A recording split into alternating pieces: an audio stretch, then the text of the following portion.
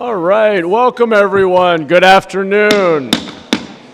Welcome to the City Council meeting for the afternoon of February 10th. I'd like to call the meeting to order and ask our clerk, Tony, to call the roll. Kamei? Here. Campos? Present. Tordios? Here. Cohen? Here. Ortiz? Present. Mulcahy? Here. Dwan? Here. Candelas? Here. Casey? Here. Foley? Here. Mahan? Here. You have a quorum. Great, thank you. Once again, welcome to everyone. If you are able, please stand and join us for the Pledge of Allegiance.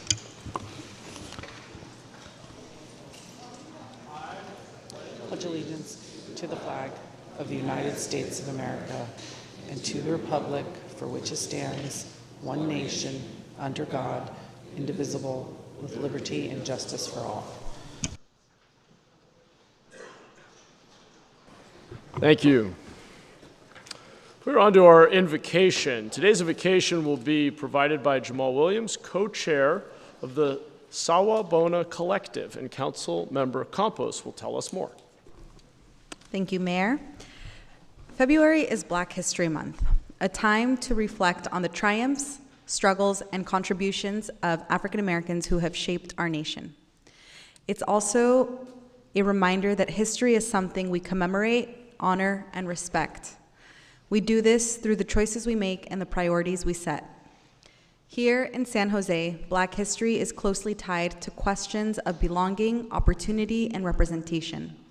Over the past several decades, our city has seen a decline in its Black population, inviting us to consider what it means to be an inclusive and affordable place for all.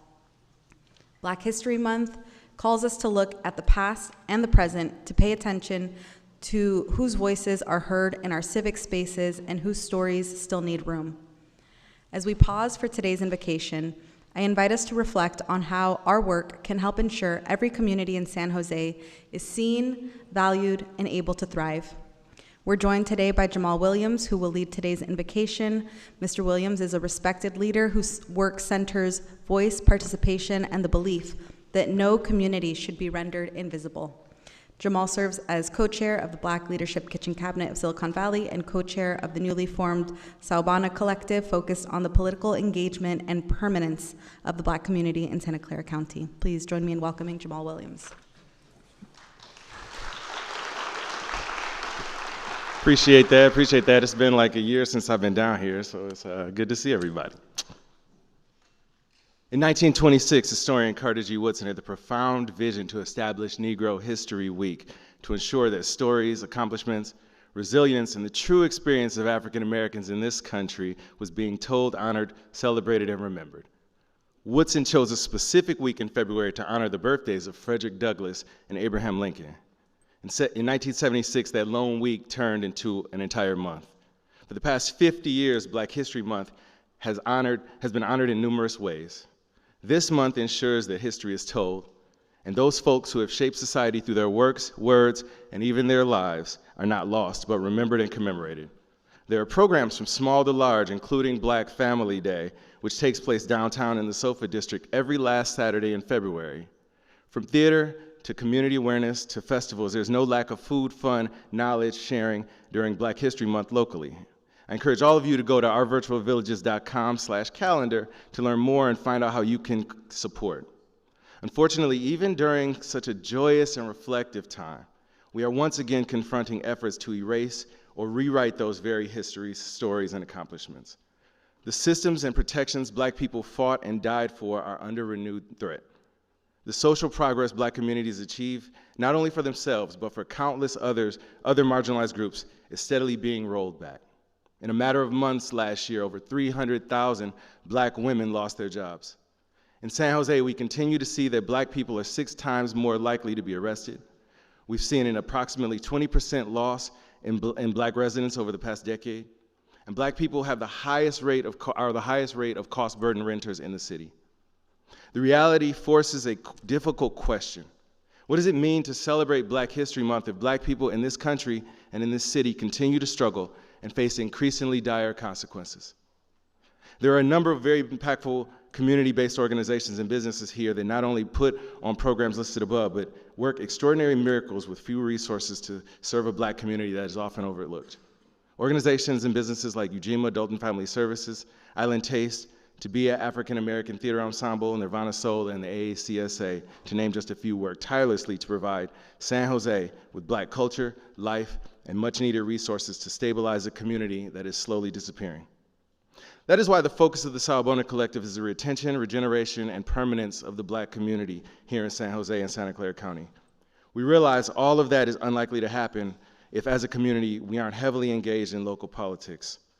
On April 12th in 1964, Malcolm X spoke directly to that in my hometown of Detroit, Michigan. Malcolm X stated, we must understand the politics of our community, and we must know what politics is supposed to produce. We must know what part politics plays in our lives, and until we become politically mature, we will always be misled, led astray, or deceived or maneuvered into supporting someone politically who doesn't have the good of our community at heart. So, we will have to carry on a political program of re-education to open our people's eyes, to make us become more politically conscious, politically mature, and then that ballot will be cast for a man of the community who has the good of the community at heart. So as we honor Black History Month, let us remember that Black history is not only something we look back on, it is something we are actively building. It lives in our neighborhoods, our organizations, our families, and in every act of care, courage, and community.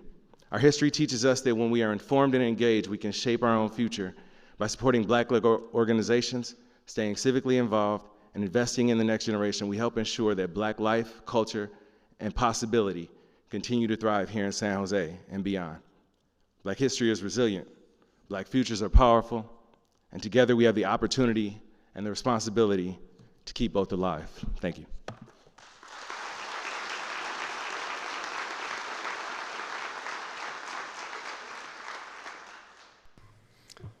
Thank you for leading today's invocation. That was Jamal Williams, co-chair of Sawabona Collective, and we all appreciate his community and political leadership in San Jose. Thank you, Councilmember Campos. We are on to our ceremonial items. We'll start with Councilmember Dwan. If you would join me at the podium, we will recognize and proclaim February 17th as Vietnamese New Year, also known as Tet.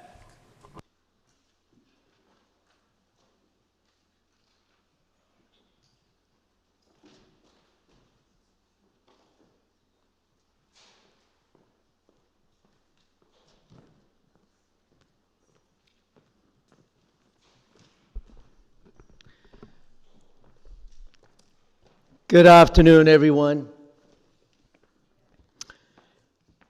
I'm happy to recognize Tet, the Vietnamese Lunar New Year, and what it represents for many families in our city. Tet is a time centered on new beginnings, gratitude, and coming together. It's when family reconnect, reflect on the past year, and look ahead with hope and intention. For our Vietnamese community, it is one of the most meaningful traditions of the year. By recognizing Tet here at City Council, we are acknowledging the role of our Vietnamese residents, immigrants, play in shaping our city. Our culture, our history, and contribution help make our community stronger, more bright, more vibrant, and more connected.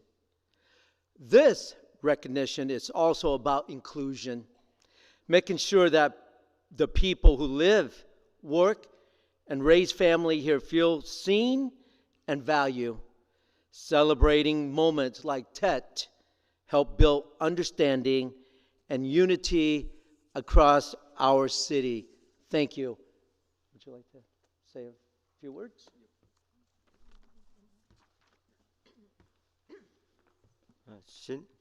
Hello. Xin giới thiệu, tôi là võ sư Tạ Anh Dũng từ Việt Nam qua đây định cư. My name is They didn't go. Ta Anh Dũng. My name's Ree. You. I'm the master of the Vietnamese traditional martial. Và xin cảm ơn nghị viên biên đoàn The Crescent Lease Terry Anterdi, and thank you, Quinny Ngô và võ sư Charlie Conmigo, đã tạo điều kiện, tạo cơ hội cho tôi đến đất Mỹ này để phụng sự cho cộng đồng, cống hiến tất cả những gì Trong nghề nghiệp võ thuật 60 năm của tôi phục vụ cho những người lớn tuổi, dưỡng sinh và trẻ em tập võ. Và xin cảm ơn thật nhiều nước Mỹ đã tạo cơ hội, một vùng đất tự do, tạo cơ hội cho tôi cống hiến. Thank you. As a martial arts demonstration instructor, my family has provided me with the opportunity to come to this land of America to serve the community and dedicate everything I have to my profession. I also teach martial arts to the elderly, middle-aged, and children, and I am deeply grateful to the United States for providing me with this opportunity, this land of freedom, and for allowing me to contribute. Thank you. Been a while? Had given me the opportunity to serve the NQ Nguyen my passion with the Vietnamese tradition. For the elders. And thank you, the United States. It's the land of opportunity, and thank you for this opportunity for me to make my dream. Dạ, xin cảm ơn nước Mỹ thật nhiều. Again, thank you, United States.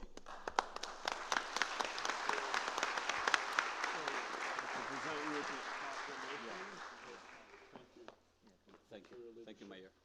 Appreciate it. Should we take a photo? Yeah, sure. Thank you. Come this way, you bet. Thank you all for being here. There we go, perfect.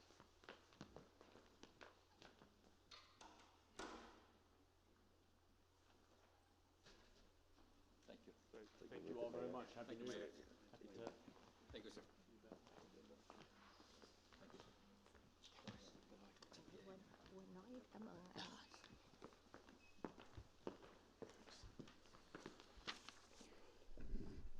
All right. Councilmember Candelas, if you will join me at the podium, we will recognize and proclaim February as American Heart Month.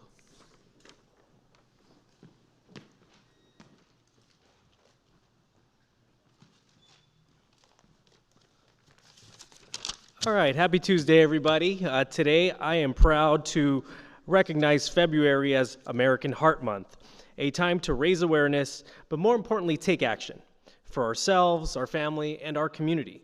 Heart health is about having the energy to keep up with your kids, it's showing up for work, it's being there for your parents, and it's being able to live your life fully.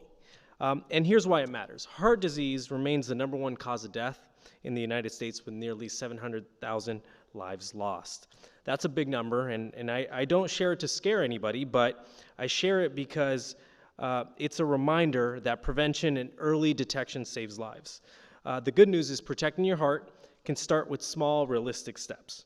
Know your numbers: blood pressure, cholesterol, blood sugar, and keeping up with regular checkups. Move your body, a walk after dinner, a few minutes at a time, standing up during long items if you're a council member. It all adds up. Eat a little better when you can, more nutritious food, fewer sugary drinks, and obviously watching the salt. And don't underestimate sleep and stress. I think my staff wrote this for me.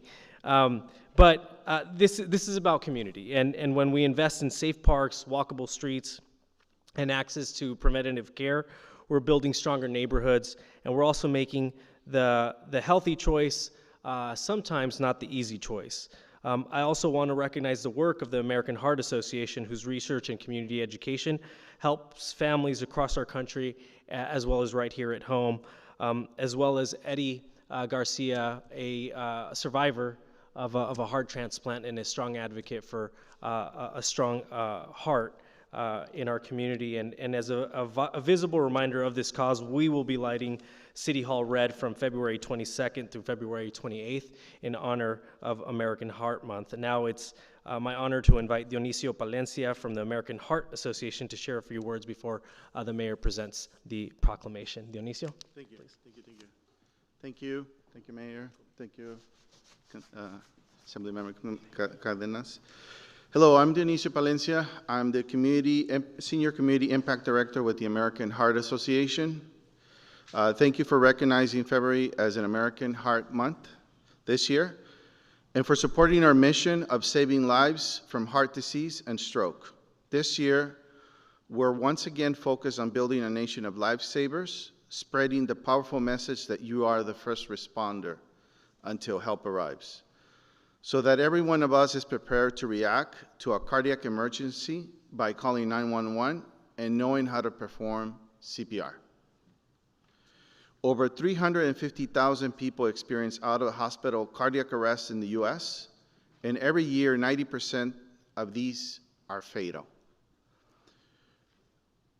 We have a bold goal to double cardiac arrest survivor rates by 2030.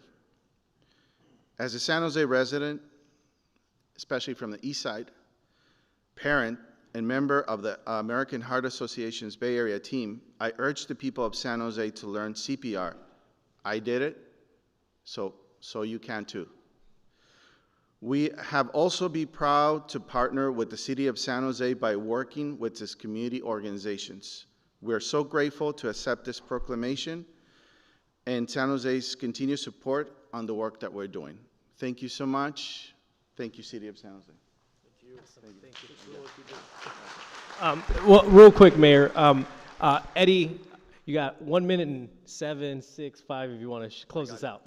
Yeah, thank you, Councilman. Thank you for bringing up Heart Month. It's really important. You heard the numbers from the councilman. You heard Dio talk about all the things we need to do. I'm living proof that this stuff is important. 16 years ago, I almost became a statistic. I almost became one of those 700,000 annual deaths. 6 years ago, a heart transplant saved my life. And now I'm going to do it right. And I urge you all to do it right. Go to the American Heart Association website. They've got something called Life's Essential 8. Life's Essential 8. Go today, and it'll show you how you can protect your heart beginning tonight. Stop all the fun stuff, I know, but it's going to save your life. Thank you. Thank you, Eddie. Now, thanks for that PSA. Thanks for the work you guys are doing. I don't know who deserves this more. Come on. Scoot over a little bit. Yeah, come this way, just because of the podium. That's good.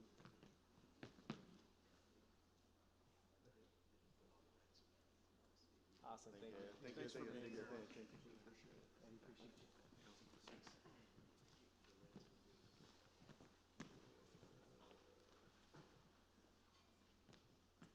All right, our final ceremonial item, Councilmember Kamei and Councilmember Casey, if you would join me at the podium, we will recognize and proclaim February as Black History Month. Thank you so much. Today we gather to proclaim February as Black History Month. This year's theme, Community Fusion Reset, encourages us to reconnect, reimagine, and recommit to one another as a unified community. Black history is foundational to our American story. We see that history reflected in the resilience of those who endured injustice, the courage of those who challenge inequality, and the excellence of those who continue to shape our society through leadership, creativity, innovation, and service. These contributions don't sleep in the past. They live in our institutions, in our neighborhoods, and our shared future. Black history is not a separate history. It is part of the American history. It is omnipresent, woven into our music, our movements, our laws and labor, our art, and advocacy. A community fusion reset urges us to shift from acknowledgement to action. It challenges us to strengthen our bonds across cultures, generations, and perspectives, recognizing that we progress most when united by purpose, respect, and shared responsibility. This year, the theme of Community Fusion Reset calls us to listen with intention. It leads with equity and to create spaces where every voice is valued. It moves us to address inequities not just as isolated concerns, but as collective responsibilities, understanding that when one community thrives, we all move forward in unison. As we observe Black History Month, let us honor the past by shaping a future rooted in justice, inclusion, and opportunity. May this month serve not as a commemoration, but as a catalyst, one that renews our dedication to building a community where we honor history, we celebrate culture, and we shape the future together. Thank you so much to my partners at the NAACP. We will be having an event on Friday at the Rotunda at 5 o'clock. Please join us for the flag raising ceremony as well as our program. And now we'll have a few words by Mama D, then our mayor will present the proclamation. Mama D? Thank you, Mayor. what is it, afternoon. Good afternoon, everybody. I want to say, first of all, thank you so much to our city council and our mayor for acknowledging Black History Month.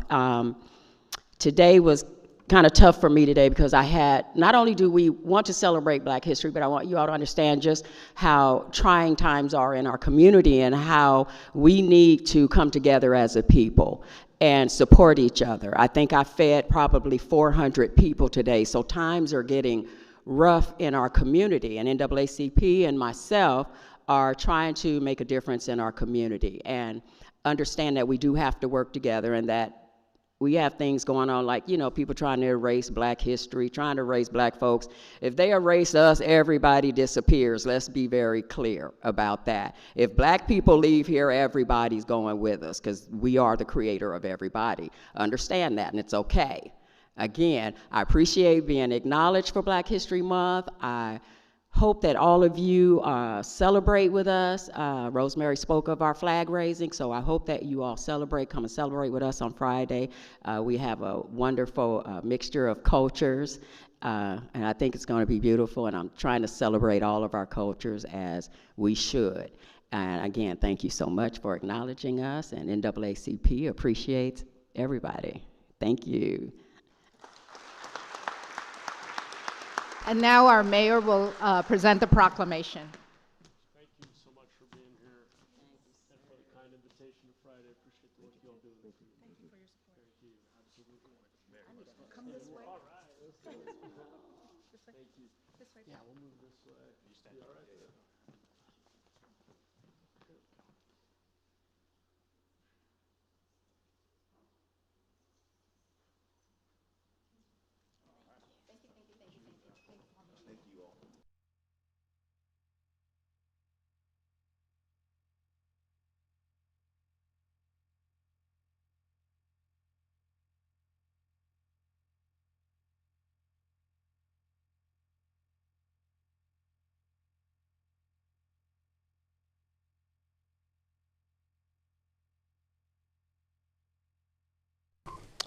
All right, thank you to my colleagues for proposing today's ceremonial items. We're on to orders of the day. Does anyone on the council have any proposed changes to the printed agenda?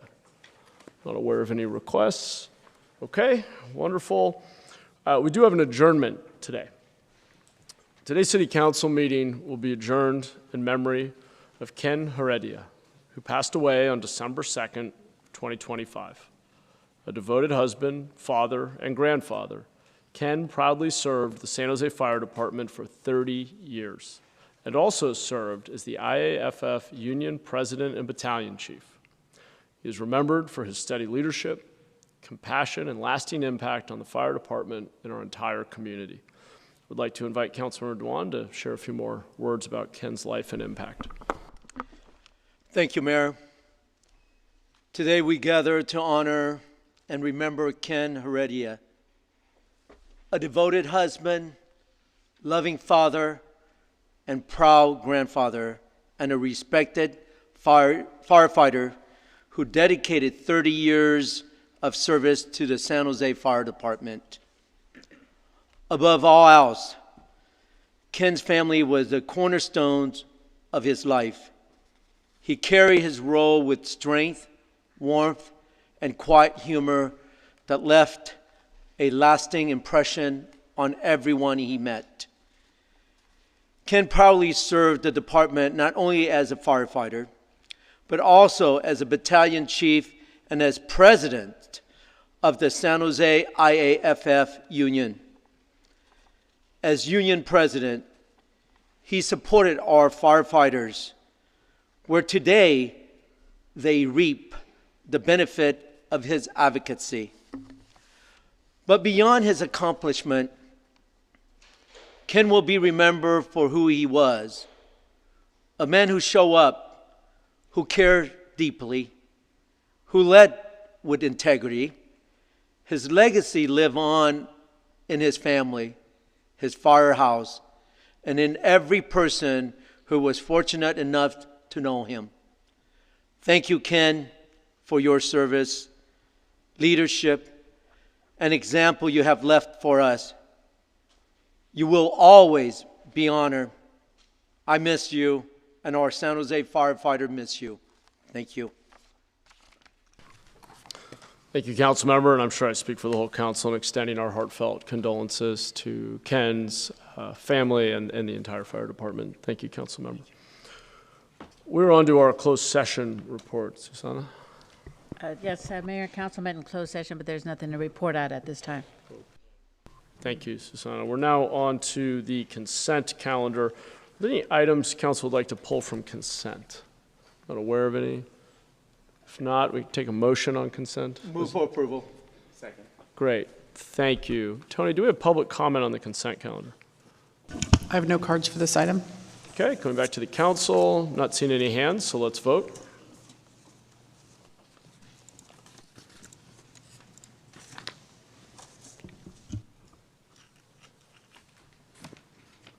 Motion passes unanimously. Great, thank you. All right, we're on to the report of the city manager. Thank you very much, Mayor and City Council. Wow, what a week in San Jose, and what a weekend we just had. Such a proud and happy time for all of our community. I think we all agree on that. With my 3.1 today, I am honored to recognize the many City of San Jose employees who came together as one team to prepare for the 2026 sports events. Hosting 3 major sporting events marks a major milestone for our region and is a truly historic moment for our city and the South Bay. As you know, the Super Bowl this past Sunday was the first in a series of major events, which also includes the 2026 NCAA Division I Men's Basketball Tournament March Madness and FIFA World Cup that will further establish San Jose as the South Bay's hub for sports, arts, and entertainment, building lasting civic pride while delivering meaningful economic benefits for our community. For Super Bowl 60, the City of San Jose provided the infrastructure and support that was needed for this sporting event, which is the largest in the United States. From coordinating our emergency readiness with federal and regional agencies to preparing City Hall for major concerts and events, to opening an entertainment zone, to ensuring a safe and enjoyable experience for all our residents and visitors, the Super Bowl has been a huge undertaking for our city that reflects years of thoughtful planning, strategic partnerships, and dedicated public service. First of all, I want to thank the mayor and the entire city council for their bold leadership and vision, which created the strong framework that empowered the city administration to deliver an exciting year of sports in San Jose. Couldn't thank you all enough. I'm grateful for Deputy City Manager Rosalind Huey and the City Manager's Office 2026 Sports and Special Events Director Tommy O'Hare for their amazing leadership and collaboration with several city departments and offices, including the airport, economic development and cultural affairs, emergency management, fire, housing, public parks, recreation and neighborhood services, planning, building and code enforcement, police, public works, transportation, and the city attorney's office, along with our many key and wonderful community partners, particularly the San Jose Sports Authority. Although today's overview will not capture the full scope of our preparation and work, I would like to share a few examples that reflect the level of planning and coordination involved of these amazing city employees. First off, the airport led the city's efforts with multiple marketing campaigns, including the Fly, Stay, and Play campaign in coordination with Visit San Jose. The airport marketing team also led the initiative in developing the unique and vibrant San Jose 2026 branding, which we all love. Through press announcements, the airport highlighted all the new amenities and services available at the airport. Additionally, the airport operations team prepared for a large increase of travelers, as well as coordinated with the NFL for the team arrivals and departures to ensure a seamless and successful travel experience for all. The Office of Economic Development and Cultural Affairs staff helped small businesses throughout San Jose prepare for visitors through webinars and helpful toolkits. Staff worked with stakeholders on multiple placemaking improvements in addition to collaborating with local artists on the Hometown Heroes exhibition in City Hall. Along with the City Attorney's Office, staff in this office were also integral in bringing forward the entertainment zone, major event zone, and the super graphic ordinances. The Office of Emergency Management staff had been planning emergency preparations for the Super Bowl since March 2024. They trained city staff and worked across city departments to prepare for any emergency that could arise from the events while coordinating with partners at the City of Santa Clara, County of Santa Clara Office of Emergency Management, the California Office of Emergency Services, federal agencies, and many others. In fact, the city's Emergency Operations Center was open for a total of 72 hours this past week. The EOC was staffed by 77 employees from departments and offices across the city who worked in 2 shifts throughout the week with hours varying from 10 a.m. to 11 p.m. each night. Additionally, many other employees were on call virtually and ready to step in as needed. The fire department completed extensive training to proactively prepare for these major sporting events by working closely with regional and national partners. Also, fire provided additional personnel to support NFL events in the city and for the Seattle Seahawks team who was staying in our city. The police department also focused on coordinated public safety operations for the high-profile events throughout our city. The Human Trafficking Task Force also led proactive enforcement efforts as part of a broader public safety initiative. Public right-of-way management in our downtown was a key component in the city's preparation efforts. To ensure coordination, staff formed an interdepartmental working group. The team, comprised of staff from Public Works, Transportation, Police, Code Enforcement, Economic Development and Cultural Affairs, Housing, as well as the San Jose Downtown Association, conducted assessments and mapping exercises and completed infrastructure improvements to ensure safe and convenient access for residents and event goers.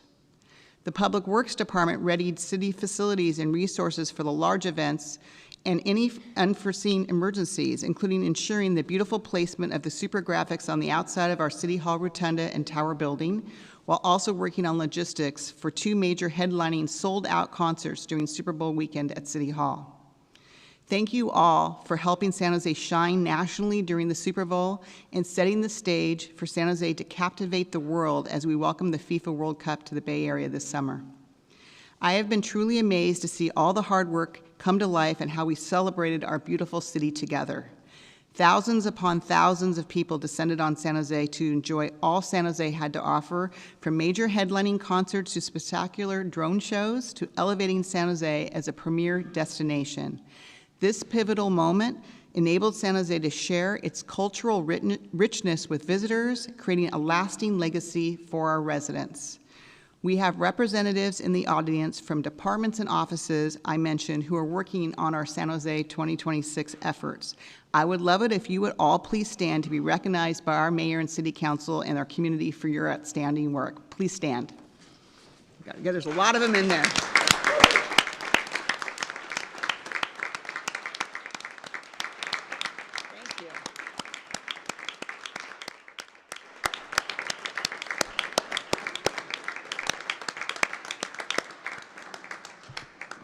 And Mayor and City Council, if that's not one team, I don't know what is. Thank you very much for giving me the time to present our employees and all the great work they've done.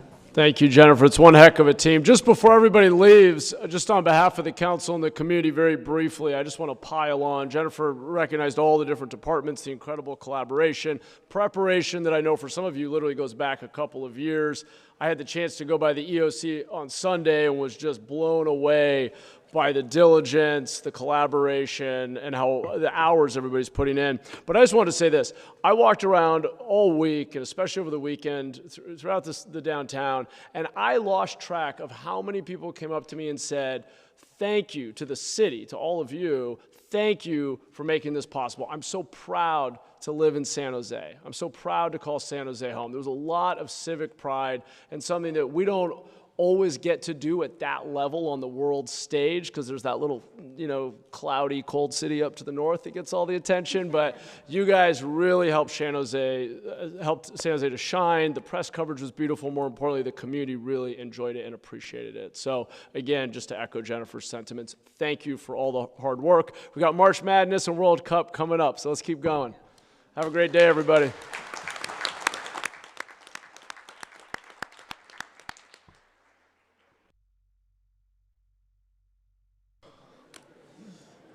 All right. As the chamber empties, we start to transition to the mid-year report. We'll give everybody a minute to exit.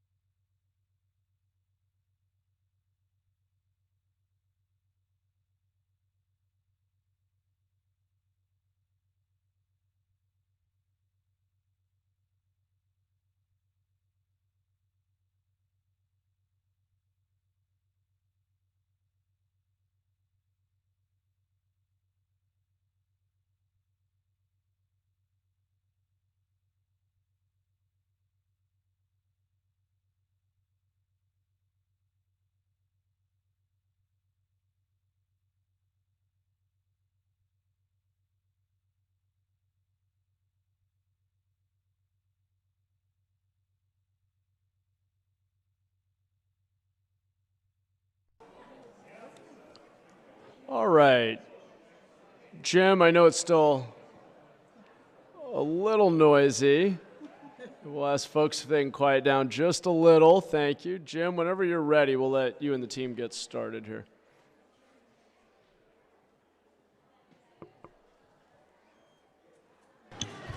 Great. Good afternoon, Mayor and members of the City Council. My name is Jim Shannon. I'm the city's budget director. I'm joined down here with Bonnie Dong, our assistant budget director, Claudia Chang, our deputy budget director, and Selena Ubando, our financial status coordinator. The annual adopted budget is a financial plan predicated on the best information available at the time it is prepared. But with any budget, changing conditions create the need to modify the original plan. Through its budget policies, the City Council has designated mid-year as the appropriate time to perform a comprehensive assessment of the current year's budget, and the mid-year budget review report as the vehicle for consideration of any necessary budget revisions.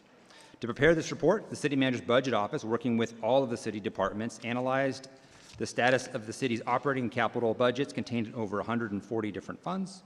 Based on that analysis and the recent receipt of several new grants and reimbursements, we are recommending some budget adjustments for City Council's consideration. Through the first half of 25-26, overall, generally our operating and capital funds are performing as expected, but we got a few exceptions that we'll be talking through and are detailed in the report. Our economic conditions, as we talked about last week, are they still generally align with previous expectations, but they're not really in a position to give us significant revenue growth. And based on the analysis for the mid-year process, we're recommending a number of adjustments in various operating capital funds. My presentation here is just going to touch on a few of the highlights, but really want to emphasize the work that's done to create the mid-year budget report. That process in and of itself is very important, as it allows us to sort of see what's going on and address issues before they even pop up. So we're just touching a little bit of the tip of the iceberg here today. A quick peek again at economic conditions. Again, this looks pretty similar to what we talked about last week, but our local economy, remains sluggish. Job growth is stagnant. It's pretty much flat year over year from December 25 to December 24. Our office vacancies remain high. Our commercial sector is a little bit weak, and that typo is still there. And we're weighing down on our which is weighing down on our property valuation a little bit, and we'll talk through that in a second. Residential real estate prices and sales have slightly decreased, and our days on market have slightly increased. So we're starting to see, or we continue to see some softness in the real estate sector. The good news is our private development activity is up from last year, but it's not strong in historical standards, but it is performing a little bit above expectations. And our airport passenger levels are down about 11% from the prior fiscal year, so still seeing the softness in the business travel market. Going to focus in now on the general fund. Revenues right now are anticipated to end the year approximately $15 to $20 million below our budgeted levels, mostly due to lower than anticipated property tax and utility tax revenues, which we'll show some adjustments for. Generally, expenditures are tracking to end the year with minimal savings, and because we only see minimal savings, we needed to take action to make sure that we were going to achieve the necessary cost savings to remain within budget by the end of the year. And so we do have a separate suite of actions that would reduce the general fund expenditure budget by $16.6 million to partially offset the revenue shortfall and to adjust a few other necessary expenditure adjustments that we need to recommend here today. And the cost controls, the enhanced cost controls that were implemented through the city manager's direction in December are going to be maintained throughout the rest of the fiscal year, and we expect those to yield further savings by the end of June. Over here is a very quick high-level categorization of the different types of expenditure adjustments or budgetary adjustments we have in the general fund. They are categorized into required and technical rebalancing actions, which are adjustments that we think we need to make based on new information or to make sure that we achieve direction previously directed by the City Council. We have a number of grants, reimbursements, and fees that we need to recognize that offset. So we're recognizing revenue as part of this report and then spending it on those one-time activities that are funded. And then we've got this category called cleanup actions that are generally just a realignment of costs between different appropriations without a change in the expected service level. The little bit of extra dollar amount you see there for cleanup actions is we did a final, as an example of kind of the work that we do, we did a final year-end reconciliation of the sales tax related to jet fuel sales at the airport. That always has to go back to the airport, and once we finish the reconciliation for 24-25, the general fund transferred a little bit too much over, so we're going to take back about $100,000. So that's an example of the type of work that's in the cleanup actions line item. But we'll spend a few minutes here talking through the general fund adjustments and the required technical and rebalancing actions. So the first item is the reduction for the property tax revenue category. And as we had talked about, that is down because we saw some decelerating roll growth in 24-25. So at the end of the fiscal year, we got some updated information from the county, which did some corrections, correcting for the roll growth in 24-25. So 24-25 ended up at the end of the year down from where we thought it would end back when we produced the forecast a year ago in February. And then we also are seeing some lower year-over-year growth in the property roll as a whole category. And so for that reason, we need to reduce that down by $14 million. And there's several different pieces that are part of that. But one of the ones I wanted to highlight is there's a section called our successor agency to the redevelopment agency, our SARA property tax line item. So that line item we had that budgeted at $27 million. That's going to end up around $24 million, which notably is about $2 million less than we had the prior fiscal year. And so I highlight that out because that's sort of an example of some of the weakness of the commercial sector, as most of those SARA properties are commercial and around the downtown area. So that weakness of that sector is certainly, I'm sure that's being expressed in other areas of the property tax as well. And then the other revenue category that we're taking down is our utility tax, which has a number of different subcategories in there. So that net $1.35 million is a component of reducing our electricity utility tax down by 6.3 million based on usage levels and expected rate levels. Partially offsetting this, though, is some increases to our gas utility tax by $1 million, our telephone utility tax by about $1 million to reflect rates and usage. But I do want to mention that we didn't have enough expenditure adjustments to fully offset the shortfall for the utility tax. There's probably another $2 to $3 million shortfall that we're going to have to keep an eye on and adjust as part of our year-end actions. So those are the major revenue adjustments that we needed to make as part of this budget mid-year review process. A couple of the expenditure items to highlight here. We have $1 million to make sure that we have enough budget for our workers' compensation related to the police department to reflect some settlement activity within that category. Do have a little bit of good news. The bill that we get from the state for our workers' compensation state license is dropping by about $500,000 from 1.5-ish million to about $1 million. So we can take some savings there. We have some increased costs for our lab and forensic analysis that the police department has to make sure is funded, and so we have a $250,000 increase there. And we are beginning work of our redistricting that would take effect in the police department for in November of 2026, and there's some technology improvements that we have to implement, and so we need $150,000 to have that work completed by the time that shift change happens in November. So, but we need enough cost savings. Again, need cost savings to be able to generate the expenditure offsets to counteract the expected revenue shortfall. And so in December, the city manager directed some specific budget adjustments to make sure that we were going to not only end 25-26 in a positive position, but also set us up for the budget process and make sure that we would end within the black in 25-26, but also set us up for 26-27 in the best possible position. And so I want to run through a few of these categories that total $16.6 million. So the first is $5.7 million that we are going to, that was previously in the salaries and benefits reserve that was previously designated as part of our forecast development for raises related to our management pay for performance program and for potential increased costs related to the new health rates that became effective in January. So we do an analysis to figure out what that cost is going to be every year. Normally, as part of the mid-year budget review, we would do an analysis to see which department needs that adjustment based on how they are tracking. What we're saying here today is that we're just going to liquidate $5.7 million from that reserve and not distribute it to departments. So departments will have to absorb that cost, and that's part of the cost control efforts that they're going to have to do. So that's about $5.7 million there.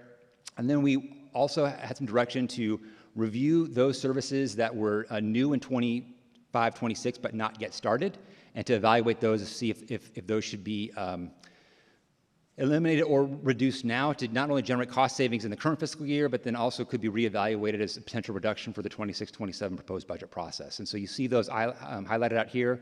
We have 2 capital facilities scheduled to come online in the spring, which is the Police Training Center and Fire Station 3032.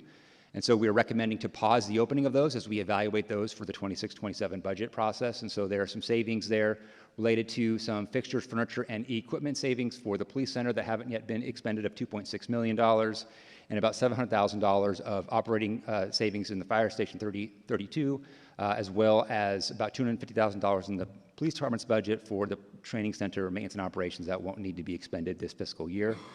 We are also recommending the defunding of the emergency medical services field coordination work, which was funded on a one-time basis that was starting in December, but did not have funding to continue past June 30th. And so we are recommending to stop spending on that program. There was also some new software that was allocated as part of the 25-26 adopted budget for disaster preparedness and emergency response modeling. That contract has not yet been executed, and so we're going to take that $580,000 savings and again reevaluate that ongoing cost subscription as part of the proposed budget. And finally, we had $100,000 that was set aside in the general fund a number of years ago to help figure out some master planning work for some electrical and infrastructure upgrades, and we're able to do that master planning work through a different funding source, and so we can take the savings there. So that's an overview of the main items where we are recommending suspension of services not yet started that council had previously approved in the budget. And then we've got another category of $2.4 million for project and program savings that just those projects have run its course. There's savings in the appropriation that we no longer need. The good example there is for the special election in June, we had an extra $1 million savings in our elections and ballot measures expenditure category, and so we can recognize that savings here to help offset the revenue loss. Further, for our non-personal equipment, which is the appropriation across departments that pays for contractual services, supplies, and materials, et cetera. We asked departments to reduce that by 1% and to absorb the reduction. They would let us know if there was any significant service level impacts that would happen with that, and then so we would do a little adjustments there, but those were primarily the driver there. And then in addition to withholding the salaries and benefits reserve, we were also having departments, except for the police and fire, to reduce their personal services budget by an additional 0.5%. And so again, the idea here is to generate cost savings totaling $16.7 million to make sure that we're set up for the end of this fiscal year and next fiscal year, but we also did not want to significantly and visibly impact existing service delivery or our employees. So that was the approach we used to take here. Taking a look at a couple of our capital funds, these are, again, reflections of the economy, and they help fund some key capital programs. So our construction and conveyance tax funds, that is a transfer tax based on property sales, is going to be end of the year higher than it did last year, but it's not going to end, we think, at where we budgeted. So it's probably going to fall about $4 million short of our $47 million budgeted estimate. And of course, as you know, that funds a lot of parks and libraries and public safety and communications capital improvements programs. And so we'll have to keep an eye on that as it develops throughout the rest of the fiscal year and into next fiscal year. But we do have a little bit of good news on our taxes that fund our traffic capital program. So the building and structure and construction excise taxes are taxes based on the valuation of private property that gets developed. As I mentioned earlier, that overall is higher than it was last year. Our commercial valuation is a little bit down, mostly because we had a big data center get pulled last year. We don't have that getting pulled this year yet. But our industrial and residential categories are higher. That's good news for the tax revenues. Both those categories are going to probably exceed their budget estimate by about $2 million each. And then there are a number of budget adjustments that we're not talking about here that are reflected in the book in our special and capital funds. Again, these are cleanup actions. These are fund balance reconciliations after the books were officially closed for 24-25. And then we have a number of other adjustments to recognize grants or to update cost and revenue estimates and project timing. So with that, we're done talking about mid-year, and then this is just sort of starting up looking at the calendar for our 26-27 budget development process, because where we are in the current fiscal year helps us figure out where we're going to be in the following fiscal year. And so you have that laid out here in front of you. And so there will be lots more conversations about the budget going forward. And with that, we will close our presentation and wait for questions. Great. Thank you for the mid-year budget review. We appreciate the report. Tony, do we have public comment? I have no cards for 3.3. Okay. Coming back to the council, start with Vice Mayor. Thank you. Thank you, Jim, for the presentation and the work of you and the budget office. It's always important to hear where we are midterm as we particularly head into a really difficult budget session. Unfortunately, revenues are not where we expected them to be for the fiscal year when we did the budget last year. This only amplifies the importance of being conservative with our spending as we begin planning for the upcoming fiscal year.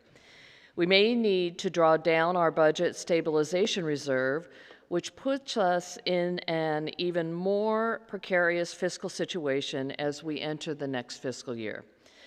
I'd like to thank my colleagues, Council Members Duan, Campos, Candelas, and Ortiz for their memorandum. I think that more information is always helpful in budget deliberations. However, I'm concerned about the amount of data requested in the memo and the large body of work that would be necessary to compile and analyze all this information, particularly from Recommendation 1. So I have a few questions.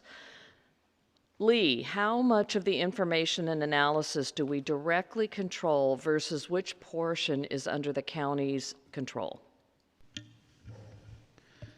I don't know about a percentage. Obviously, the items that are outlined for us, we can get that data and work with housing and the budget office to kind of refine that. The look backwards will take some time. I'd say a great majority of what's in the memo is really county related, so that would take a substantial effort to get. Okay, so the memo gives staff 7 business days to respond. Frankly, I always ask myself, does staff have the capacity to respond to this information, at least what we control, that is not already published in other reports? And if we don't have the capacity, what's the trade-off? What are we giving up in order to do this work?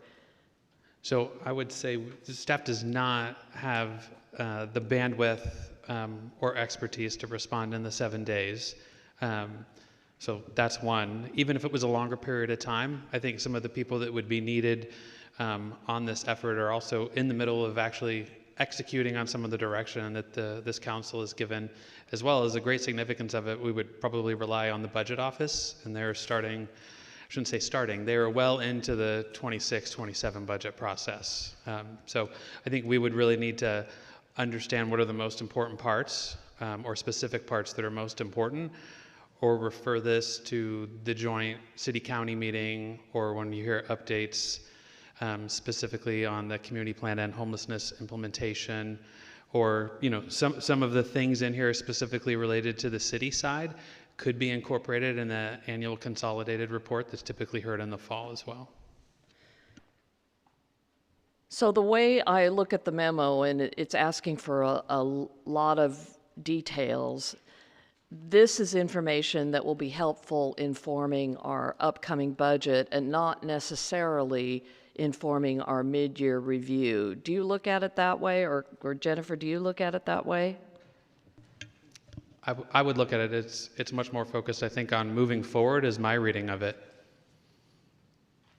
Okay, so I'm not going to make a motion right now, as I want to hear from my colleagues, but I have very serious concerns about the memo and the trade-offs of what staff will have to give up in order to complete this work, particularly within the 7 business days. Thank you, Mayor. Thanks, Vice Mayor. Appreciate your questions. Let me go to Councilmember Candelas. Thank you, Vice Mayor, for your questions. And I want to thank Jim for your presentation. And the glum outlook essentially is what I took away from this mid-year. I mean, it's not great, but I'm optimistic in the budget actions that we're implementing prior to the next fiscal year, which is going to be, I think, the little bit more of a challenge. I did want to, with regards to the group memorandum, I think Councilmember Duan or Campos could speak to Recommendation 1 and the specifics to why the data and the the specifics around which letter or number and why, but I do want to talk a little bit about the second part of our memo. Knowing that we are in for a difficult fiscal outlook the next year, I think there's an opportunity on something that I've previously touched on with regards to our partners in the state and even in the federal level. I think there is a program that I've been researching and working with the staff with city administration on with regards to our emergency medical services field coordination and the integrated healthcare and community paramedicine program, a pilot, if you will, and the direction in the memo that we authored was direction to the city administration to essentially prioritize this with regards to our legislative strategy and give us the bandwidth to be able to go get it and go get this potential funding as part of a pilot program within the state budget process. For my colleagues who don't know, it's essentially a community triage unit on frequent flyers or frequent callers for medical services that has the potential to reduce costs for our department. And I think this is a potential pilot that could allow our service delivery to the next level, and I think it's something that is worth a shot.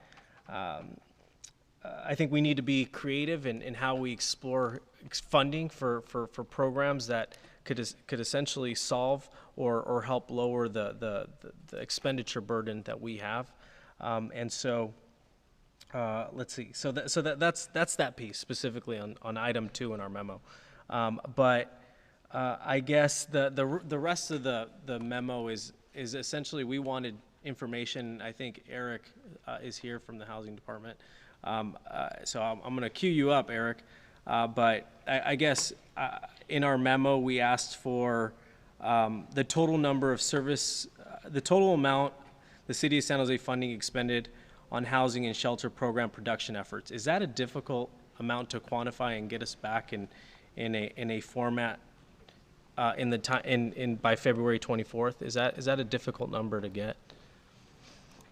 It's 1D for your reference. So 1D. So thank you. So Eric Sullivan, Director of Housing. So as Assistant City Manager Lee Wilcox had mentioned, a lot of the city-side data we can pull together. Then this is broader than the Housing Department because it speaks to other city departments as well. So Housing Department related data is data we can pull together relatively quickly. However, as of February 24th, that would still be difficult just given the need to have data integrity review, given the broad set of data that the department collects as part of our work around homelessness. Okay, and so I'll let the my colleagues speak to the other things, but this is also good for context setting as we start talking about difficult decisions and how much money we're going to have to find and address. I think part of what the question, thank you, Eric. Part of what we want is we want the holistic story of how much what costs and how much it costs us to do it, so we can have those trade-off conversations in a holistic manner. And I think that was the intent of our memo, and I'll let Councilmember Dwan speak to the other portions. But before making a motion, I will ask whoever makes the motion to include, I would argue, the portion that is more easily able to produce, and that's within the scope of our information, and that we don't have to ask from the county. And then the second piece, obviously, item number 2 in the memorandum, which I talked about before this. So, anyways, that's it for now, and I'll look forward to hearing from the rest of my colleagues. Thanks. Thanks, Councilor. Appreciate that. Just on the second rec, since Councilor Gonzalez was just laying it out, my understanding is that the city's legislative program that we adopted about a month ago includes guidance to advocate for these and other related programs. Is that staff's understanding? I mean, not that I oppose reaffirming it, although I do want to try to not go back to the days where we bring every bill and program to council to approve. Is this covered in previous direction? Is there any Sure. perspective I on that? would say the legislative guiding principles as an umbrella around funding, it gives us broad authority to go seek funding from federal or state partners. This year, there's more specific categories around funding, especially around housing dollars or operations to support our unhoused. So if these type of opportunities present themselves within Sacramento or elsewhere, we would absolutely go over them. But you can add the specificity and intentionality to the work plan or the guiding principles. That's not a concern of the administration's. Okay, sounds good on Rec 2 then. And then we still have questions on Rec 1, and we shouldn't forget we had a blue memo come in from Councilmember Dewan as well. So I'll just flag that. We're going to go to Councilmember Kamei, and then we'll come over to Councilmember Dewan. Councilmember Kamei. Thank you so much. I guess I want a little bit more clarification from staff. I know that we're sort of with the mid-year budget, but we're also preparing for next year's budget, and many of the different departments are also sort of in this mode. I'm just wondering, all of this information here seems quite extensive. Lee, you already talked about maybe not having the county's information, or it may take more time to be able to gather that together. I'm just wondering about having this information prior to the mayor's budget message coming out in March, because having some of this information might be valuable prior to his budget message coming out. I'm wondering, I mean, it seems to me that the February 24th timeline is very, very short, and you have a lot of the same people who are working in these other areas, and trying to coordinate that might be difficult. If we extended the time frame to perhaps prior to the mayor's budget message, because that's when we'd probably want to have this information, is before that comes out. Is that a possibility, not a possibility? I just think we should know. Sure, I'm happy to respond. I think looking at the memorandum, I think looking back for the past 5 fiscal years, not necessarily related to the city items, although I have some concern, but it's specifically related in the current year, but specifically looking back for 5 years on the county side, is we technically, this information doesn't sit within HMIS or anything that we have access to on a regular basis. While the county is a great partner, they do not move as nimbly as us when it comes to these type of requests. So meeting a deadline to help inform some of your decision making with just the depth of data being asked is a bit troubling from my end. So I do think, items A, B, C, D, E, F, and H, if that were, the current year's expenditure, I think those are things that we could get and try and get them to you in a timely manner. But I would caution, part of the memorandum, the analysis of what our charter says versus what the county charter says, I think that's very difficult analysis for us. And I would just say nowhere in our charter does it say the word homelessness. The county is different. They're a subset of the state, and their charters are a little bit different. Our charter does say public peace and safety and health, all of things that we endeavor in on a variety of services. It's kind of part of the conversation we had last week is, why are we trying to hold homelessness up and do all this work? It's because it's fallen through the cracks and doesn't necessarily have a place to live. Like, it has fallen through the public sector, it's fallen through the federal, state, and now it kind of lies in between us and the county.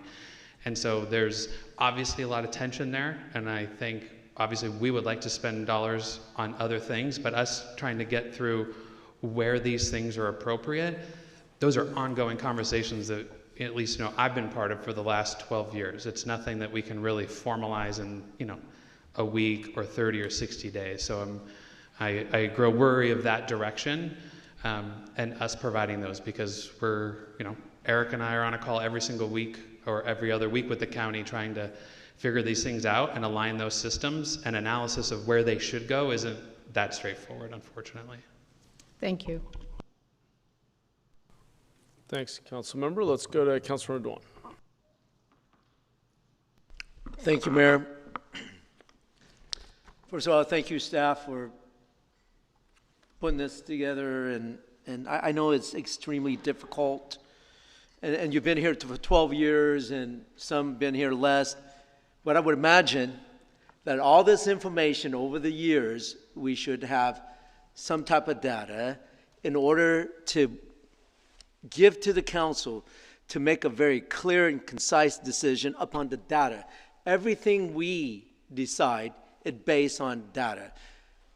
And as the mayor and a lot of us now have created a better relationship with our county, I believe that we can extract those information quicker than the last 5, 10, or 15, or even 20 years.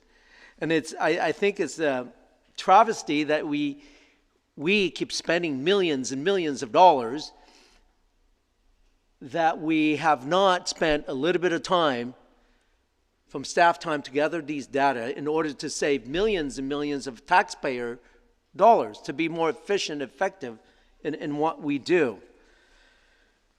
And this is why it hurts our city. This is why we're in a deficit. This is why we keep, it's amazed me that when we don't do our job and we keep asking the taxpayer to pay more.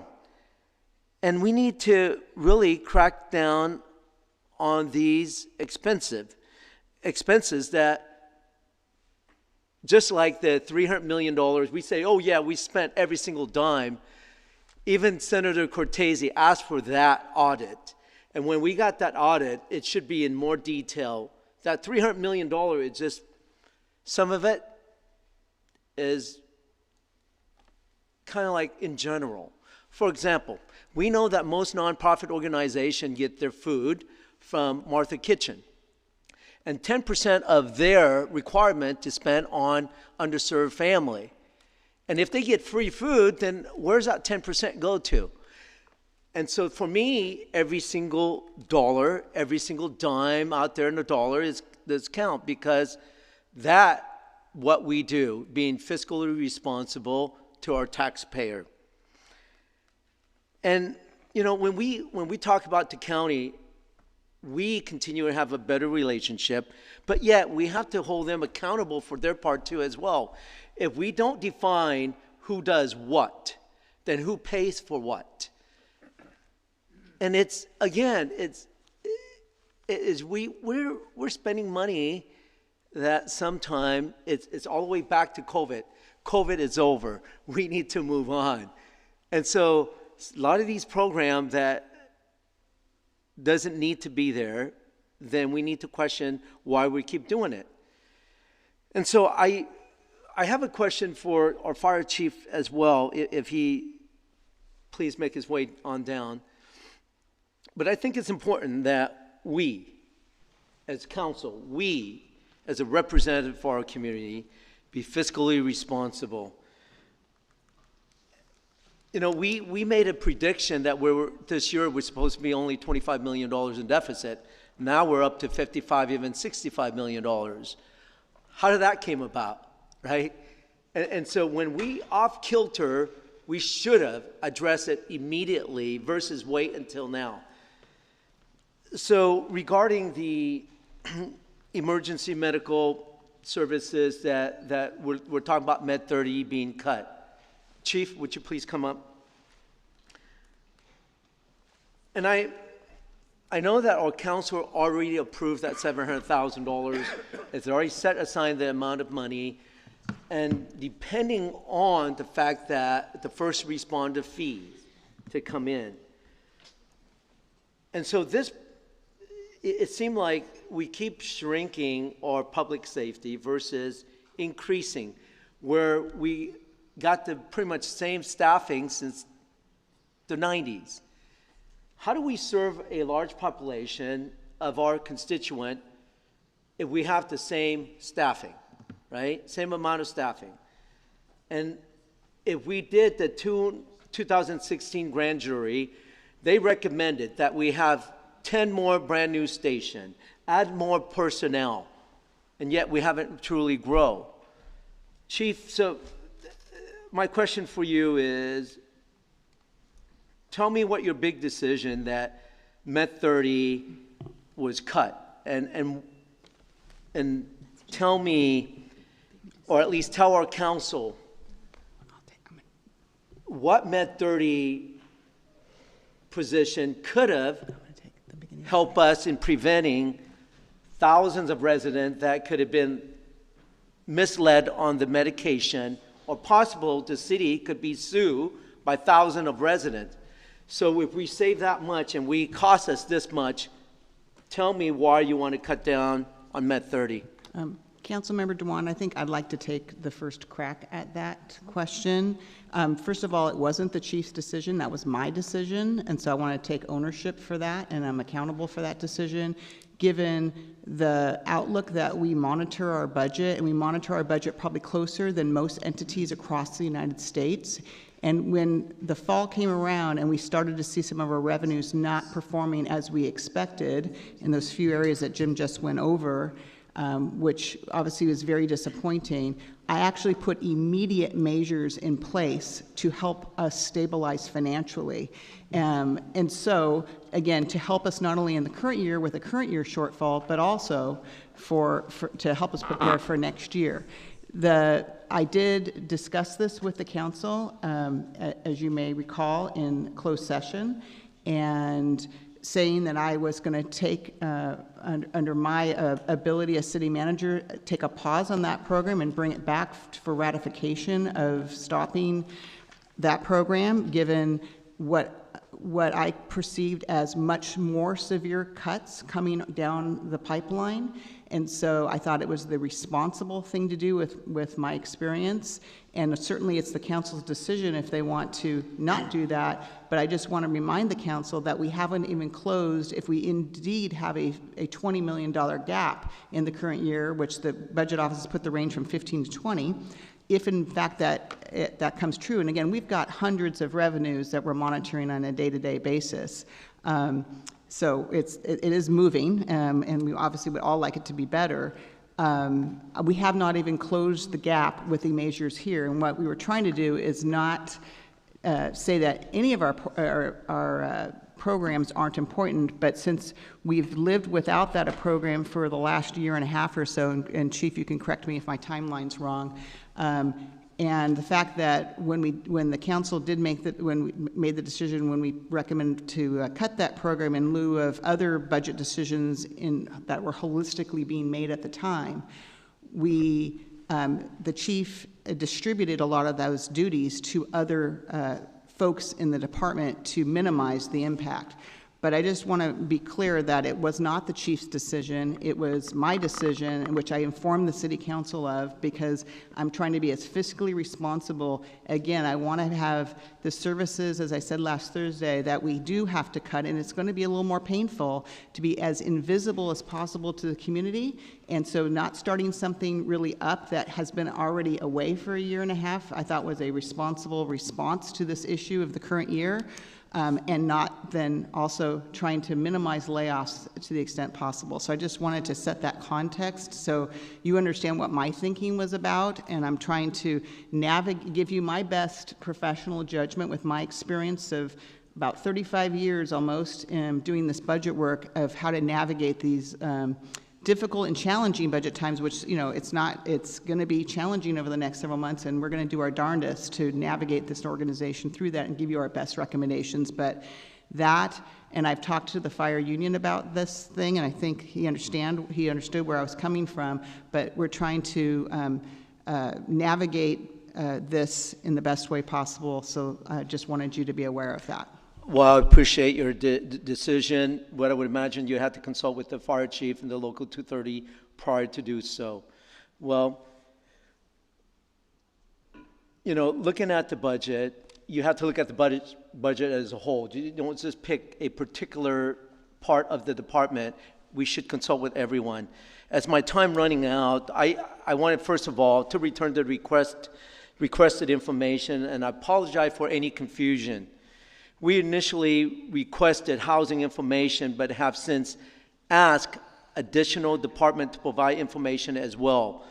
Therefore, I move our memo with a change to up to 60 days to return the information requested, along with the second memo from my office approving a change to the $15,000 fund originally allocated to the TED Festival.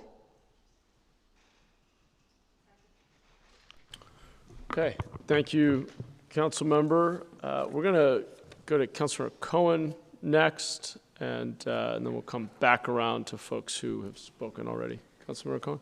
Well, thank you. First of all, I want to thank the team in the Budget Office and the City Manager's Office for all the work they've been doing this year in difficult times. I'm really proud of the work that the city does to be thoughtful and conservative during the year about our budget, to make sure that when times like this happen, we have room to play with in making it through this fiscal year. It's not easy when we're heading into the deficits that we're facing, and I, like Vice Mayor Foley, have gone through significant ones as a school board member and know how hard it is. And I know that the decisions we're about to face, not now, but in the months of March to June, how difficult those decisions will be. So I just want to, first of all, appreciate finding the way to keep that $16 million deficit under wraps. And it makes perfect sense to me that programs that have not already started at least get delayed in implementation as a way to make it through the rest of this year. And so, you know, that should be obviously number one in any of these processes. I also want to just ask a question about, well, just mention, certainly information like what's being asked in the group memo is helpful to us as a council to understand what we're spending and where and how much. I certainly think that a lot of things that are in that memo probably should be put into some kind of portal or resource for us going forward, so that over time in the years ahead, we can always look and say, how much are we spending, what are the results, and what are the outcomes that we're getting, and what are the total amount we're spending. Now, whether or not we can get that done in this context of this budget process, I don't know, but it is helpful for us. Now, I will just point out that we've just invested a significant amount in opening a whole lot of programs that don't yet have enough time under their belt to measure the impacts necessarily or the successes. So we need to give it time to see how it works. But we made some really conscious decisions to invest heavily in addressing this problem in the city, and I'm hopeful that we will see the impacts of that, and I think we already have seen the impacts of some of that. I just want to ask, I think that in conversations I've had with city manager and others, we are working on, is it correct to say that we are working on figuring out efficiencies in these programs in the year ahead? We're already talking about how to reduce the expenses, not just in the operation of these sites, but in our Beautify SJ programs and other programs, in order to make sure that we're not necessarily spending as heavily as we have been. You're absolutely correct. We've got several service delivery, I call them service delivery optimization / realignments on our docket that we're looking at now and into the next year that I put on my performance evaluation that are super important. We're ready to get into that phase, and it's going to be super important for our fiscal health as we move forward. Just specifically with kind of the information in the memorandum here, part of the other direction, based off of direction from this council and Supervisor Dewan's referral to the Board of Supervisors, we're actively engaged with the county on actually bringing, cost sharing to some of our operations efficiencies, and more importantly, kind of making sure our own system is in alignment with theirs and more effective, so we're getting that output. So that's a big body of work between the city manager's office and housing, is expanding medical and behavioral health services to all of our interim sites, having the county actually purchase or take over the operations of one of our EIHs, in addition to a host of other things around inpatient treatment beds as well. So it's a big body of work that we're working on with the county, but you're absolutely right. Some of that is going to shift in the next year considerably, we would imagine. And given the large portion of our discretionary general fund budget spent in this area, it makes sense that we're going to have to squeeze out some of that budget, given that we're facing the deficits that we're facing. So clearly, I know that that's something that staff is doing and will continue to do, regardless of what kind of data we're receiving, because it is a large portion of our budget that we should be keeping an eye on. So that's all just comments I wanted to make. Councilman, can I just offer really quick too that one of the big work efforts that we're working on right now is an update to our interim housing forecast model. So we want to make sure that we've got the best projection we have for our costs going forward and what the cost will be for the homelessness system in 26-27. So that's a huge body of work that we do. We publish a separate appendix for that in the forecast. And I'll also note that we also, as an appendix to our proposed and adopted budget, we have the entire homelessness spending by fund and category.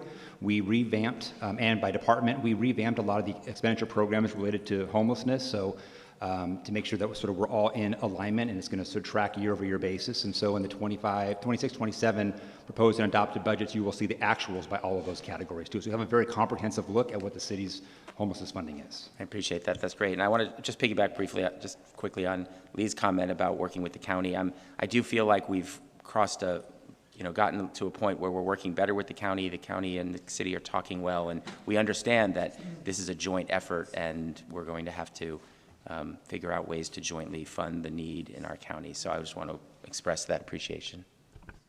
Thanks, Councilmember. Appreciate all those comments and reflections. Jim, I think your point about that more comprehensive budget analysis is an important one. What I was going to suggest is I'm supportive of Councilmember Dewan's blue memo, supportive of the second rec Councilmember Condelis outlined, and glad to hear it aligns with the IGR, the general IGR plan we just approved a month ago. On all the data, I feel like, and I don't know, it's a little messy to do it here. We'd probably prefer to have had this go to rules for a workload analysis for staff to actually do this, but I'll just say, since we're doing it on the dais here, I would suggest that we triage these because some actually are in public-facing dashboards already, though they may not look back a full 5 years, but we do report out things like unit production on the city side. The county reports out affordable housing and PSH production around their expenditures of funds. So some are already very publicly visible and available. Some are publicly available but harder to find. They have to be pulled from an annual budget, and you'd have to go back and collate across 5 years and say, this is the report, these are the expenditures out of last year's budget, and they may not all be in a nice and neat dashboard for somebody like a member of the council or our staff to go pull. I think to Councilmember Cohen's point, some of those over time, with capacity allowing, would be nice to have in an easier to access format for the council and for the public. I'm not going to get there overnight, right? I think I want to lift up Lee's point that the same team that will have to go do all this analysis and pull this report in the next 60 days, according to the current motion on the floor, is the same team we're tasking, many of the same people we're tasking with starting to figure out how to close a significant budget as we head into the busiest time of the year for budget. So there is a direct trade-off there and potential real impact. Some of these are with our partner, and I would love, as we come up with our third iteration of the city-county joint community plan to end homelessness, that we think about how do we do joint public reporting on some of these things. Again, unlikely to get to where we want it to be in 60 days, but I think it's a great aspiration. And then some of these may in fact take a long time. So I don't know, staff, if you've had enough time to think about a triaging of what could come back via what Jim described in a budget study session on our EIH portfolio and our homelessness expenditures. What might need to be kicked out to the annual report on homelessness, which really is where all this data should come together in one place.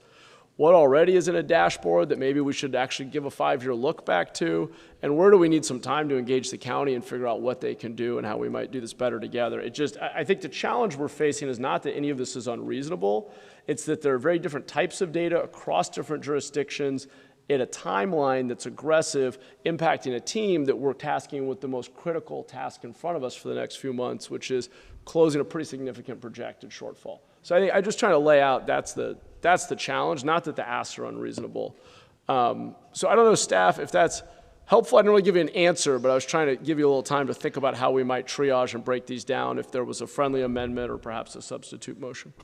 Yeah, I would say, if we can change the 5 years to something in the current year or even 2 years back and focus it on some of the city data that we know.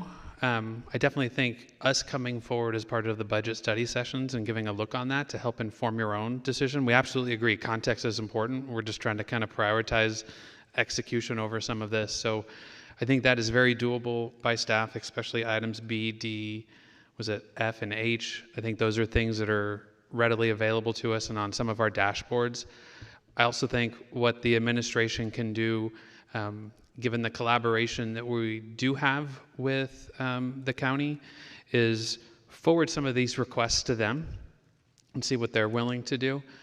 Like we said, Eric and I have that conversation every other week with them.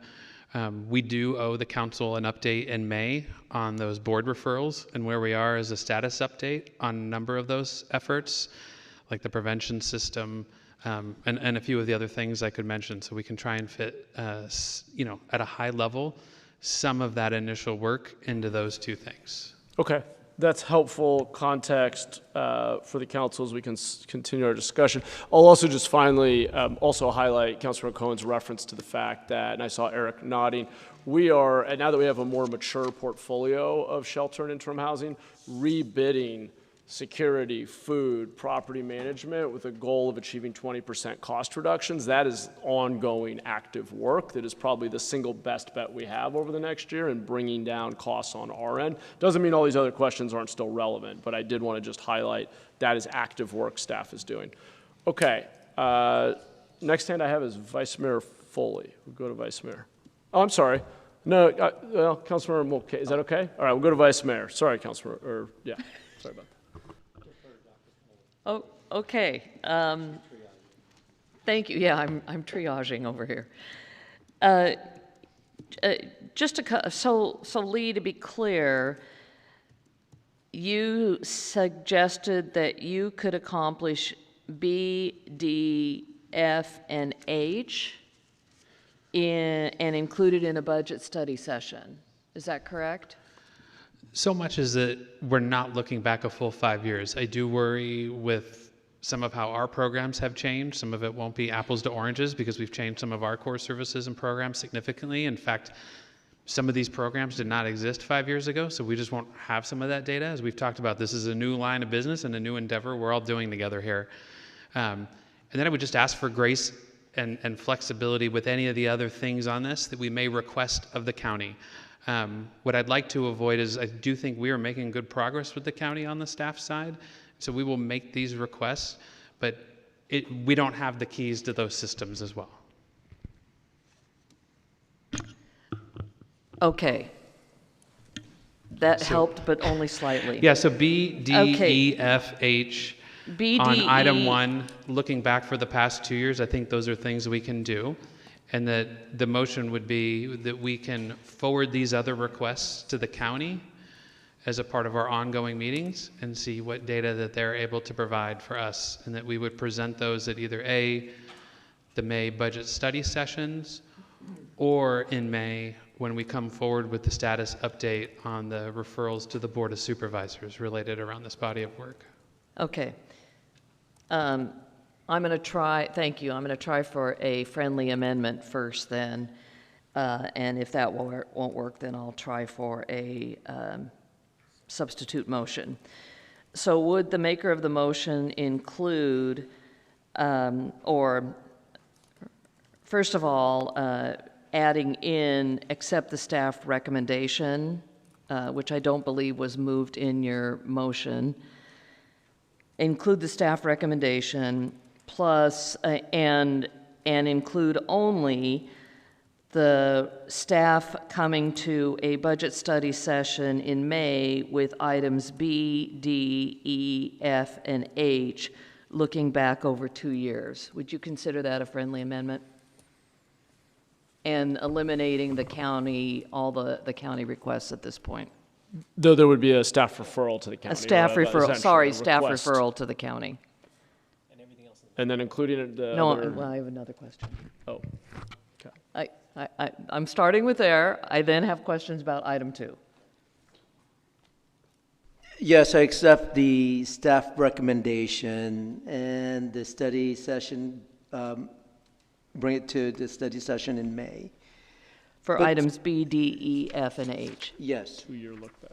2-year look back. 2 years look back, I agree with that, but somewhere with the staff, still work with the county to get the information as we need it, right?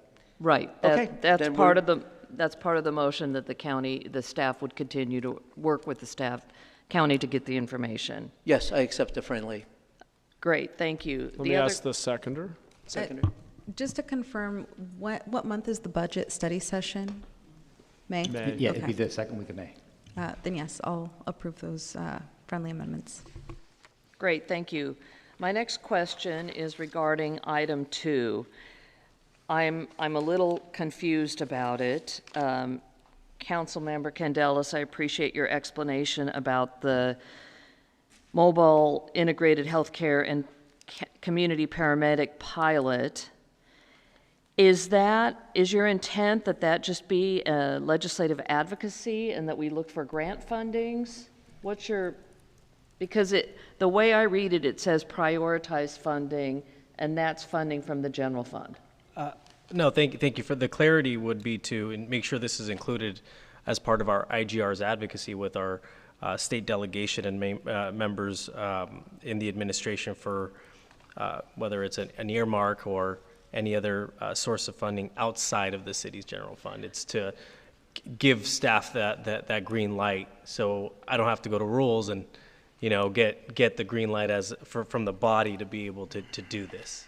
Okay, then I would request a second friendly amendment, and that be that the mobile integrated healthcare, with regards to item 2, mobile integrated healthcare and community paramedic pilot be referred to LGR for, IGR, sorry, for an advocacy program, and that the city look for grants and outside funding for that program. Is that what you're thinking of? I don't know. So we would be directing to the staff to make sure they prioritize this. Yes. To go get funding. Yes. As opposed to what? As opposed to it being part of our program. I'm understanding like the. Well, this says prioritize funding. I'm just trying to eliminate the prioritize funding component of it, because this, and you just clarified that you're looking for grant funding or outside funding. Yeah. Well, it's not. It's not. None of this would come from the general fund, just to clarify. This is for advocacy, so we can get money, and it's prioritizing the ask, if you will, and or making this as part. I think Okay, when I did. Well, no. Let me clarify, Vice Mayor. When I did government affairs for another agency, part of the legislative process was to give that flexibility to staff so they don't have to come ask elected officials, hey, is this program something we should be advocating for? Is this program something we should be advocating for? And so I wanted to give the staff enough flexibility and enough reinforcement that this is a priority for all of us to make sure that we are being innovative with the funding that we're seeking. And that's why it was a direction to our IGR team or to our program, to our government affairs program or our legislative advocacy program, to have that flexibility to get those funds to bolster our general fund, not to seek new funding from our own staff. Does that clarify? Yeah. So Okay. to pursue, to add this to our IGR priorities of focusing on mobile integrated healthcare and community paramedic. Yeah, and then however it's written, I don't want to Right. wordsmith Okay. it. I mean, I just want to. Okay, the so intent. So I don't need to do anything with that. Then Yeah. then I'll just leave that as it is. Thank you, I As appreciate that. confused as I made myself, I That's okay. apologize about that. I appreciate the effort. With regard to the other item, that's related to Med 30, and my question about the Med 30, Jim, in the budget that you just proposed to us, you balance the budget by eliminating Med 30. If we fund Med 30 for the next 6 months, which will then go away if we approve it as council directive, where's the money coming from? What are we offsetting? Where are you finding that $700,000 in the budget? Well, What won't we be doing? I interpret this language to have both of those items be part of our IGR program. That was what I was interpreting recommendation 2. That it is prioritizing both emergency medical services field coordination and the mobile integrated health as part of our IGR program. So you're not reading that as funding the Med 30 program? I'm not. Okay. All right. Then I'm finished. Thank you.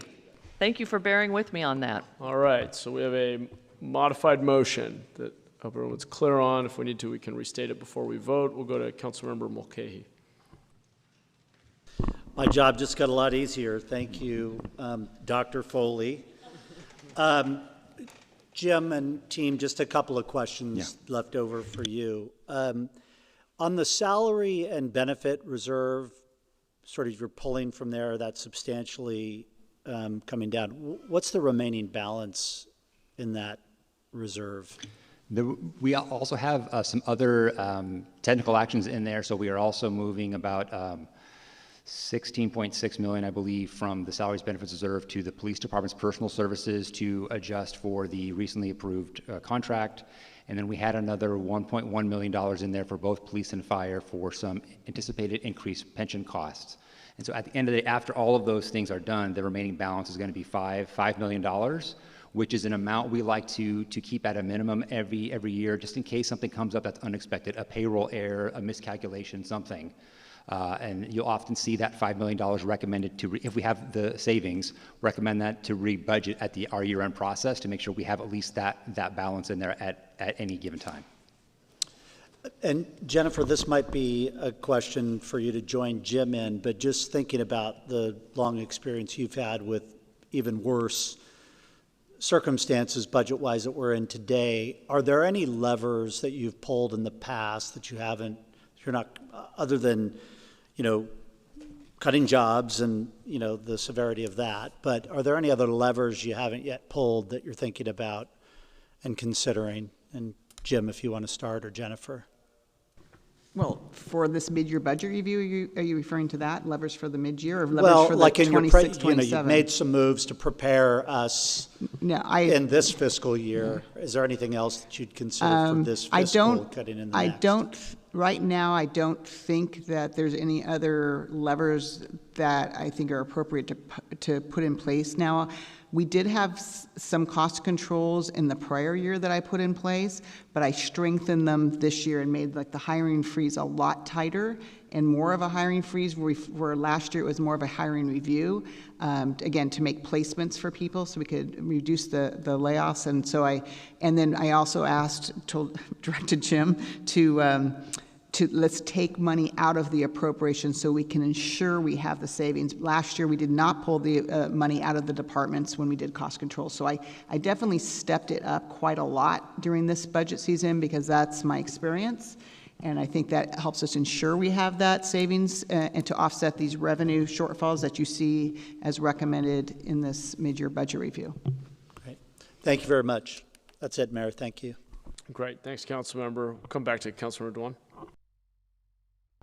I just want to say thank you to my colleagues and the mayor and staff that we pretty much amicable today to get the information that we needed.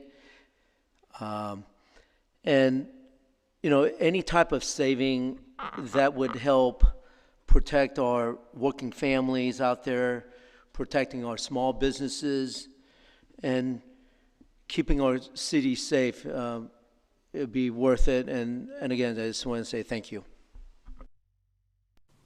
Thanks, Councilor. Appreciate that reflection. I don't see any other hands. Assuming everyone's clear on the motion. Not seeing anyone raise their hand. Tony, let's vote.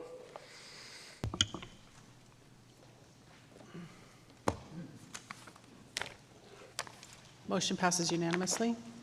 Great. Thank you. Thank you to Jim and the team, budget team, everybody else who contributed. We're on to item 3.4, potential ballot measure increasing the transient occupancy tax.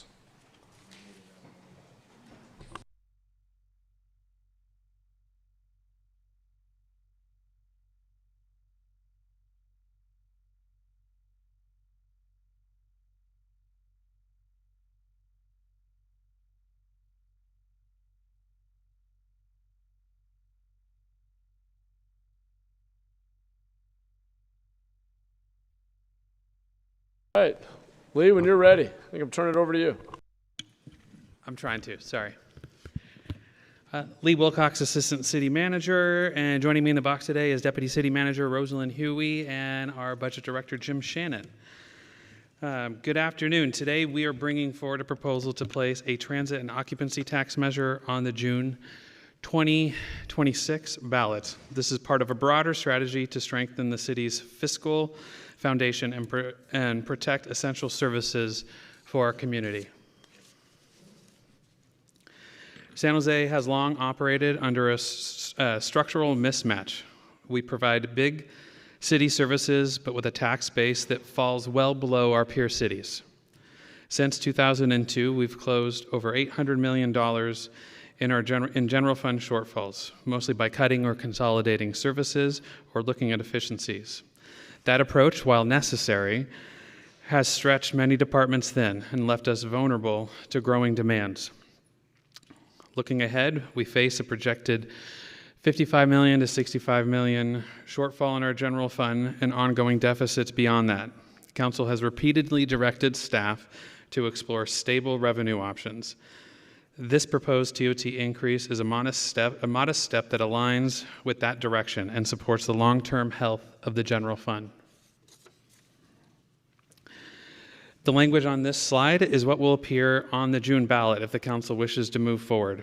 It clearly ties the proposed increase to visible neighborhood-level impacts, emergency response, homelessness, blight removal, and park maintenance, which is what we heard in our polling that voters would support. The proposed measure would raise the general fund portion of the TOT from 4 to 6%, generating approximately $10 million annually. The ballot statement in front of you does two things. It's crafted after careful polling and analysis, layered with also the legal parameters to meet a simple majority vote.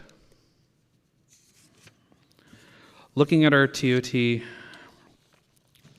structure that we have in San Jose, this slide shows how it works and where we're moving.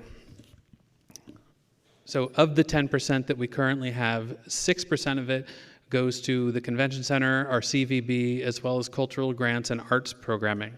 Of that 6%, half or 3% by Muni Code goes to the convention center for operations, while 25% or 1.5% goes to the CVB to focus on tourism and marketing and branding of our city, and 1.5%, the 1.5% remaining goes to our arts community. In addition, there's additional 4% that is not voter imposed but self-imposed by the hotels for the Convention Center Facilities Maintenance District. And that is what paid for the renovation and the modernization of the Convention Center back in 2009 and 10.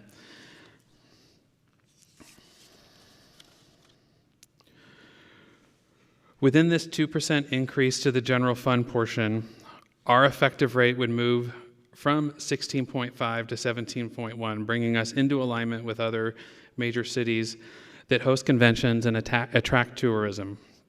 When you look across our peer cities, San Jose, fortunately, is relatively low on the spectrum, despite being one of the largest cities in California.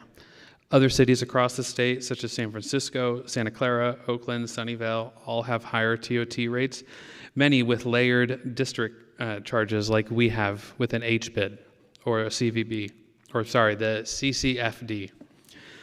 In addition, much of our research has suggested, as well as working with Team San Jose, and many of us having worked to attract conventions here in the past, that hotel taxes have relatively low price sensitivity.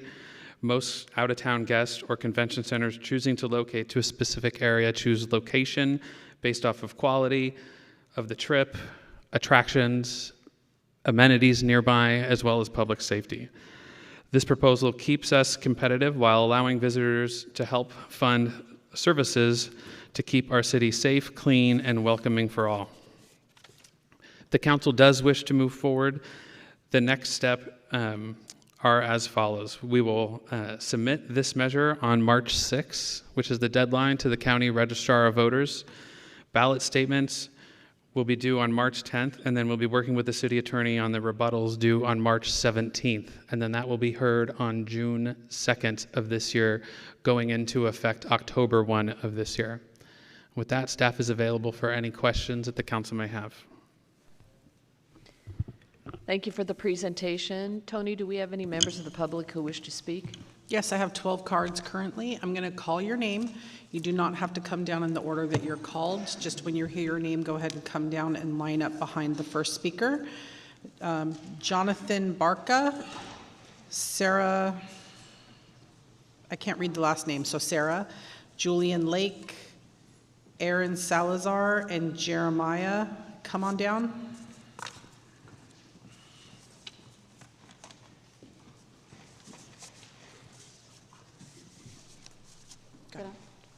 Thank you, Mayor Mahan and members of the City Council. My name is Sarah Cornell, and I'm the Executive Director of the Bay Area Glass Institute.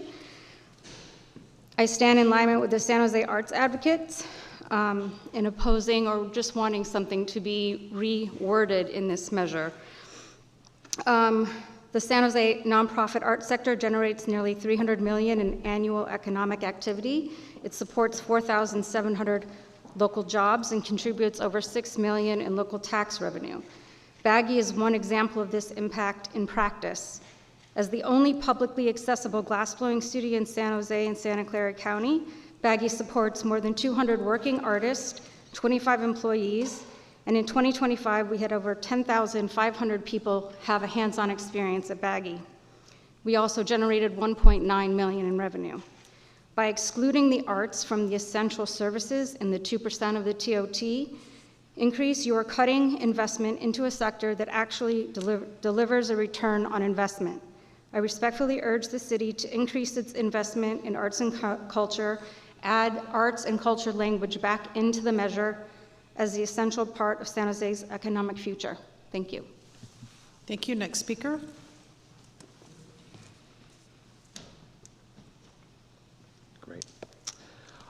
Before I begin, I just want to thank Councilmember Campos, Councilmember Ortiz, Councilmember Cohen, and Councilmember Gonzalez for drafting the memo and using ingenuity to explore ways. This is beyond my pay grade, but thank you. Good afternoon, Mayor, Mahan, and council members. My name is Jonathan Francisco Borca. I have served the nonprofit sector for 15 years. And today I'm speaking only for myself as a performing artist and event producer on item 3.4, the ballot measure increasing the TOT. I perform rap and poetry over live jazz ensembles, from a trio to a big band. I've held residencies with the San Jose Museum of Art, Haberdasher, to name a few, and I've performed at a lot of annual events. I've also had the privilege to perform invocations here at City Hall. It was recognized in 2023 by Ash Kalra for Arts and Culture. I share that only to say that I'm an active contributing part of San Jose's local scene, and I'm just one of many artists trying to build something beautiful and meaningful in our hometown. I want to share a little bit about my background. I grew up on the east side of San Jose, raised by a single teenage mother. After witnessing violence as a kid, I was angry and had major behavioral issues. Basically, I was kicked out of 3 elementary schools. Everything shifted when my mom gave me Tupac's Greatest Hits album and his poetry book, A Rose That Grew from Concrete. Music really gave me direction. I went from Alum Rock, I was a byproduct of Alum Rock, and then I got a full ride scholarship to Bellarmine College Preparatory on a full academic scholarship, only after I got introduced to the arts. So it quite literally changed my life. Art is essential. It creates healing, belonging, and economic return. If you move this measure forward, I ask that you pair it with a clear commitment and investment to the arts and culture as revenue grows. San Jose Arts Advocates endorse a practical approach, set a baseline for the general fund portion of the TOT, and allocate new TOT revenue. Thank you. That's your time. Next speaker, also Anil Babar, come on down, Leah Tennisketter and Waskar Castro. Go ahead. Good afternoon, Mayor and City Council members and city staff. My name is Julian Lake. I'm a resident of San Jose, and I serve as a policy director for the Bay Area Council, a business and policy organization representing nearly 400 companies, research institutions, and entrepreneurs in our region. Changes to San Jose's business tax, especially those including gross receipts models and headcount taxes, can threaten the city's economic competitiveness, squelch jobs, opportunities, and bypass the city's obligations to accountability and spending reform. Gross receipt models levy taxes based on sales, not profits, and would harm a variety of companies ranging from emerging startups, small businesses with low profitability in their growth stage to established high volume, low margin operators like community grocery stores, discount retailers, neighborhood gas stations, and low cost convenience stores and bodegas. Gross receipts taxes lead to higher costs, which will be passed down to city residents as a result. San Jose also risks losing jobs and businesses, which will migrate to lower cost cities nearby. Headcount taxes aimed at employee rosters will punish and ultimately disincentivize hiring of workers. San Jose residents will therefore have fewer financial opportunities during a period of existing economic challenges. We urge the City Council to avoid consideration of harmful tax changes that would make the city less attractive to businesses and job creators and employees, and instead rededicate itself to taking steps through review of city finances and identifying opportunities for spending reform. The Bay Area Council looks forward to continuing to serve as a partner and resource in this endeavor. Thank you. Thank you. Next speaker. Good afternoon, Mayor Mahan, City Council members, and staff. Thank you so much for my time here today. My name is Jeremiah Matthew Davis. I am the Oshman Director and Chief Executive Officer of the San Jose Museum of Art and proud member of District 3. That's where I live and where I work. So I get to walk to work, which I recommend, by the way. I'm here to express the sentiments of the museum, but also my own private sentiments as a citizen of San Jose, newly transplanted this last fall. Love the city and what you do, and I remain inspired by this city's commitment to art, to culture, to experience, and to inclusivity, and I endeavor to become an integral part of that process, both with the museum and in my private life. For those reasons, I encourage the council today to pause and to consider further analysis and stakeholder input for this particular proposal, while we at the museum fully embrace and understand the need for business tax modernization, as well as the need for further investment into the city through a TOT tax. We believe that further study and a refined language might better serve the people of San Jose by including economic development levers and investment back into arts, culture, and the experience economy to develop those economic engines that drive tourism, increase cultural flourishing, and allow additional business activity to take place in our districts, downtown, and throughout the city. Thank you for your time today, and I look forward to meeting all of you in the future. And please come to the San Jose Museum of Art anytime. It belongs to the people. It's your museum. Thank you. Thank you. Next speaker.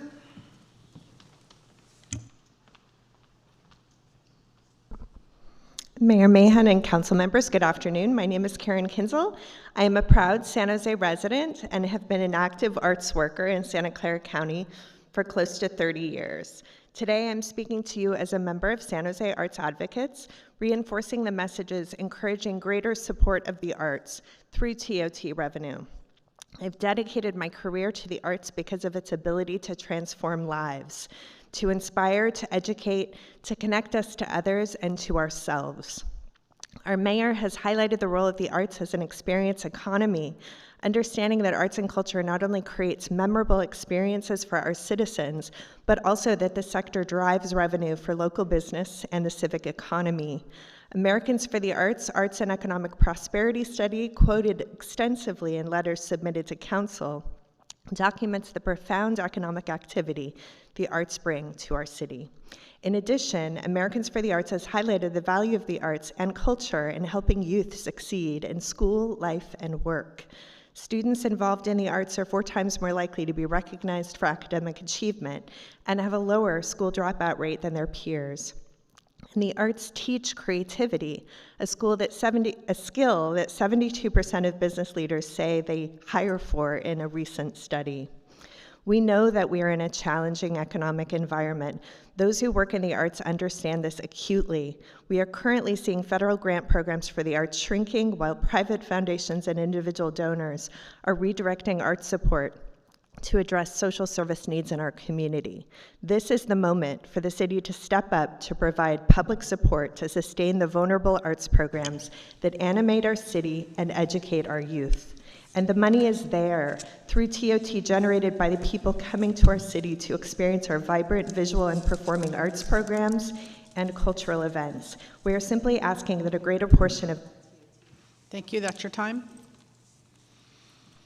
Next speaker. Good afternoon. Anil Babar with the California Apartment Association.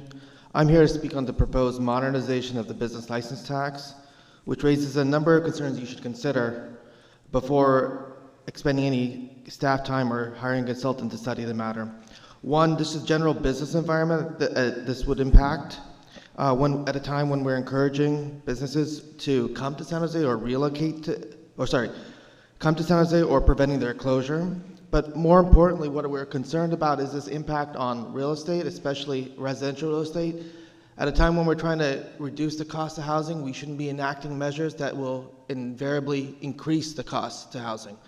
I think it's important to view these tax measures in the lens of how they're affected by other measures we've passed, notably recently the sales tax, because all these measures ultimately impact the consumer and raise costs to the consumer. So I would encourage you to reject any consideration of a modernization of the sales tax or in particular any gross receipts tax. Thank you. Thank you. Next speaker, Shanna Lucy, come on down, and Krista De La Torre. Go ahead. Good afternoon, Mayor and Council members. Leah Tennisgetter, President and CEO of the Chamber of Commerce. I want to begin by acknowledging the challenge that you have in front of you to close the budget gap that we have. Both I say that as a resident and as the Chamber. We appreciate the work that city staff has done and needs to do in identifying new revenue sources. The Chamber is a business organization, and first and foremost, we're going to represent the voices and needs of our business community. So our role here is to support the members impacted by the TOT and for our kind of specific economic development opportunity to really advance San Jose's sports, entertainment, and experience economy. So we know there are several realities in the moment that are all true. The city needs to close the budget deficit. The TOT is one tool to help do that. Today's TOT supports both the general fund and the investments that directly strengthen our business and tourism economy. And four, we're really unlikely to be able to do this again anytime in the near future. And that matters because without the reinvestment that's come with the TOT previously, the city does lose an important opportunity to support industries generating the revenue. So to be clear, our members were not in full opposition to the TOT. The concern was that the proposal pulls away a mechanism to reinvest and promote their business without an alternative. So what we would ask of the city is to please prioritize working with the Chamber and other partners to identify ways to reinvest in economic development, bring those levers that will really bring growth to San Jose's economy. Thank you. Thank you. Next speaker. Emily Ann Ramos, come on down, and Peter Allen. Go ahead. Good afternoon, Mayor and Council. Huáscar Castro, Working Partnerships USA.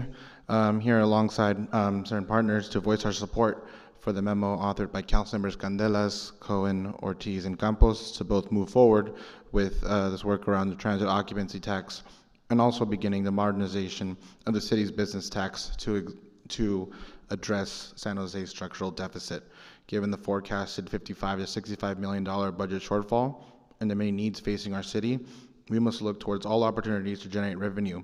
Given that our city's business tax is one of the lowest in the region, we must seriously consider how modernizing our current business tax could directly address our structural deficit and strengthen services. We would like to thank the authors of this memo for their responsiveness to the lack of resources currently at our city's disposal and for taking proactive steps to addressing this issue. We urge Council to approve this memo so we can begin the process of exploring solutions towards our ongoing shortage of revenue at the local level in order to best serve our entire community. Thank you very much. Thank you. Next speaker.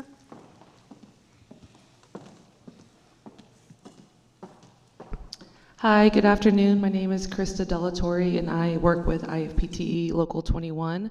We represent over 13,000 public sector employees across the Bay Area and here about 1,000 people.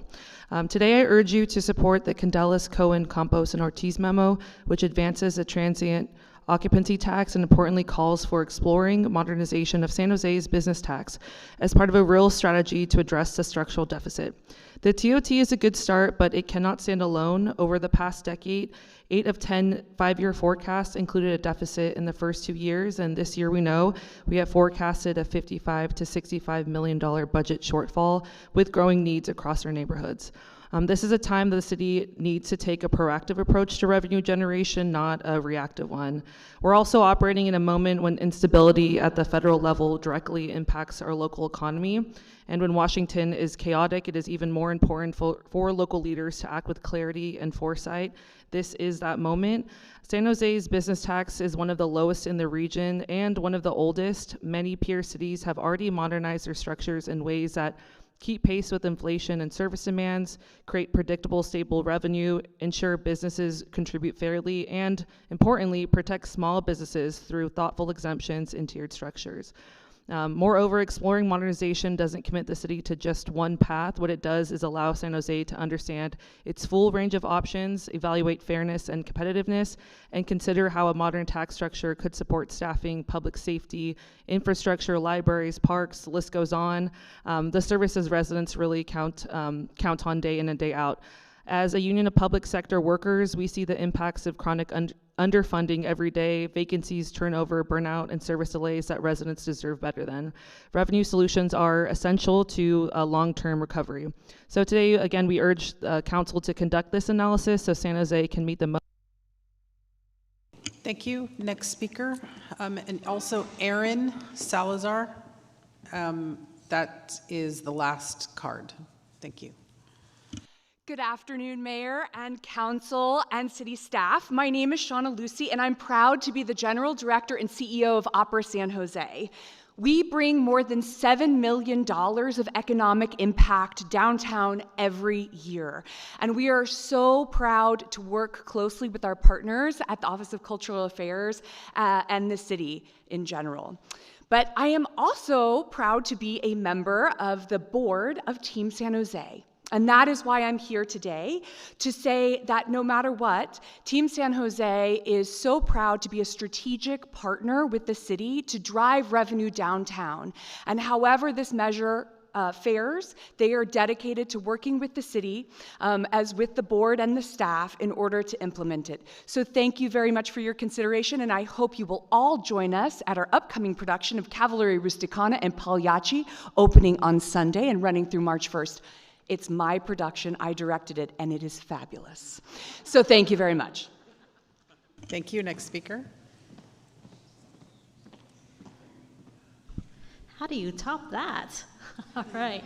Hi, everyone. Mr. Mayor, Madam Vice Mayor, and Council. My name is Emily Ann Ramos. I'm here representing SB at Home, and we are here alongside some of our partners in support of the memo authored by Council members Candelas, Cohen, Campos, and Ortiz to move forward with increasing our transit occupancy tax, or TOT, and also to begin exploring modernizing the city's business tax to address the city's structural deficit. I'm pretty sure you all know you have a daunting budget shortfall to consider, and this is one of the solutions that we're hoping to propose. You could explore many different options for modernizing the business tax. It may not have to be the same one other cities are doing. There are a lot of options out there, and you can bring your business stakeholders in to get some buy-in on what the proper business tax modernization can be for your city. So we would like to thank the authors of the memo that are getting this ball rolling as we move forward on trying to fix this budget deficit and moving forward with making San Jose a really great city. Thank you. Thank you. Next speaker.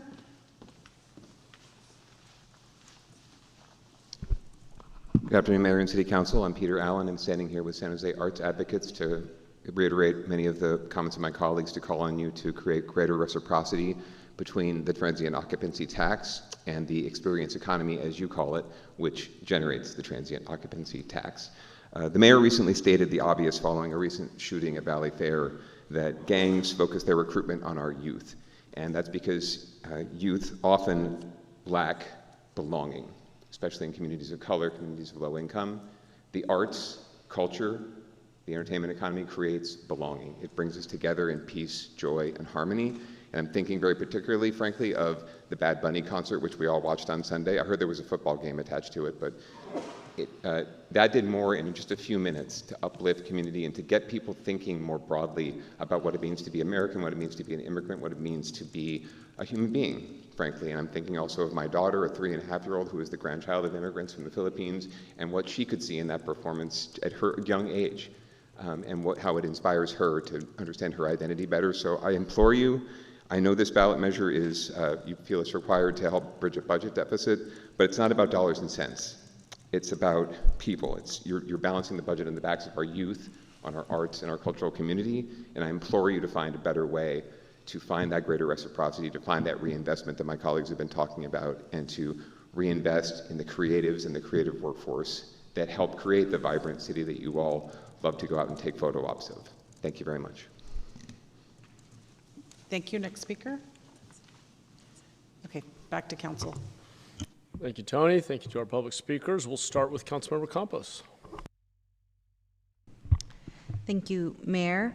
Thank you for everyone who submitted public comment and came in to speak on this item. I appreciate staff's efforts to prepare this ballot measure and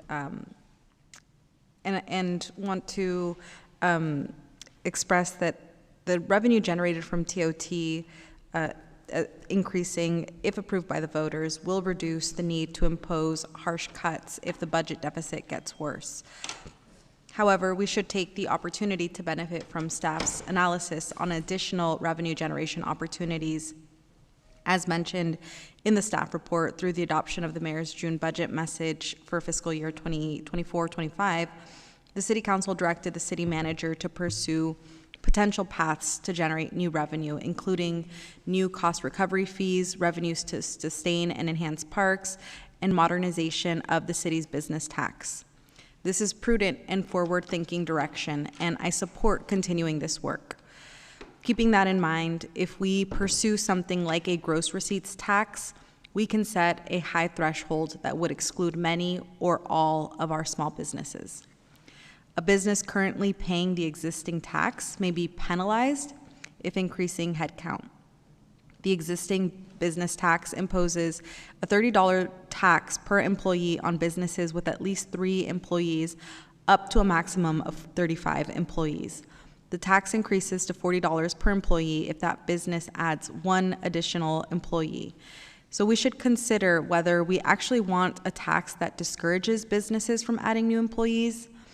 The headcount thresholds in the existing tax are arbitrary, and a modernized business tax could reduce the tax burden on small businesses, encouraging businesses to hire instead of discouraging them as the current tax does, which will then in turn increase revenue generation for the city. And in the mid-year budget review, we heard that it's been a stagnant growth for jobs in our city. So with that, I move to approve the staff recommendations and the memo from Council Members Cohen, Ortiz, Candelas, and myself. Thank you. Thanks, Councilmember. Go to Councilmember Ortiz. Thank you, Mayor. There's a lot wrapped up into this item. I just want to thank staff for their hard work preparing this proposal, as well as all the members of the community who came out to speak, both members of the art community, of course, members of our municipal unions, as well as our business leaders here at the city. I think at the core, this conversation is about how we protect city services and close a deficit that threatens them. We owe it to our residents to do everything we can to avoid layoffs and prevent cuts to the departments people rely on every single day. Our residents have a high expectation for the city of San Jose, and we simply cannot provide the level of service they deserve with the revenue we have currently coming in, which is why I believe all potential avenues and solutions should be on the table. Doesn't mean that we will go with every single avenue and solution. And that's why I signed on to this memo. If we're serious about closing the deficit, we have to be willing to look at all the tools that are available to us and to do so thoughtfully. And one thing that I want to highlight about our memo, which Councilmember Campos had mentioned, is that it explicitly centers advocacy and protections for small businesses. It asks that we examine whether our business tax securely and truly reflects what small businesses are experiencing right now. These small businesses are the backbone of our local economy, and it's important that we not only consider how our actions can impede their growth, but also actively look at ways to remove existing barriers or potentially lower taxes for them. I want to acknowledge also the concerns we've heard from our art community. Last year, I worked closely with the art advocates to explore ways to secure baseline funding for the Office of Cultural Affairs, because I strongly believe arts and culture really are a core part of San Jose's identity and economic vitality. And I believe East San Jose plays a major role in that conversation. Arts and cultural programming support small businesses. They draw people into our city, and they contribute to long-term growth in our TOT revenues. That's why even in tight budget years, investing in the experience economy matters. And if we want to grow the overall TOT pot that supports our general fund, arts and culture should and need to be part of that strategy. And so as we move into the budget process, I hope to pursue an allocation that reflects this priority. And I'm committed to continuing to work alongside arts and cultural advocates, as we did last year, to do this in a thoughtful and responsive way. And so I look forward to this overall discussion, and will support the current motion. Thank you. Thanks, Councilmember. Let's go to Councilmember Casey. Thank you, Mayor. I want to thank Council Members Ortiz, Campos, and Cohen for their memo. I think it comes in the spirit of leaving no stone unturned given the structural deficit we're dealing with, and I appreciate that sentiment. I am concerned, though. Our deficit, structural deficit, has to do with our jobs and housing imbalance, and I'm sensitive to any, and the wording used is additional revenue, and we can't get additional revenue unless we raise taxes on folks. And so our ability to retain and attract folks here to San Jose has a lot to do with the tax regime that we implement. And having been involved in the location decision of companies, I mean, that's a top consideration when companies decide where to locate or where to leave from.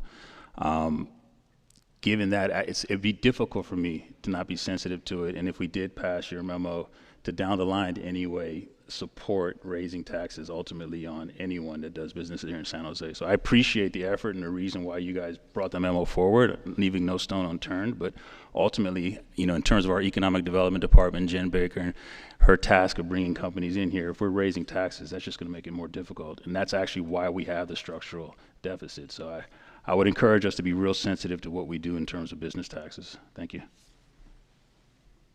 Thanks, Councilmember. Appreciate your comments. We'll go to Councilmember Mulcahy next.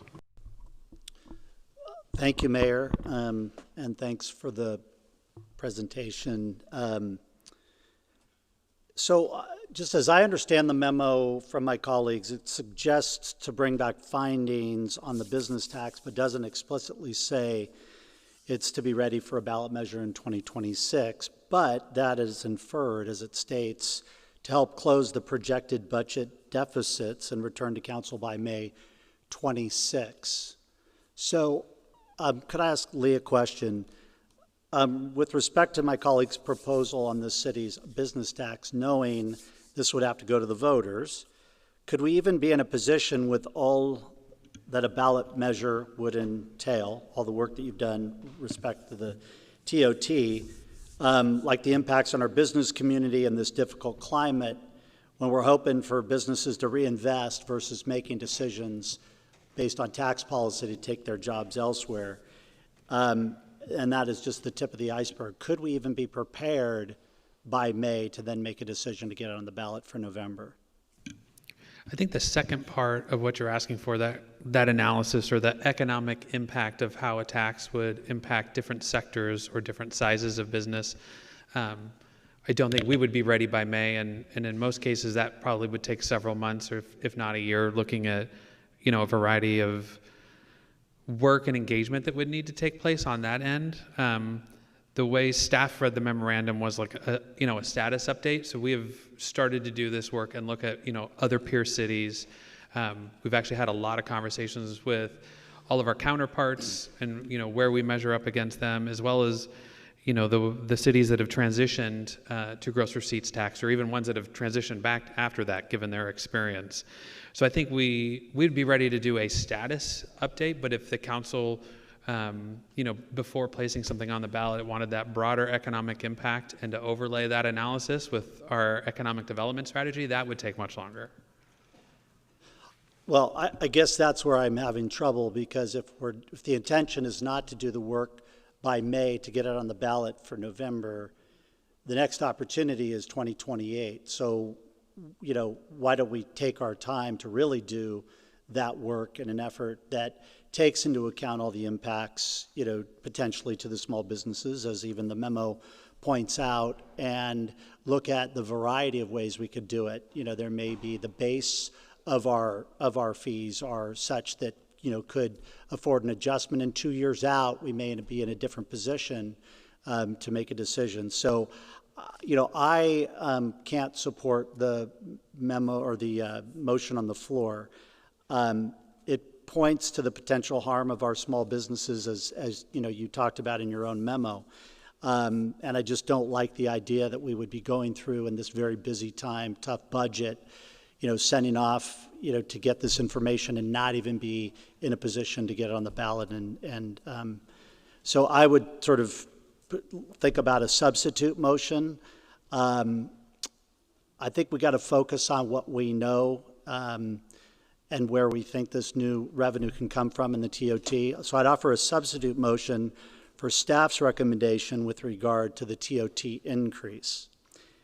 I'm going to sort of talk about it, and then I'll come back to. So the key reason I'm supportive of the TOT is that without it, our tourism and arts funding could suffer further degradation due to citywide and broad budget cuts ahead. There's going to be tremendous pressure, we know, especially in this budget year, to protect jobs and wages over arts, culture, and tourism. That is just an unfortunate fact, and I've seen this happen before. I've served our city as an executive director of one of our premier arts organizations for youth, have sat on arts and tourism boards every year since 1988. I'm a founding member of Team San Jose, which was born out of 4 unlikely partners: hotel, arts, business, and labor, uniquely coming together to rescue a failing convention center in the early 2000s.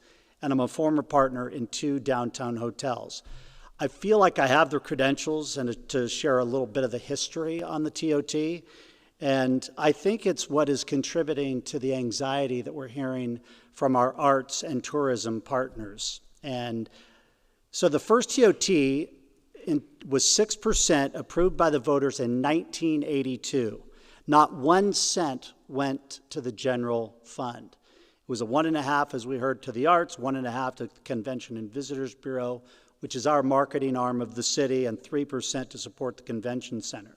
In '85, we boosted it by 2%, and so it went to 8, and there were discussions at that time about trying to, pull some of that off to support the arts. Didn't happen.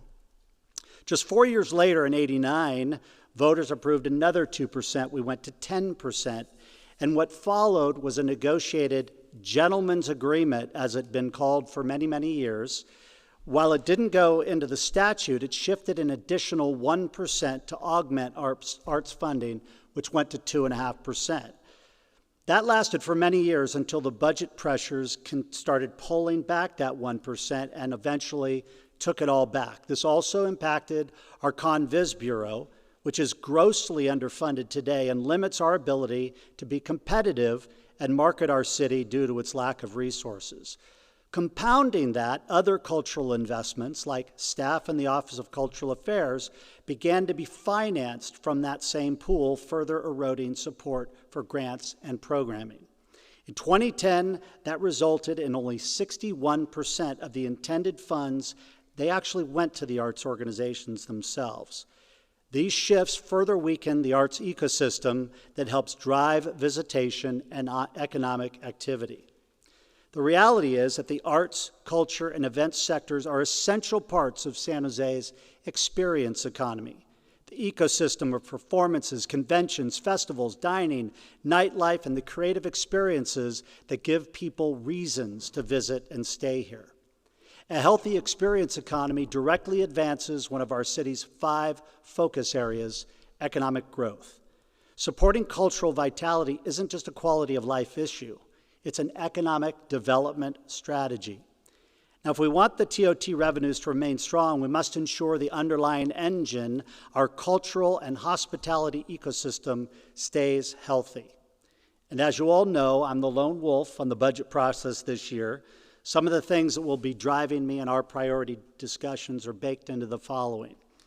I'd like to see us reintroduce transparency and accountability regarding how TOT revenue is deployed and how it supports the experience economy that generates that very tax.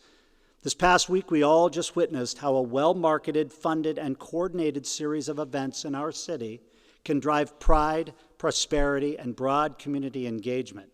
And therein lies the power of the experience economy.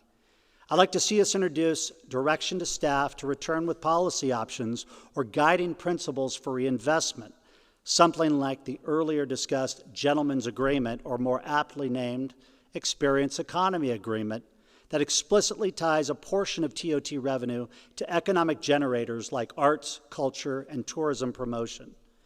I'd like to see us push toward 100% of the funds by statute actually get to the arts organizations. This would restore trust and predictability for our arts community and align our TOT policy with the city's broader economic strategy to build an inclusive, thriving experience economy in San Jose. And lastly, I just want to point us back to February 2024. Many of us were in this room, me before I was a council member, for a city council study session on arts destination marketing and destination events funding.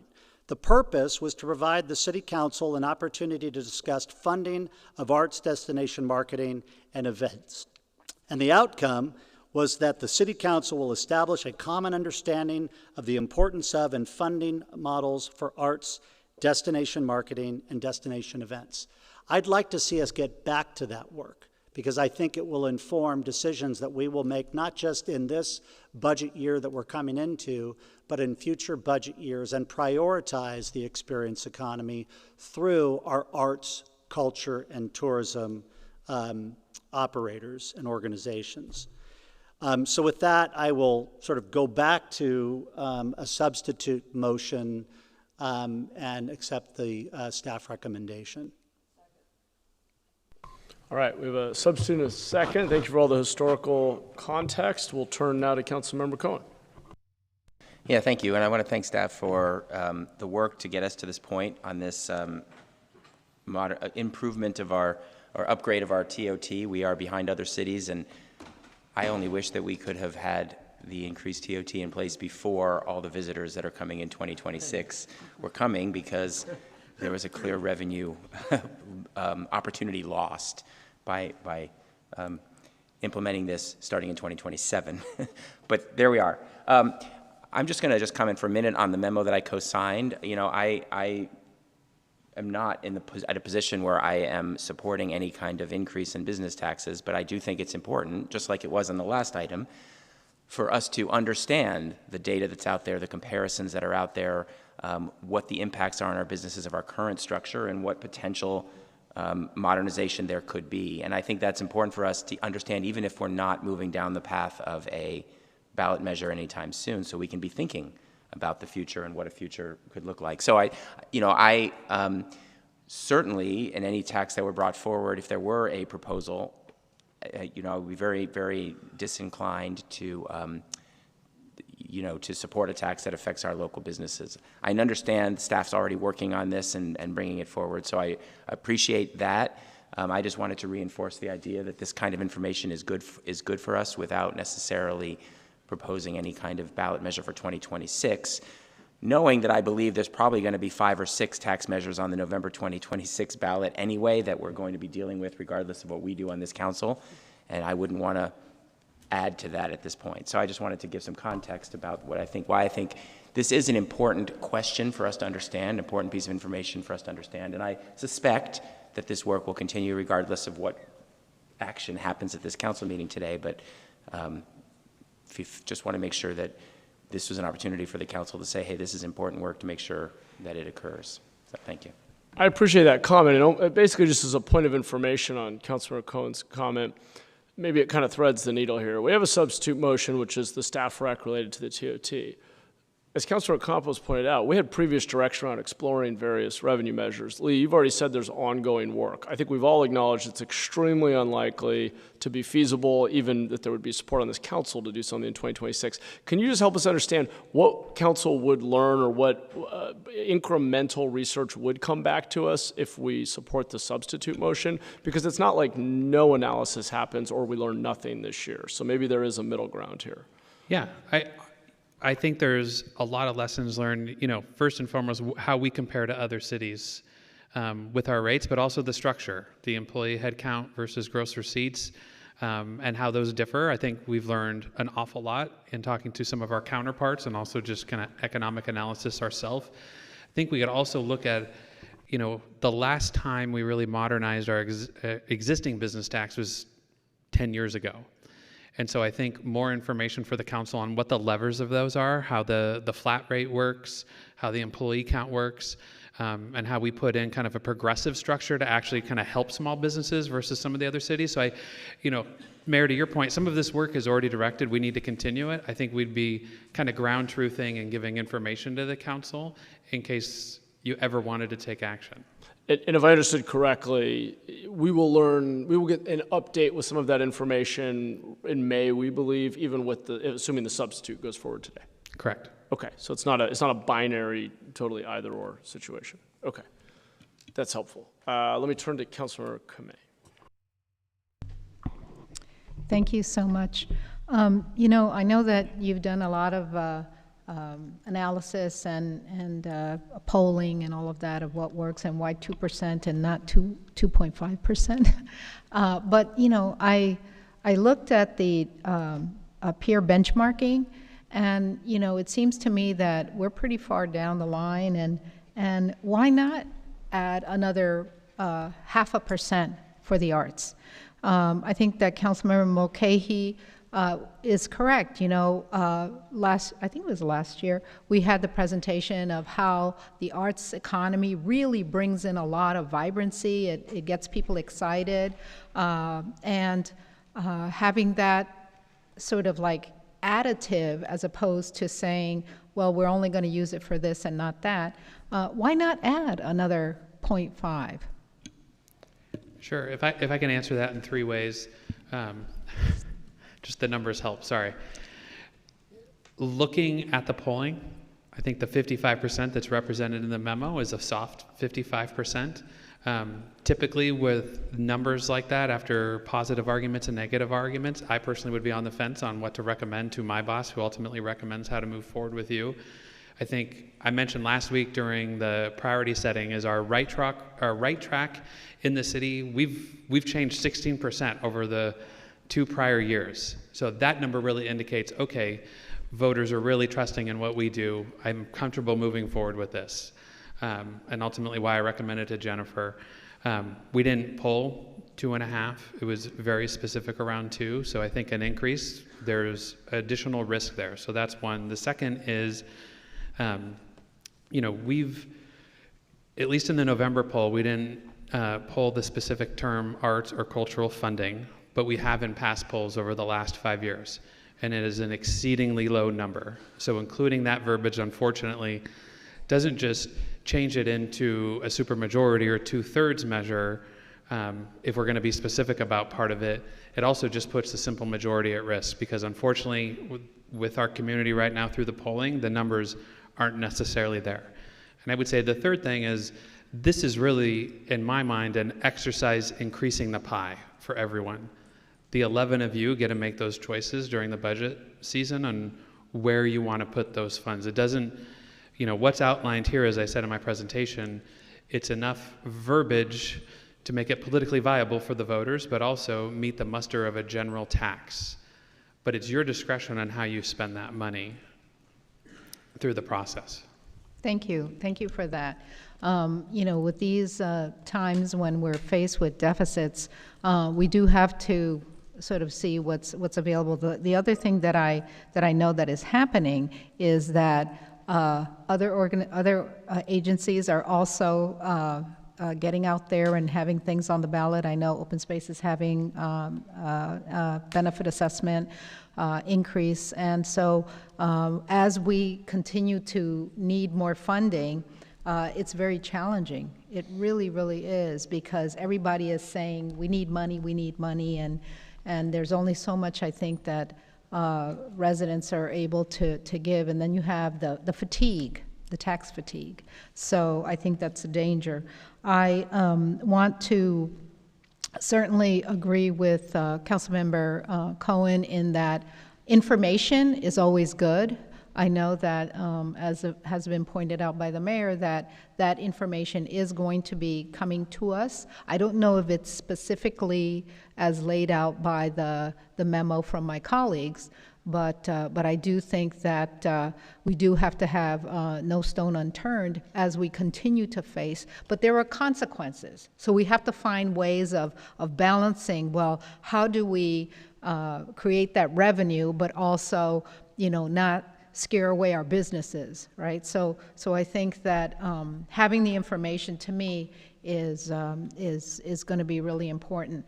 The other thing that I'm looking forward to is the wonderful optimization that everyone was going to be looking at as we move forward with how do we do our work in a way that is perhaps not as costly, right? Because we have made a lot of changes over the years, and of course we've learned a lot every year as we've moved forward. So I look forward to getting some of those savings as well. So thank you.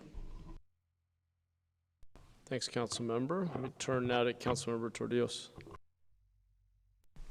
Thank you, Mayor, and thank you also to the members of the public who wrote in and provide comment letters and public comment today. I'm definitely sympathetic to all of the requests for additional funding for our arts and culture sector, as well as the calls for reinvestment both in our downtown and in economic development to actually support the hospitality sector that ultimately is what generates TOT revenue to begin with.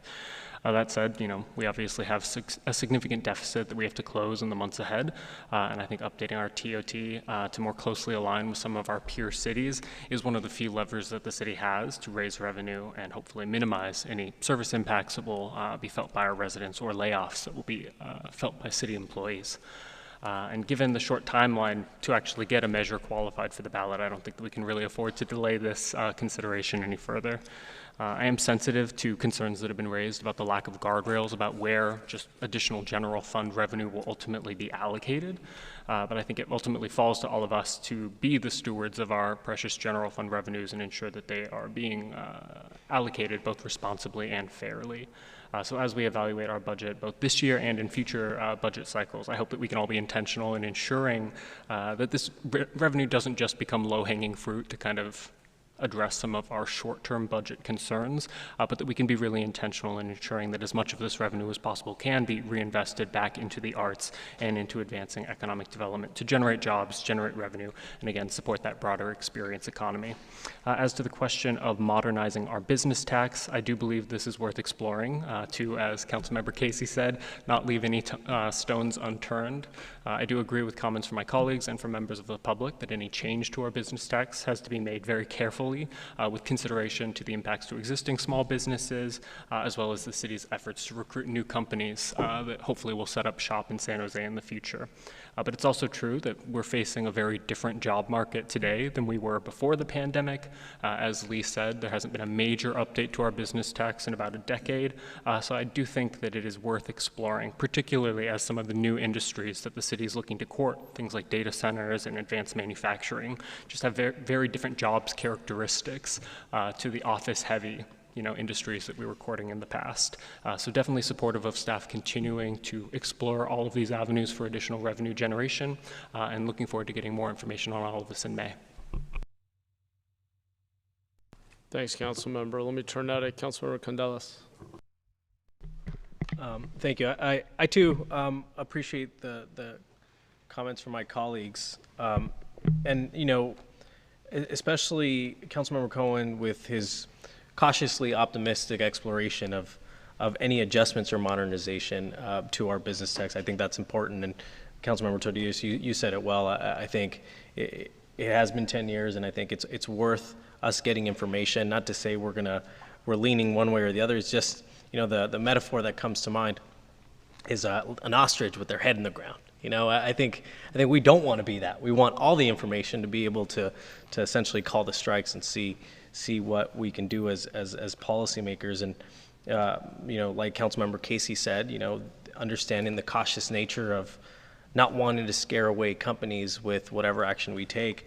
But I think it's important for us to analyze. And with the current direction, Lee, the motion on the floor now excludes the direction to come back to council explicitly with, a comparison of annual business tax receipts in large cities in the Bay Area, as well as business tax burdens, small businesses compared to other. There's a few things we outlined.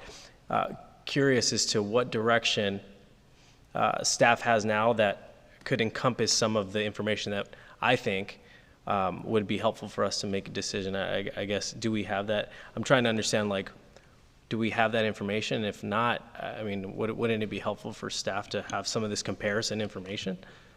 Yes, I think we have the comparison information about how our city compares with other cities and how our model compares with other models. So we can definitely do that. We can kind of anecdotally walk through, cities that have changed from employee headcount to gross receipts tax, what that process has looked like in the way of time and cost. What we can't do, which I think is what Councilmember Mulcahy said quite yet, is say how any of those changes, whether it's a gross receipts tax or smaller changes to our existing structure, how that may impact business by sector and size, especially with kind of shifting economies. But the status report on kind of that initial thing, we can absolutely do and give you that context, and that could inform future direction down the road that you may want to give. But definitely we won't be in the position in May to give that larger kind of multivariant kind of statistical analysis of this is what it'll do to this sector and this is what it'll do to this sector. It's more kind of high level, I would say, best practices analysis. Okay.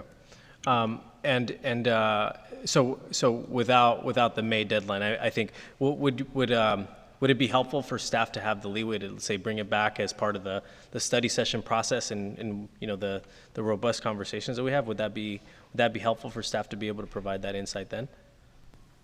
When you said May, Lee, was that part of budget study session or independent? Was that just a council item? I think the council the direction that we were providing was independent, so it was by May 2026, but I don't know what. Sorry, May. Yeah, I just saw May 2026, which is when budget study sessions begin.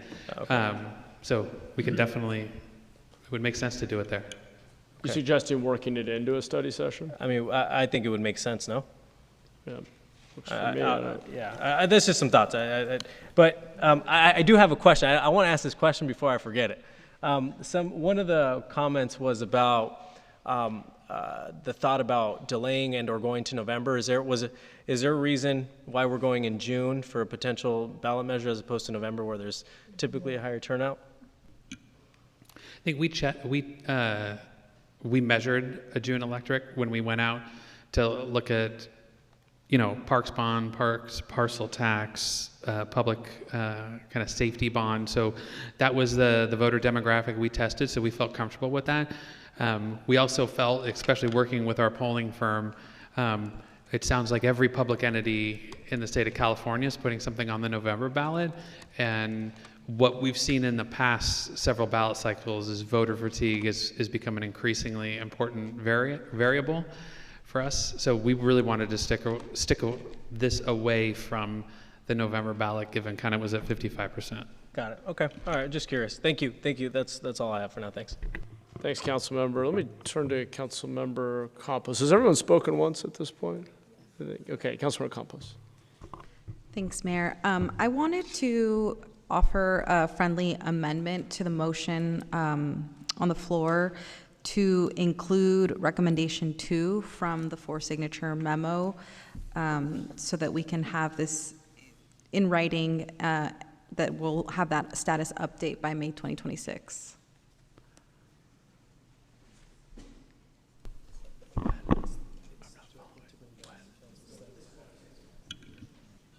Does that have the day on it? So Rec 2 in its entirety is what you're asking for? I guess what I'm really struggling with is if this has to go to the ballot eventually to be approved, and we just heard that we wouldn't be in any position in May to be prepared to go to the ballot by November.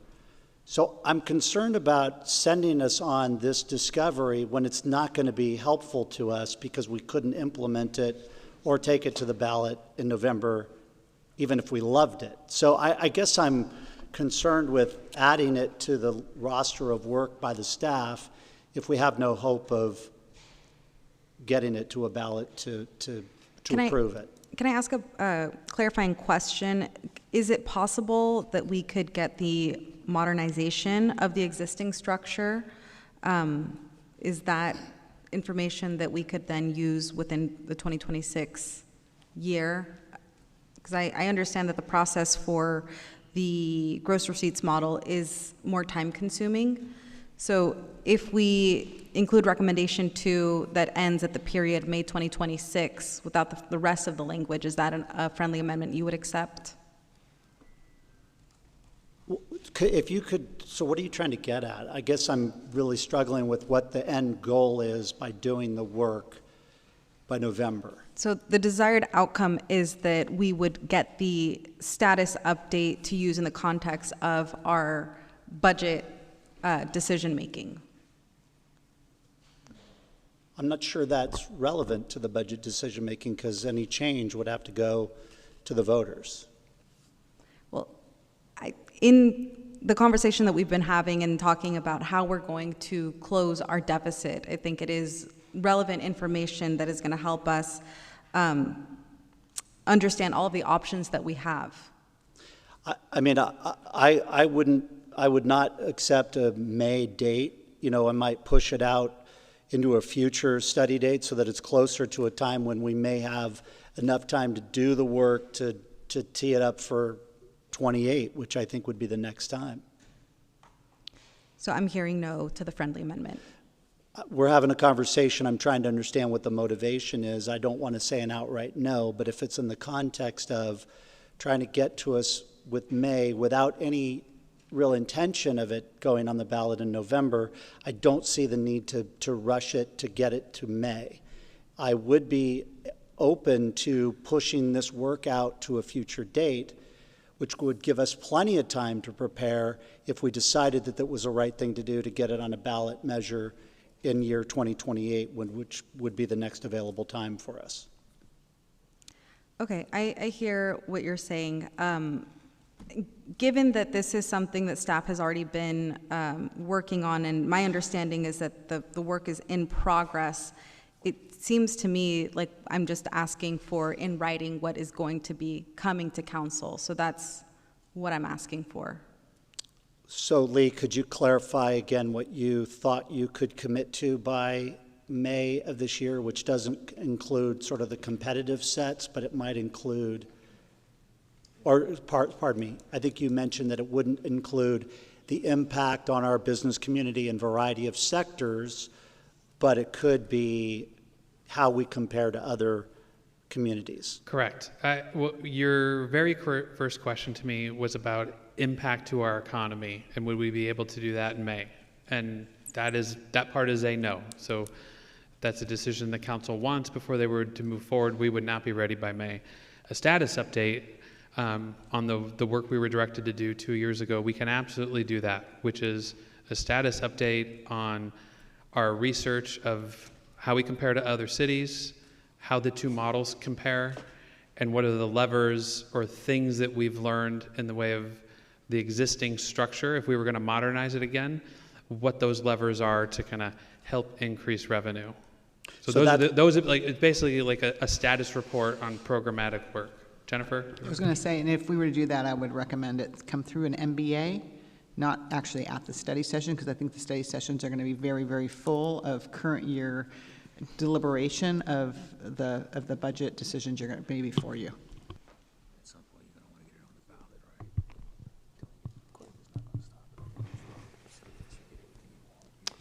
Councilmember, I think you still have the floor. Sorry to interrupt. So That status update is what I'm just trying to get the time certain that we're going to get that information back. So that's the friendly amendment that I'm trying to make. And it sounds like our understanding is May, it's what Lee just described, and I don't know if we've resolved, I think our city manager, I don't know if your mic was on, were you suggesting that would be an MBA? My mic was on. Oh, your mic was on, okay, sorry. Wasn't sure if everybody followed that.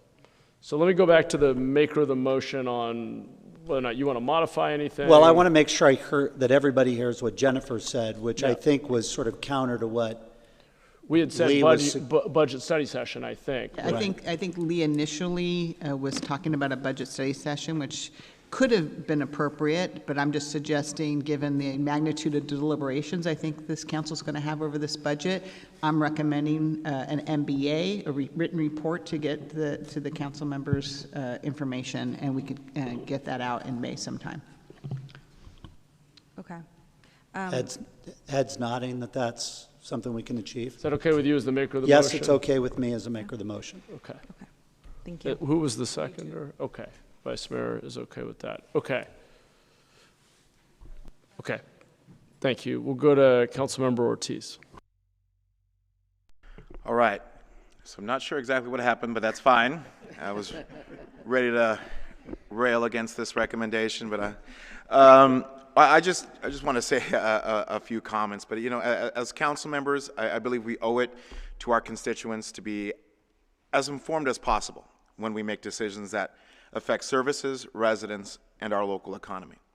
We cannot emphasize the importance of being data-driven and a fact-based council, yet we refuse to explore all avenues to close our budget deficit. If that's the case, then we are simply prioritizing data that fits our positions and our arguments, and avoiding information that goes against our personal politics.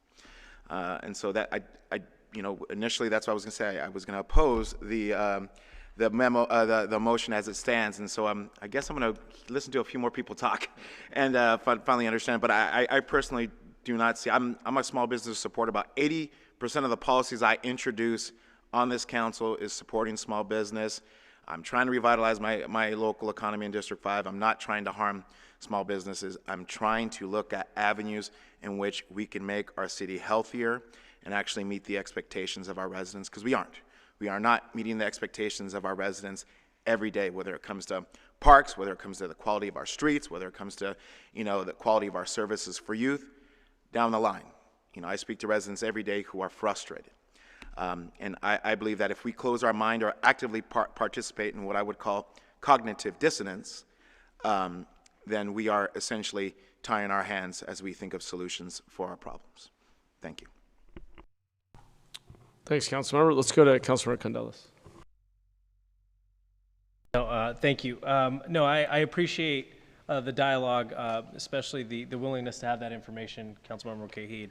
Appreciate you supporting the friendly amendment. I guess my question to staff is about, we had polling information that helped us make this decision today, knowing that we had the public support out there to make sure that whatever we're proposing and whatever we go to the ballot with is going to be supported. So, I understand the fear of not wanting to have information that would force us to have to go in November for an election. But I guess my question for staff is, even if we had that information by the study session, we still obviously have to go out and poll to see with whatever information that we have or what we want to put forth, whether it's a business tax receipts change or a head tax base model. We still need the voters to be in favor of it. So, Lee, from your perspective, at the earliest we would have to go out to poll would be what, August, September if we wanted to, but then we need to go. But we need to go to the county to let them know we're putting something on the ballot by what, August 15th, 90 days out. August 7th. August 7th. Thank you, Tony. So walk me through that timeline in your head. Yeah, so contemplating something for the November ballot, we would typically be polling now or in the spring. Polling in the fall is typically done by a campaign when something's already on the ballot to kind of really refine messaging and approach and mail and 500 other things that you guys know way better than I do. So we would be doing that now. would say where we're at now, I don't think we would know what to pull, right? There's two big questions, I think, that we'll try and present to you guys in the way of May of here's what we know what the levers are and what, research tells us at this point is, an employee headcount versus a gross receipts. And I think we've learned enough as a city to kind of talk about those things with you. I would think ultimately, whether we try to fit something in 2026, or quite frankly, I think a next step may require additional resource. It's still informative for you guys to resource what the next step is, like an economic impact analysis or anything else. Great. That's all I wanted to reiterate for those of us up here who are nervous about not wanting to get information by a certain date. The reality is I don't think we should be scared of information or to place something on the ballot, because I don't think we're even there yet. I don't think we're at that point. I think what we're trying to do, and the intent of our memorandum was to get information to enlighten us to see, are we thinking about the right things, and are we getting the right information to be able to pivot one way or the other. That's all I'm throwing out there. Thank you. Thank you, Leland. Thanks, Councilor. We'll go to Councilor Kamei. Okay, I'm with my colleague, Councilmember Ortiz. We went around the block a couple of times, and so I've gotten a little bit confused, so I'm just going to, ask for clarity. So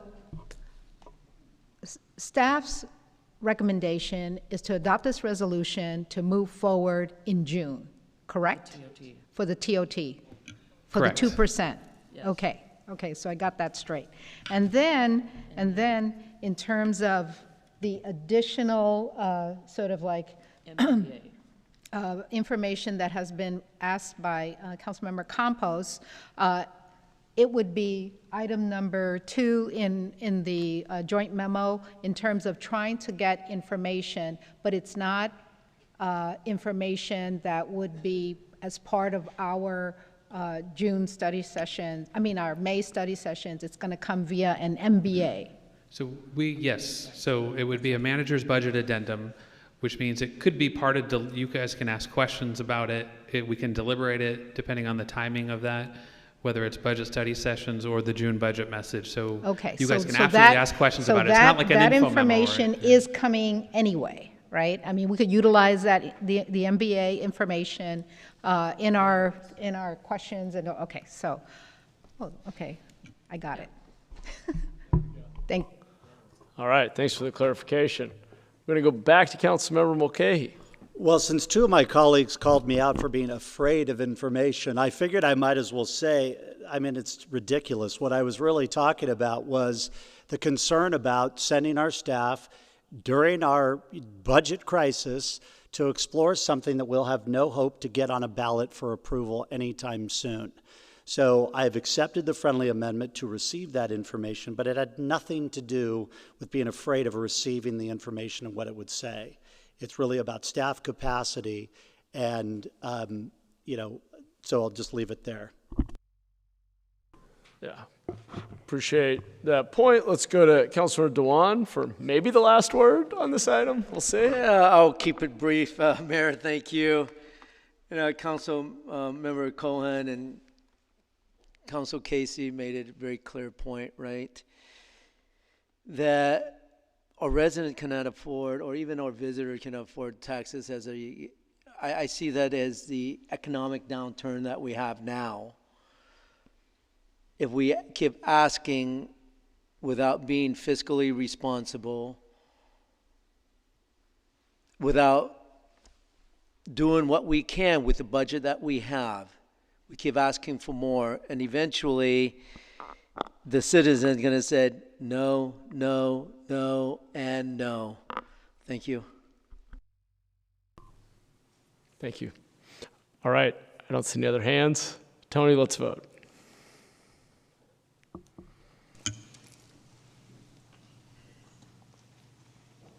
Motion passes unanimously. All right, consensus. Thank you. It's wonderful. All right. Thank you to staff for the mid-year review.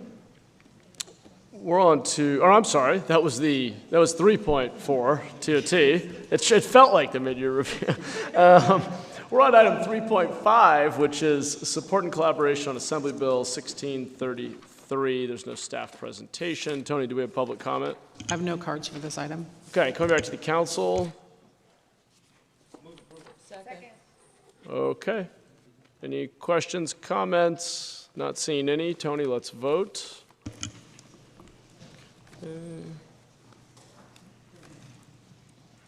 Motion passes unanimously. All right, we're on to item 6.1, 2026 power content and rates. We'll turn it over to Lori and Zach when they're ready.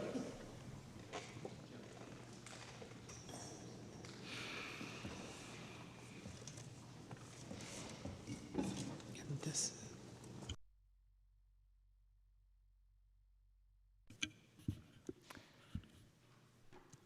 Good afternoon, Mayor and Council. Lori Mitchell, Director of the Energy Department, and very pleased today to be joined by Zach Strike, our Assistant Director.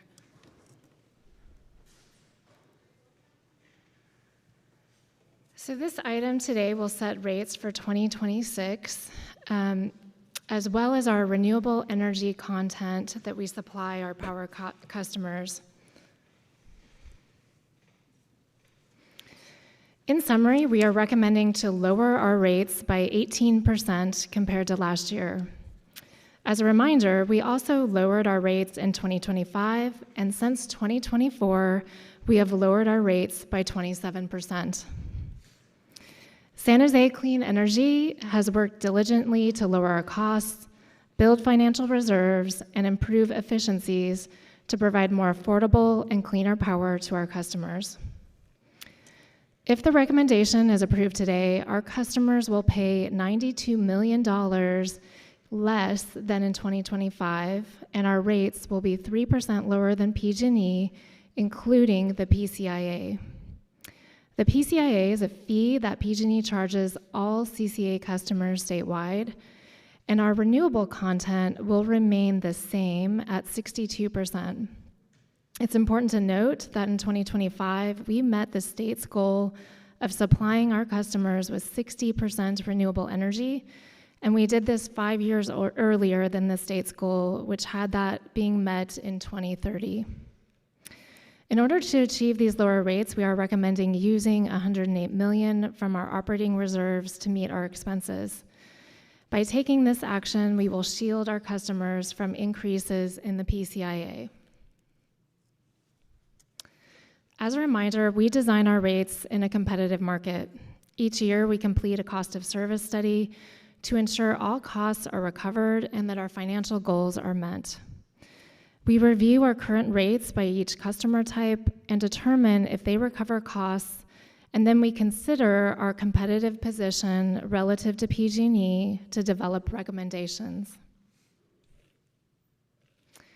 One of the biggest factors in deciding our rates is the PCIA, or what's known as the Power Charge and Difference Adjustment.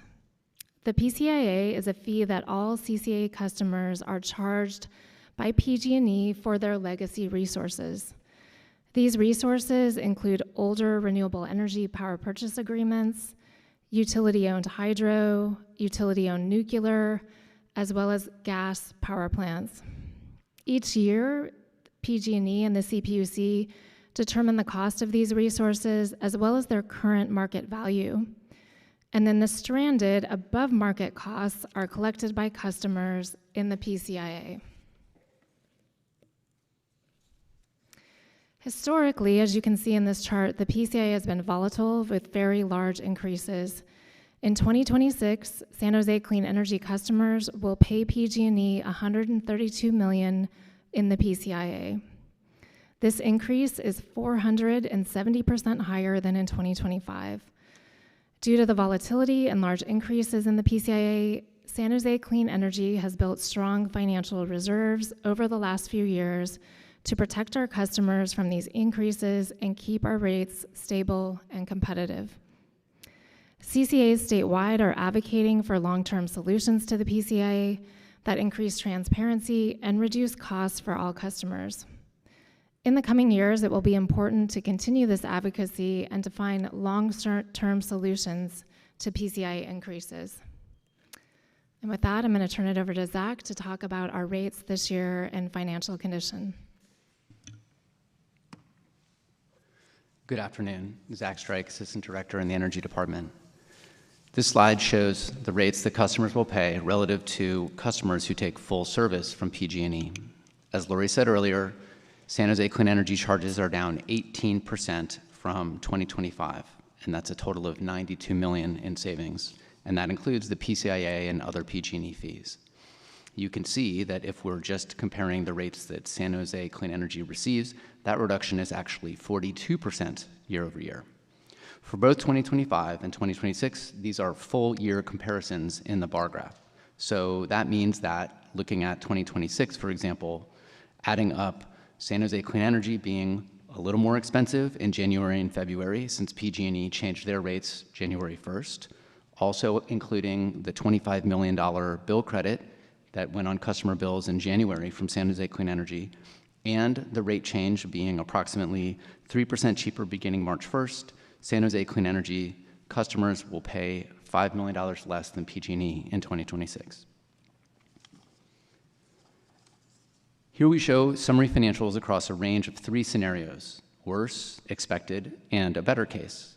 In the middle case, we expect to need to utilize $108 million of reserves to make up for the revenue shortfall caused by the 470% increase in PCIA fees collected by PG&E.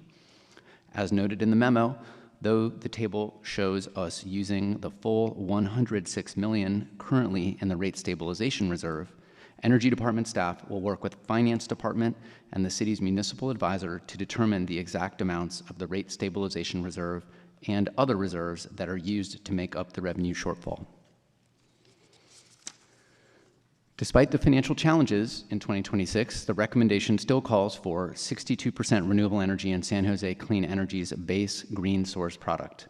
That's one of the highest renewable energy service options in the state and compares favorably with the 23% renewable energy in PG&E's most recent filing. The financial plan also assumes a sustained funding for customer energy programs, which will be recommended to increase slightly to $13.5 million in the 26-27 budget. Staff are also working on the 5-year refresh of our energy programs roadmap this spring. And finally, as shown on the previous slide, even after what is expected to be a difficult 2026, San Jose Clean Energy forecasts having $50 to $60 million in reserves above the 100 days of operating expense target per council policy. And with that, we're open for questions.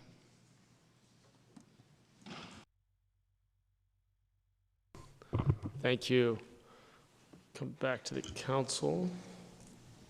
Tony, do we have public comment? I have no cards for this item. Okay, thank you. Then we'll begin with Councilmember Dewan. Thank you, Mayor. Lori and Zach, I just want to say thank you for doing a fantastic job protecting our resident from, the rising cost of energy and for saving our environment by using the renewable energy. Great job. Thank you. Thanks, Council Member. We'll go to Councilmember Cohen. Thank you. Thank you for the report and for the long conversations that we've had on this. I just wanted to, I continue to be flabbergasted by the PCIA. The fact that there's a 470% increase year over year, and I know the CPUC has to approve it, so I'm just still wondering why they get away with it, but I fear that PG&E is aiming for PCIA rates that will make it nearly impossible for local CCAs to offer energy at a cheaper total cost than they offer customers. So I'm just wondering, do you feel that that's their intention and approach, or is there something that accounts for this big increase year over year in the PCIA? Yeah, that's a great question, Council Member. The PCIA calculations are very complicated, and I think one of the most complicated parts of it is that it's calculated each year based on short-term market prices, which are inherently very volatile, which leads to this volatility. To your question around, could increases, sustained increases make us more expensive? I think that could happen, and I think that's really One of the reasons we think it's so important to continue to advocate for reform in the PCIA, through our trade association, CalCCA, we will be running a bill this legislative session to increase the transparency around PCIA. And as we do every year, we will continue to engage in that regulatory process. And although this outcome this year is not good, in the past we have had some regulatory wins regarding the PCIA. And so we'll continue that advocacy to ensure that we can provide competitive and stable rates for the long haul. Yeah, thank you. I just kind of wanted to get that out there a little bit. I appreciate the work that you've done to take that into account and still provide some small but real savings to customers that are using our energy and for continuing to provide clean energy. So I will move approval of the resolution. Second. Well, all entitled to a little venting about the PCIA. We'll go to Councilor Kamei next. Thank you, and I want to thank you and your team for all of the briefings and the update. I have a lot of frustration with PCIA, and it's really just outrageous. 470% increase is like out of control, and I think that we need to do more, and I would, offer whatever I can do, and I'm sure that my colleagues, in terms of needing the reform, and I do know that you're working on legislation, and I think that the message to our IGR team is, use us as, local officials who can advocate towards the need for the reform, and I do know that there is legislation on the way. And we just have to be on it because this is not okay. I mean, I understand the short-term market prices and that it's done every year, but it's still out of control. And I think that the rate stabilization fund, I think, is good that we have it because if not, our ratepayers would be all over the place. And so I think that reform is needed. It's needed now. And if there's anything we could do, I think, please, work with us because I don't think we should continue this. So thank you. Thank you for your work. Thanks, Council Member. Looks like that's exhausted our comments and questions. We have a motion on the floor. Tony, let's vote.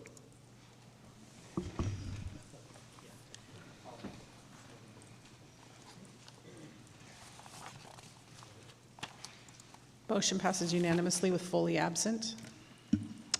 Okay. Thank you all. We are on to item 8.1. Would the Vice Mayor like to vote on the last item? Motion passes unanimously with all present. Thank you. Just in time. We're on to item 8.1, public hearing on the 2026 weed abatement commencement report and the removal of weeds or refuse.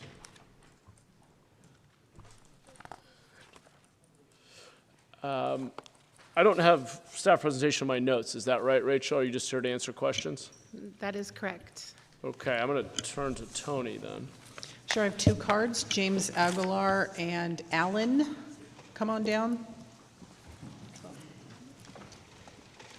Do you need a hand mic? Okay, if you heard your name, oh, I'm sorry, you're here. Thank you. Good afternoon. Good afternoon. Mayor Leanne, City Manager McGuire, Foley, and City Council members.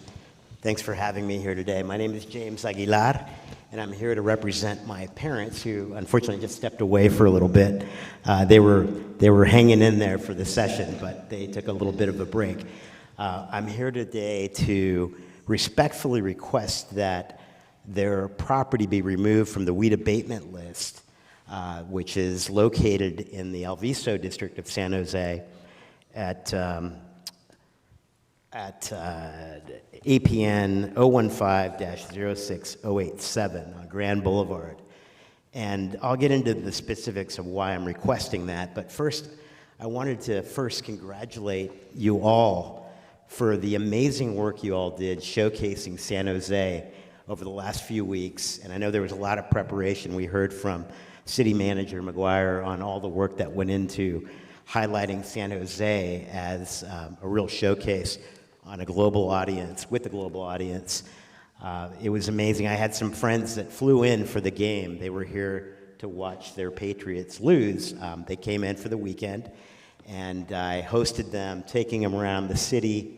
And I got to say that I had a tremendous amount of pride that I felt just seeing the community come together and all the great work that you all did to bring that spectacular together. So thank you for all of that. It made me think of my parents, actually, in that, you know, that pride of city and community and property. I see that with my parents. And specifically, you know, they've been property owners in San Jose for over 60 years. They have a lot in that district of Alviso that received a notice of weed abatement last year. And they had a deadline of March 1st, 2020. Sorry? That's your 2 minutes. Okay. Anyway, thank you.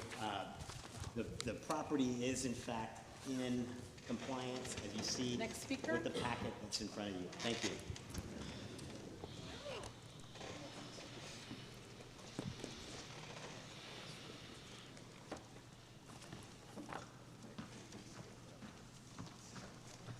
Hello, good afternoon, Mayor, City Council members, and staff. My name is Alan. I'm representing the address that is on the weed abatement list. It is 1090 South De Anza Boulevard. It is under the company name De Anza Hospitality. I was managing this property starting June of last year, and as of July, taking care of the weed abatement notice. But the City of Santa Clara County, they come out and do the inspection starting March 1st. So when I took over the management, it was already over the deadline. So on the left side of the column, those are pictures taken by the Santa Clara County inspectors, hence why it failed. And then on the right side of the column, which is as of recently, it has all been rough graded and all of the overgrown weeds and abatement has been taken care of. And the fencing has been resecured. We've also secured the block with additional rounds of security, private security, and then we're also in talks with the local PD across the street so that, you know, if they want to do more local patrols over there, that is also open.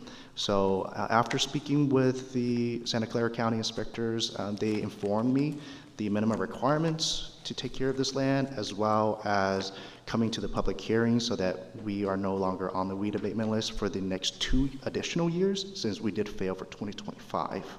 So yeah, that's pretty much my remarks. Thank you again for your time. Thank you. Back to council. Okay. Thank you, Tony. Thank you to our 2 public speakers. I don't see any hands. Rachel, do you want to just remind us of the process and help us understand? I mean, obviously, we're always concerned when residents come and feel that they're in compliance and there's a discrepancy there. Is there anything the council should be aware of before we vote here? And is there any recourse for members of the public other than coming to this meeting? Yeah, so I actually would like to turn that inquiry over to our representative from the County Weed Abatement Program, Garrick Yoslevsky, who can help answer that question for you. Okay. Hi, good evening. Garrick Yoslevsky. I'm the program manager for the Weed Abatement Program for Santa Clara County. If I understand the question correctly, what is the recourse for these individuals aside from coming to the hearing to get removed from the list? Maybe, yeah, and sorry, just maybe since we only see these once a year, maybe just a quick refresher for the council. I mean, it's just always concerning, obviously, when constituents come and feel that they've come into compliance and are maybe facing penalties, and so I just want to be respectful of the fact that they sat through a long meeting and just make sure we understand how we might have gotten to this point, and then yes, if there's any recourse, because you're asking us to vote on a big body of these altogether, I believe. Sure. So our inspection program, we discover properties throughout Santa Clara County either through receiving a complaint from a member of the public or a public agency, or just through an inspection while we're out in the field. We see a property that is overgrown with weeds and other vegetation. That's how they get added on to our list to begin with. Our process is that once a property gets added to the list, they will be inspected annually for a minimum of 3 years. what we do is we go to the property and ensure that they are maintaining their property in compliance for 3 consecutive years. Once a property owner has been in compliance, as seen through our inspection program, for 3 consecutive years, they will be removed from the list. There is also another way that they can be removed from the list is to build or landscape on the property in a manner which will prevent the weeds from regrowing. So that's just a quick overview of our process. When we do the inspections, we do charge inspection fees. If the property is out of compliance, we will work with the property owner to bring it into compliance. And if we do not get voluntary compliance, we have a contractor who will go to the property and do the abatement work on their behalf. And they get charged those fees and costs for abatement on the property tax bill. And the compliance date is March 1st, and then if it's not in compliance by then, there's a fee at that point. So March 1st is the earliest that our team will go out to the property to do an inspection. So that does not necessarily mean that if they're not in compliance on March 1st, they'll get charged additional fees. They get charged the fee once we go out to do the inspection for the year. And then if they're out of compliance at that point, there are additional fees that may be added. Got it. But in that case, there's an opportunity to cure, basically. Correct. We will send them a notice telling them they have 2 weeks to correct the violation, and then we will return to the property and verify. And if at that point it is still out of compliance, we'll follow our process to bring it into compliance. Okay. And when you first contact the property owner, you make sure they understand that you lay out that process for them in clear dates? When we first contact the resident, we send them the notice, which is in the big packet that you guys have in your agenda. It does lay out the process of the deadlines, where they can come and contest. It does not necessarily explain in complete detail the whole 3-year process, so that part is a little bit confusing, and we do receive a lot of phone calls and emails asking questions about that.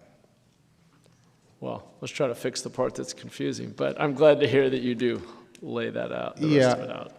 I just started this job a little over a year ago, so I'm just working to fix a lot of the things that are broken already. Well, appreciate that you're doing that. That's great.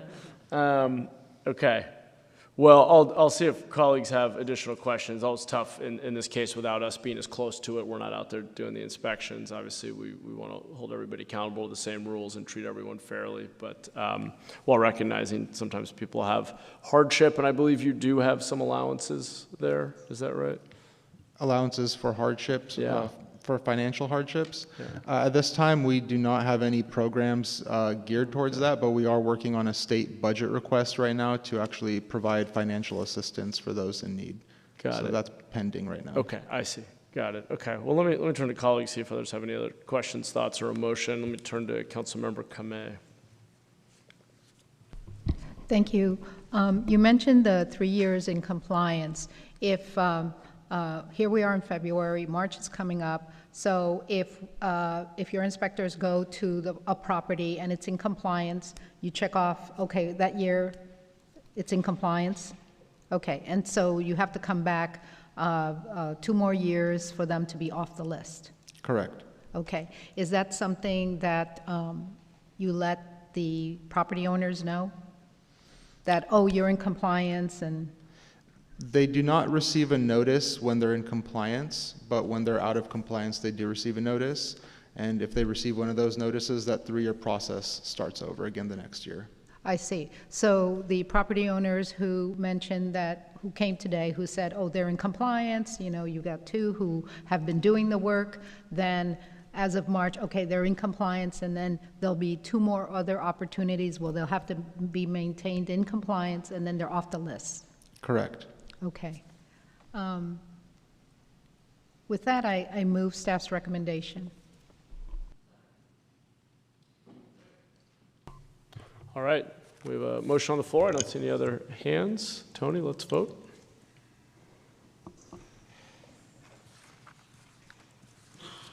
Motion passes unanimously. Okay. Thank you all. We're on to item 10.2, which is the administrative hearing on the appeal of the Planning Commission's denial of a conditional use permit located at 1692 Story Road, and I believe we are starting with a staff presentation.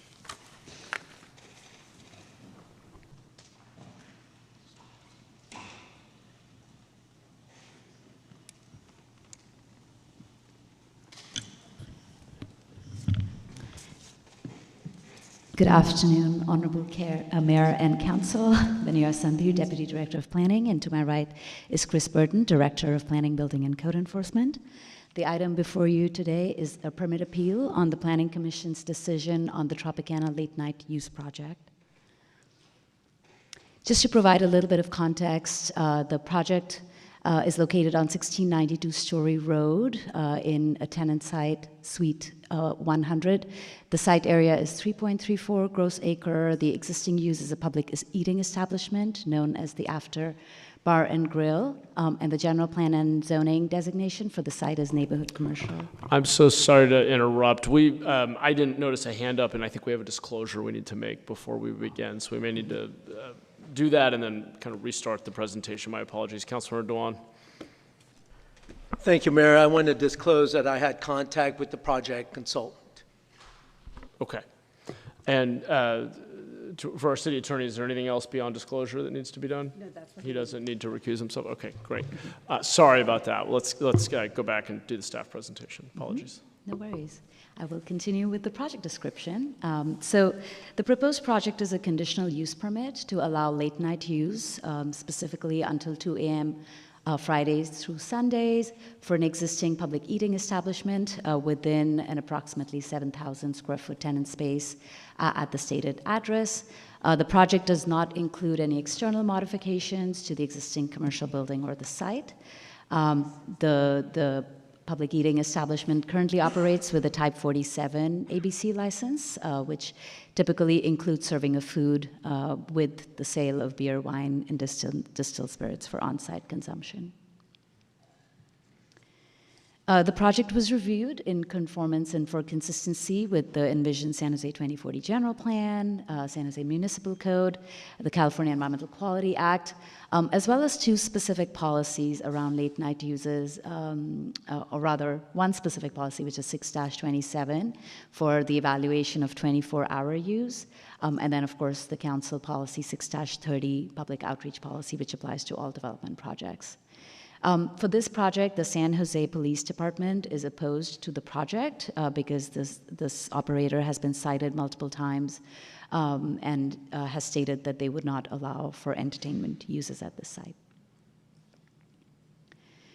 Staff, during their review, found that the project is inconsistent with the Council Policy 6-27, which states that 24-hour uses should not be approved unless the facility can operate without detriment to nearby residential users or the general welfare of the surrounding area.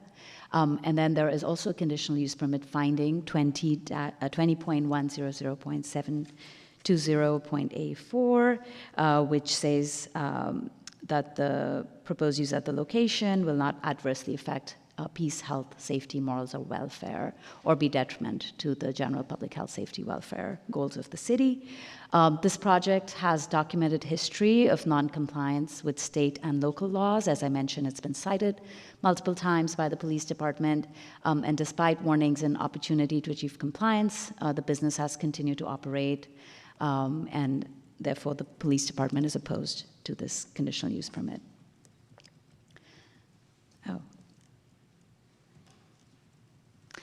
This item was heard by the Planning Commission on November 19th last year, and the Planning Commission, during the hearing and after hearing all the testimony, offered the applicant an opportunity to defer the item for 6 months to allow for coordination with the police department and the resolution of issues. However, the applicant declined, and thus the Planning Commission voted unanimously at this hearing to deny the proposed CUP for late night use.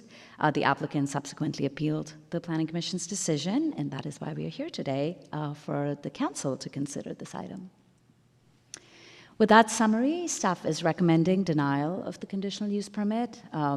If denied, staff wants to note that the public eating establishment can still continue to operate within the hours that are allowed by right, which is until midnight, but the late night use could not move forward if the council chooses to deny it, and the project would be exempt if denied under the California Environmental Quality Act, Section 15270. That concludes staff's presentation, and we are available for questions. Thank you. And I believe we hear from the applicant for up to 5 minutes, and then see if we have any other public comment. Is that the proper order? Great. Let's hear from the applicant. or the applicant's representative.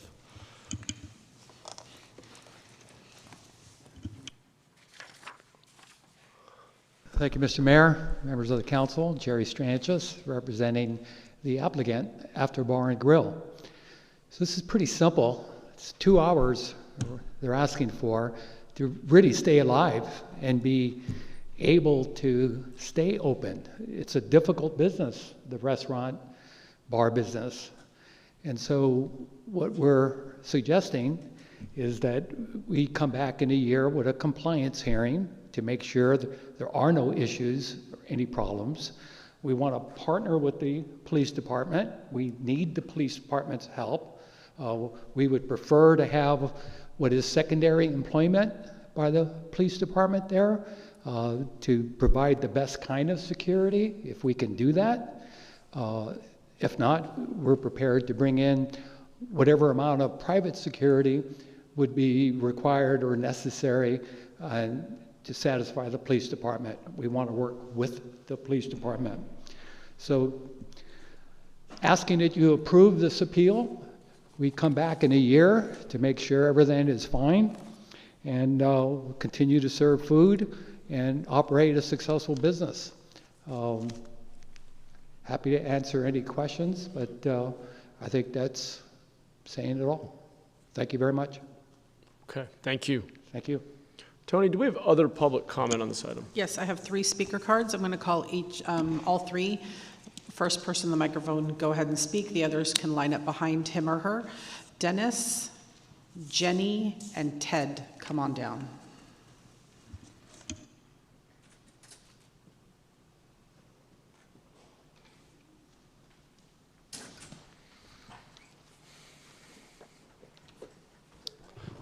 Yeah. Good afternoon, Mayor Mahan and members of the council. I'm honored to be in front of you. Hopefully that you can listen to my presentation. First, I'd like to, as you know, I'm the owner of La Placita Tropicana, the Tropicana Shopping Center. And as many of you know, having been there, the history of Tropicana, I work at the shopping center. This is a picture of my office, the building, 1692 Story Road, 2nd floor. That's my office with a staff of 5. I sometimes work there 7 days a week. When my wife gets mad, I work 8 days a week. But so I'm there all the time. After, it just happens to be the restaurant right underneath my office. So I should have a pretty good grasp of what goes on in there. That's why when I saw the memo, it says there's 428 incidents after, and I said, that means there's more than, that's 1.2 incidents a day. And I'm sitting right upstairs. I don't see those 1.2 incidents a day.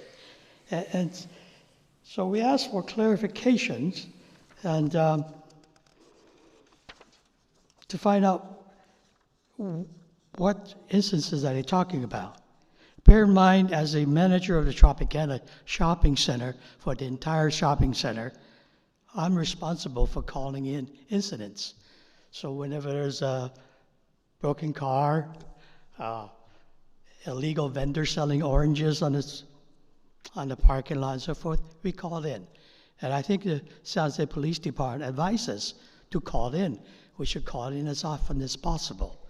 And it's because that's to build up history, to remove people that are using the STOP program. And so we always... I'm sorry, that's your time? I'm so sorry, it's a 2-minute time limit for each. The applicant, I'm sorry, the primary speaker had 5 minutes, and then it's 2 minutes for all subsequent public comments. Yeah. Maybe we should have had you go first. Sorry about that. You're welcome to leave them with the clerk. Yeah, right here. Next speaker. This is the 30. Good evening, council members. Thank you for having me here. I am Jenny Koski. I represent the Common Area Manager Office. I help to maintain the common area at Tropicana. To kind of reiterate on what Dennis was saying is when we make calls in, especially myself or Dennis, when we call in an incident, whether it's something small or large, San Jose PD often asks us for the address, and we provide the 1692 address at our office. So part of the question is that address being incorrectly assigned? Are those incidences being incorrectly assigned to After Bar and Grill because we are providing the 1692 address?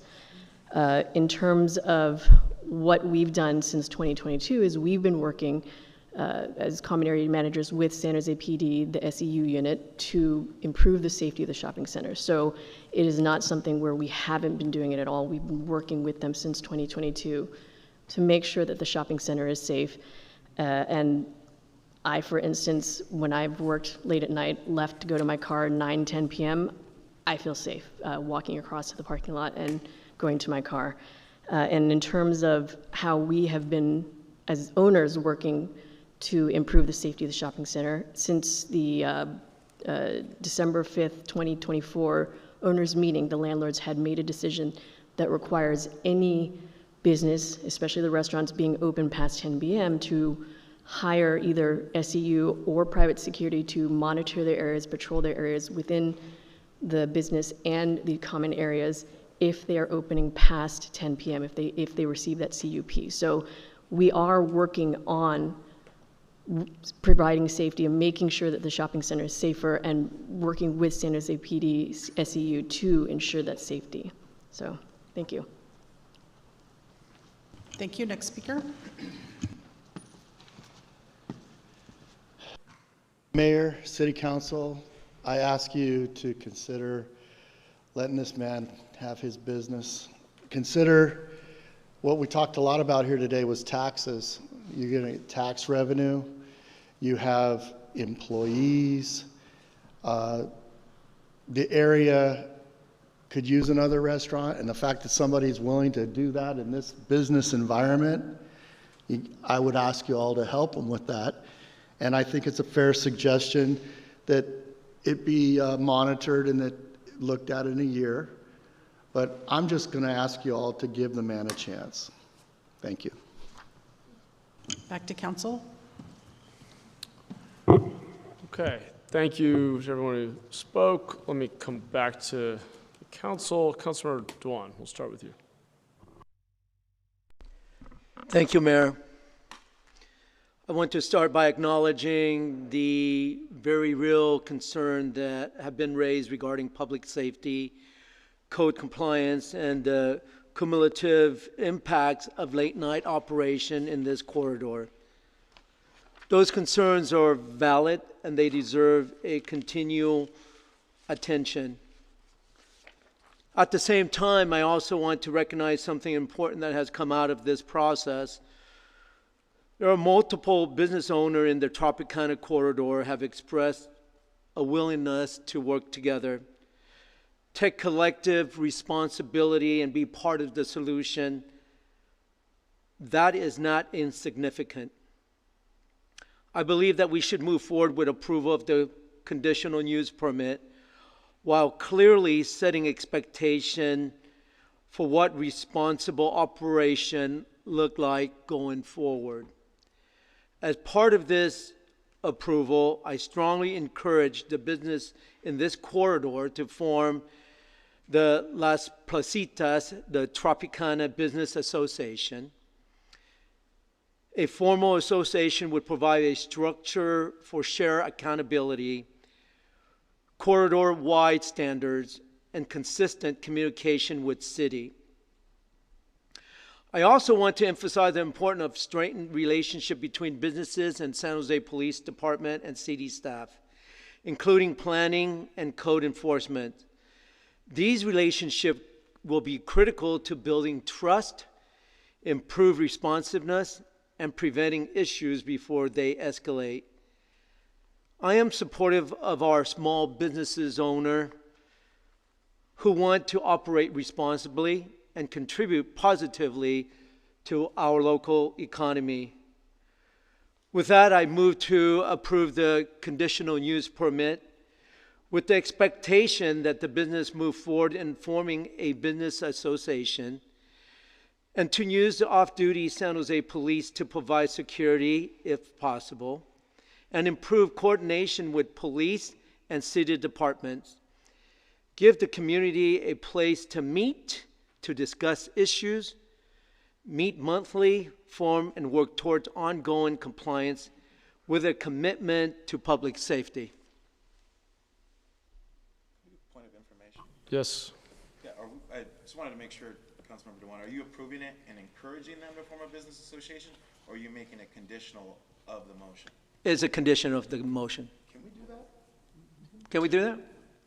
It seems unusual, but perhaps it's something we can legally do. Do we need to turn to our city attorney to weigh in on that? So specifically, Councilor Dewan, you pick up on the question from Councilor Ortiz. You're saying that if they form a bid, that they would then be allowed to have later operating hours, get the 2-hour extension?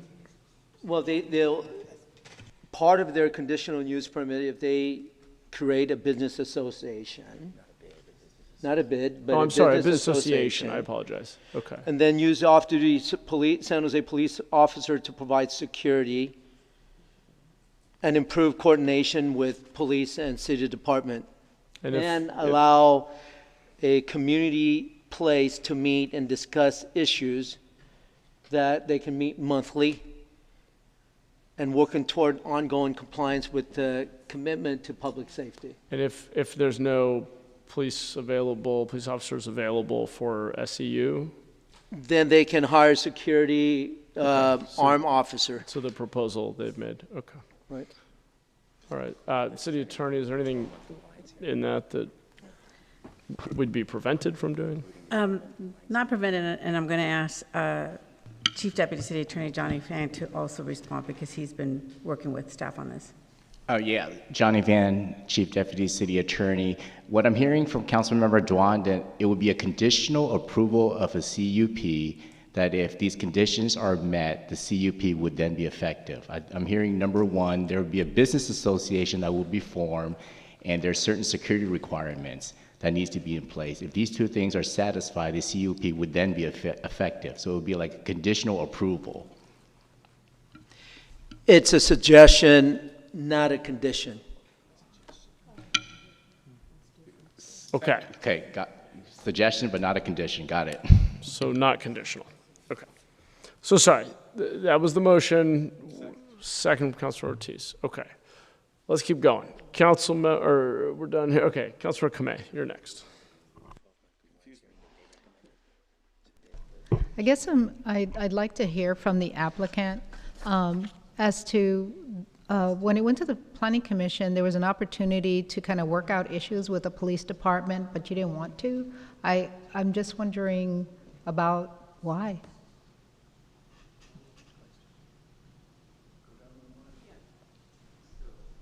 Somebody.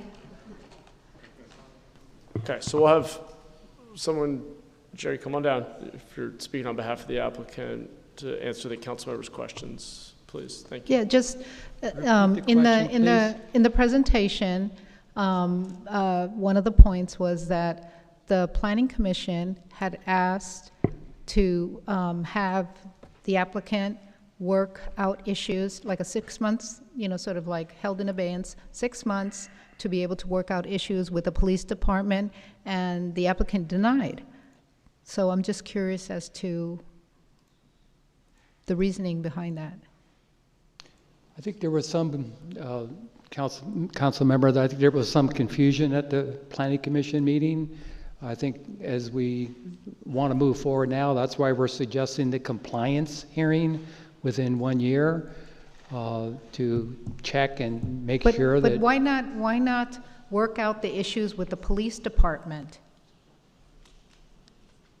We would need to do that. We would need to work out any issues with the police department relative to the secondary employment issue. That's what we would want to do, and we would, that would be a condition of this approval.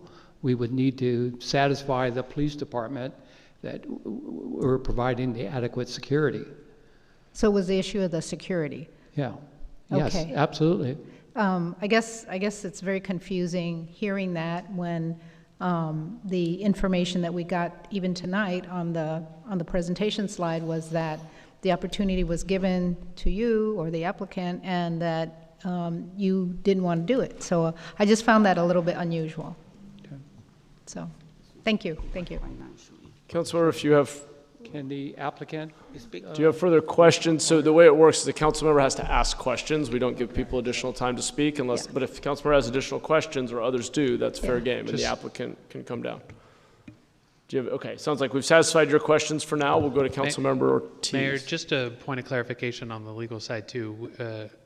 Our police officers technically cannot work in a bar on secondary employment. That is a conflict with the duty manual. Okay. I was going to raise some questions about SEU when I came around to asking my questions. We'll go to Councilmember Ortiz next. Thank you, Lee. That's helpful.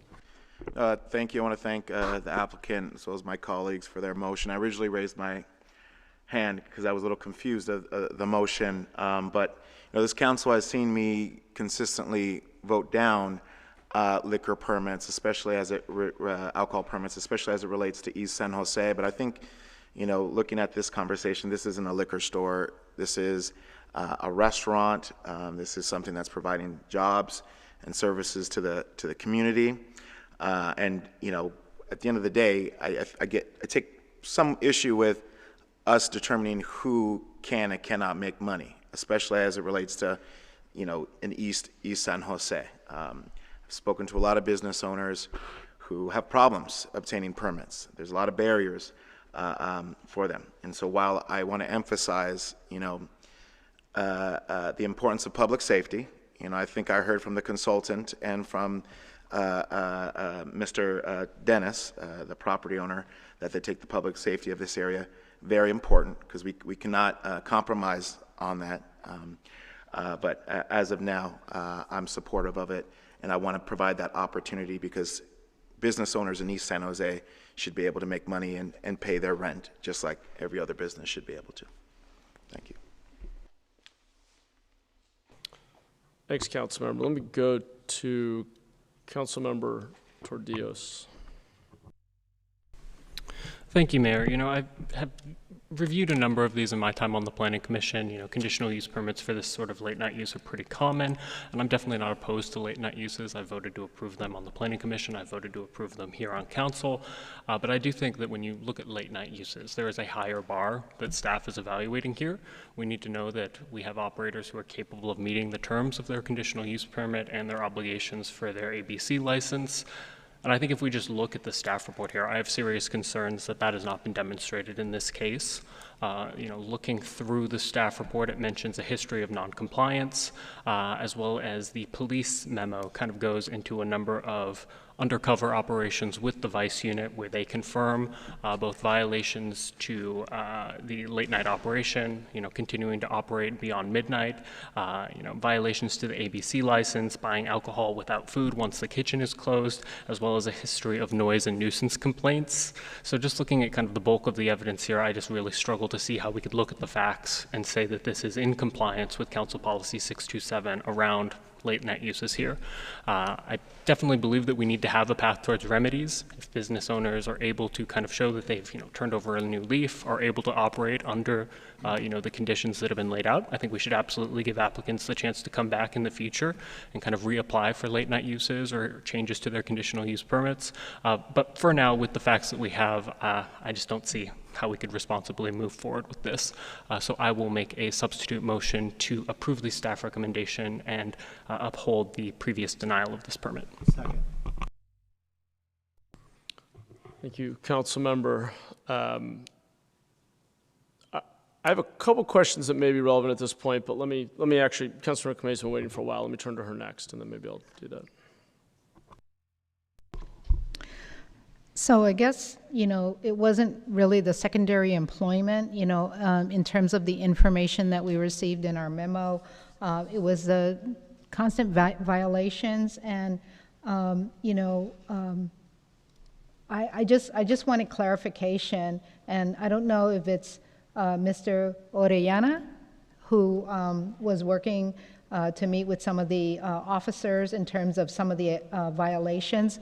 Is that what, I mean, I find it a little bit difficult in terms of wanting to correct some of the issues, and I think, yes, in fact, I would agree with my colleagues that we want small businesses to thrive, but we also want them to thrive in the way that is in concert with safety, and so I'm just curious, and I don't know if you're Mr. Arellana, if you could just explain to me. You're welcome to come down. Yeah, to the when given the opportunity to sort of resolve issues with PD, it was denied. I mean, it sounds like it was denied. Is that the case, or? Yes, we are here because I'm asking the city to give me the opportunity to do business, and I'm here to do it the right way. And I'm all asking is the opportunity to be able to work with the police department in the city. I have other business in Los Altos, Morgan Hill, and Gilroy. In Gilroy, I did manage a venue for 1,000 people, and I work directly with the police department, and you guys can request. So my question is, you were asked to work the issues with the police department, and I don't know who, maybe it was you, said no. And I'm asking you why. We have never said no to the police department. I don't want to go into many issues with the police department because it doesn't matter what people sometimes say, sometimes they see it as being defensive, but I have always willing to work with the police department. I think was some more of miscommunication. I did have communication on June 2024 with Mr. Chow that they're going to start a program, and I say that I will comply. And all I asked him to give me a few times because I have some events booked already that I couldn't cancel because it was a hardship for me and for the business because I couldn't afford just to close the doors right away. So it has never been for not being compliant. I'm the kind of person that I like to be on the right side, not to be on the left side, and that's why we're here today, to ask for the opportunity. Because if you see, my citation has been for not having a lay entertainment permit, and the noise compliance, I don't think that I ever have a noise compliance from the neighbors, but it states that I have a noise compliance. But I don't want to refer to go into the Tropicana. If I give you an example of noise compliance, you will see that I'm in a compliance, and a lot of other people might not be in compliance, but I'm not here to point finger. I'm here just to ask for the opportunity to be able to do work and do business. Thank you. Thank you, Councilor. Mr. Orellana, if I may just, and I don't mean to interrogate you too much here, but I just want to understand something I read in the memo and maybe suggest a path here. Because I think we all want to see our small businesses thrive. I respect small business owners, entrepreneurs. I have a sense of just how hard that is, and I know having the extra operating hours would be incredibly helpful to you. I know how hard Dennis and the team work. On the other hand, this memo really concerned me as well. I think it's what many of us are feeling, and it's why the staff rec is what it is. It's why the police department rec is what it is. It's why the commission voted unanimously to reject the conditional use permit. I'm just going to read you a very brief section and then maybe ask a couple of questions. The San Jose Police Department's memo documented 3 significant incidents in 2023 and 1 in 2024, including brandishing a weapon on the premises in the presence of underage patrons. Despite these concerns, the police department initially provided the owner with an opportunity to correct issues. Sergeant Pham and Lieutenant Payne met with Mr. Orellana on June 26, 2024 to outline the violations and explain what steps were necessary for permit approval. However, subsequent undercover investigations revealed that the establishment continued to violate regulations. Less than a month later, officers found alcohol being served after midnight, food not being served as required, and issues with doors being locked, preventing fire access. That last one in particular is extremely concerning to me because we have seen in tragic situations around the world, alcohol, late night, people literally dying in fires inside buildings. Locking after hours to conceal after hours alcohol service is an extremely serious violation. And I want to understand why the repeated violations and why we're not getting the compliance that's needed to keep people safe. And if we can do that for, I don't know what the appropriate time period is, I would turn to the experts, whether it's 6 months with no violations, 12 months, 18 months. I would be very excited to support an extension of operating hours if we could show consistency around complying with all of our laws for a reason, because these establishments can, when not properly managed, lead to very serious situations. We just had multiple shootings downtown after hours with alcohol involved. And we take the safety of the community so seriously that it's hard to give someone this permission in a moment where they're repeatedly not complying despite a lot of engagement from our police department. When you say that it was a gun? That was an old case. I'm talking about after that, with more engagement from PD and an undercover investigation finding additional violations, including doors being locked, preventing fire access. That was on August 3, 2024. On, I think was July 31st, something like that, 3 days after, I meet with Mr. Chao, and I agreed that I'm gonna be on compliance on all the requests from the police department. And that day, I told him that I needed to understand what I need to do to be in compliance. So I asked him that, okay, closing at midnight, and I asked him that it was the first time that, that I will be letting my customers know that from there on, you know, we're gonna be closing at 12, that they need to be out by 12. So I told him that the first time that I have to tell all my customers that it will be a little, that I have to, my customers, they are coming constantly. And then that I will close the door at midnight, but I did have a security right at the door to make sure a customer needed to leave, but nobody can come in.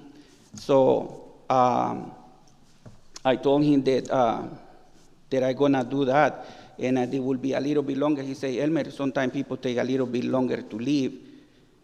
And I followed that procedure, you know, that's why we stopped letting people come in. And every customer that come in, we say, thank you, please drink your beer, seeing that you already bought it. But after you drink the beer, we'll ask you to leave, because from here on, we're gonna be following these procedures. And that's the day that I told Mr. Chao that I'm gonna be doing this.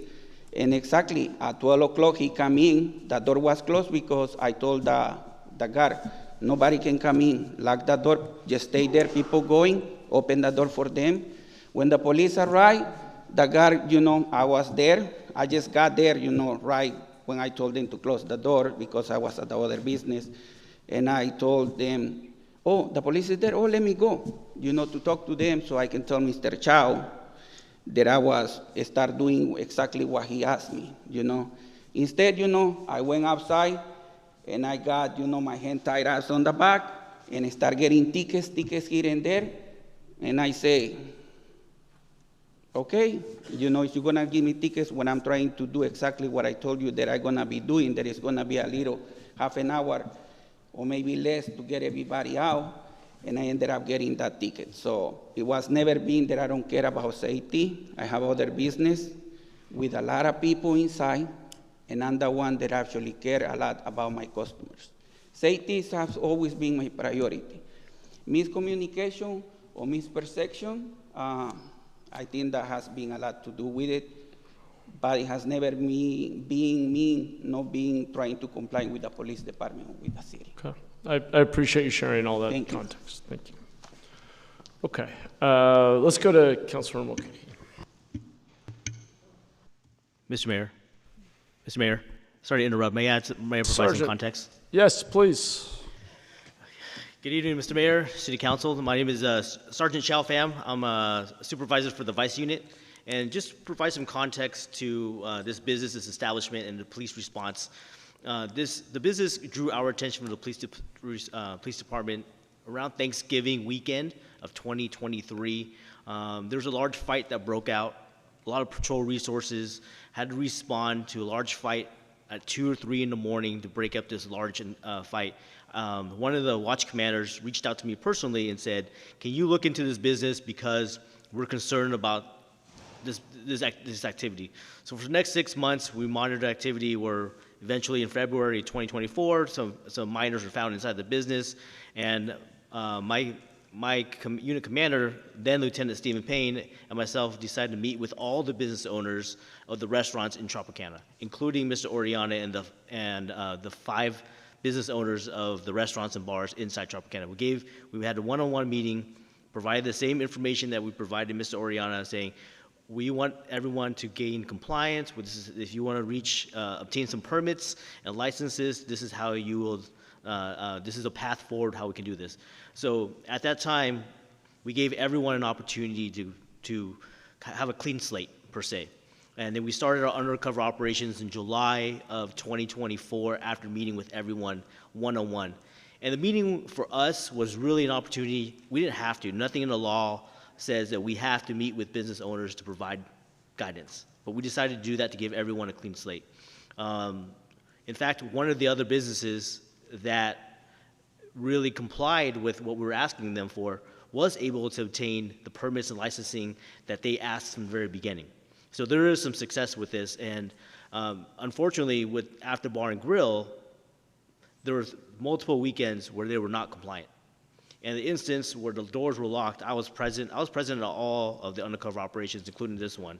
And this came maybe 3 or 4 days after I had a one-on-one meeting again with Mr. Oriana how to gain compliance. So it was a little disappointing on our end that we're asking, this is what you have to do to remedy the problems, and those solutions did not come to fruition. So that's why we're here. Understood. I appreciate the extra context. Could I just ask, before I turn to Councilor Mulcahy, I don't know who's most appropriate to comment on this. What is a period of time without any significant incidents, what is the period of time with compliance where you all would feel like this would be appropriate to potentially revisit because Mr. Oriana would have proven himself to be a good actor who's able to manage the restaurant safely, right? There's probably not a clear rule of thumb. Maybe you want us to come up with that, but I'm just curious if you have a perspective on it. A lot of what we're talking about is in 2024. I don't know how 2025 went. I guess I'm just curious how you analyze that. Yeah, thank you, Mayor. I think sort of typically as we look at these things, it's, probably 6 months. You could do 6 months to a year. The conversation, again, just to kind of give you the context of the Planning Commission conversation, Planning Commission's question to the applicant had been, did he want to pause the application at this time? Because obviously with a denial, and we're counsel to uphold that denial, it resets the entire process. You have to go back to the start and reapply. So I think Planning Commission's approach on this was to say, take 6 months, continue to operate under the existing provisions until midnight, and then come back with your conditional use permit, and we can move forward from there. So that was the approach that was taken, as opposed to a follow-on hearing or something like that. I see. Pause the proceedings. It does seem wise. I appreciate that context. Thank you. I think I was calling on Councilor Mulcahy next. Yeah, it may be unnecessary, but I think this is the box that probably could answer the question. As we sit here today, so thank you for that kind of historical perspective of the last couple of years of the work that PD has done with this applicant. And then sort of when the clean slate started, we're talking about a year and a half ago. But as we sit here today with a business operating currently until midnight, but violating on weekends, I think is what we're hearing, are they still out of compliance with their ABC license? Do we know? So the answer is they seem to be, the calls for service seem to be a lot less than before, and we were just there last month and on a Saturday night, and they were closed before 11 o'clock. So they're in compliance. Okay, and the the out of compliance with ABC is if they have a 47 license, alcohol is incidental to food. You got to be serving food whenever you're serving booze, and that's something that has been noted. Has that been recognized as of late? We believe so. We believe that the business is now having a fully operating kitchen while they're serving the alcohol. Okay. I guess we'll see where this goes, but the reason I seconded the motion is, just have a lot of experience with tenants that, with operating covenants and so forth, and just knowing the challenges of operating a business that's serving alcohol after midnight. People say not a lot of good things happen after midnight involving alcohol, and apparently this has just been a challenging operation. I'm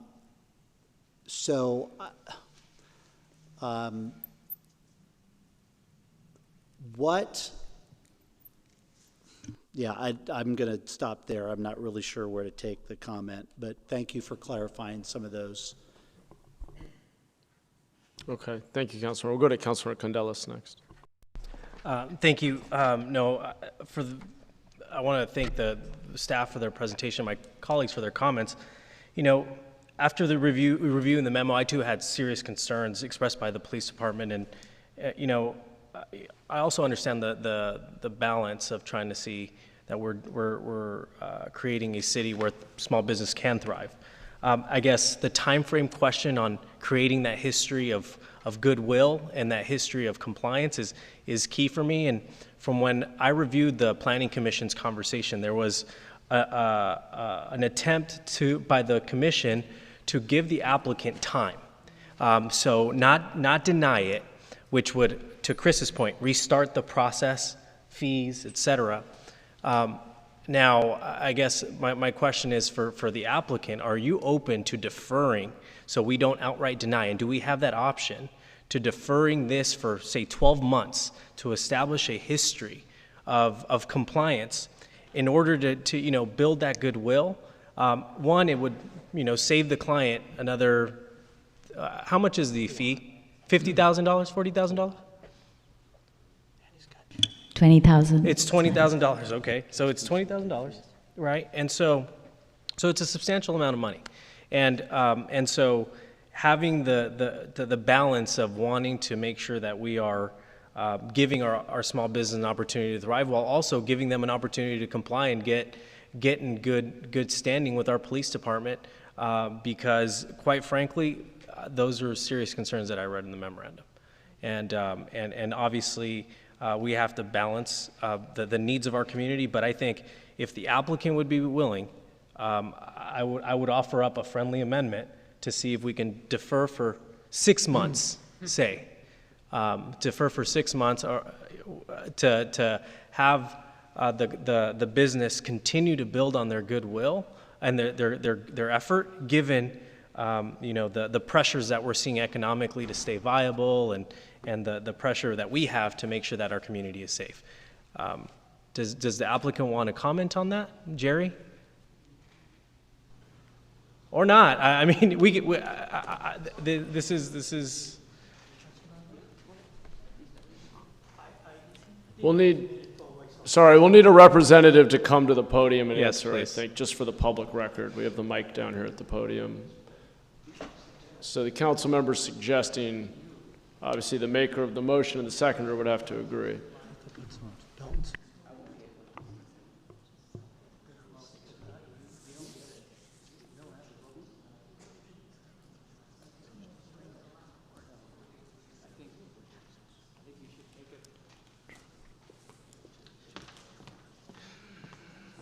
Since the last incident that I have with the police department, I already been in compliance for 18 months, sacrificing everything that I have, selling everything that I have to try to keep my business alive. So 6 more months, I don't think I can afford it or make it. Okay, so the answer is no. You want a decision today? I would love to do it, but if you guys can provide me a grant to survive, I would love to stay in business and show you that I can make it. Yeah, thank you. That speaks clearly. Then I will leave my comments as is. Thanks. Okay. Councilman Ortiz. Thank you. It's a tough situation. I want to, thank the applicant and their comments. I want to thank my colleagues for their comments. And I understand people are here doing what they think is right. for the city. I just want to emphasize that I've spoken to a lot of businesses who have said it's hard to get conditional use permits in order to stay operational. And due to the way, restaurants, especially, ones that are able to make money, it's very hard to make money unless you're able to stay open late. People will choose to avoid that business and go to other areas of the city. And so in theory, the city's picking and choosing who is able to make money. And that's how I see this. And it's important to me that businesses are treated equally, regardless of the location or ownership. So I just wanted to, and I also want to thank Officer Chow.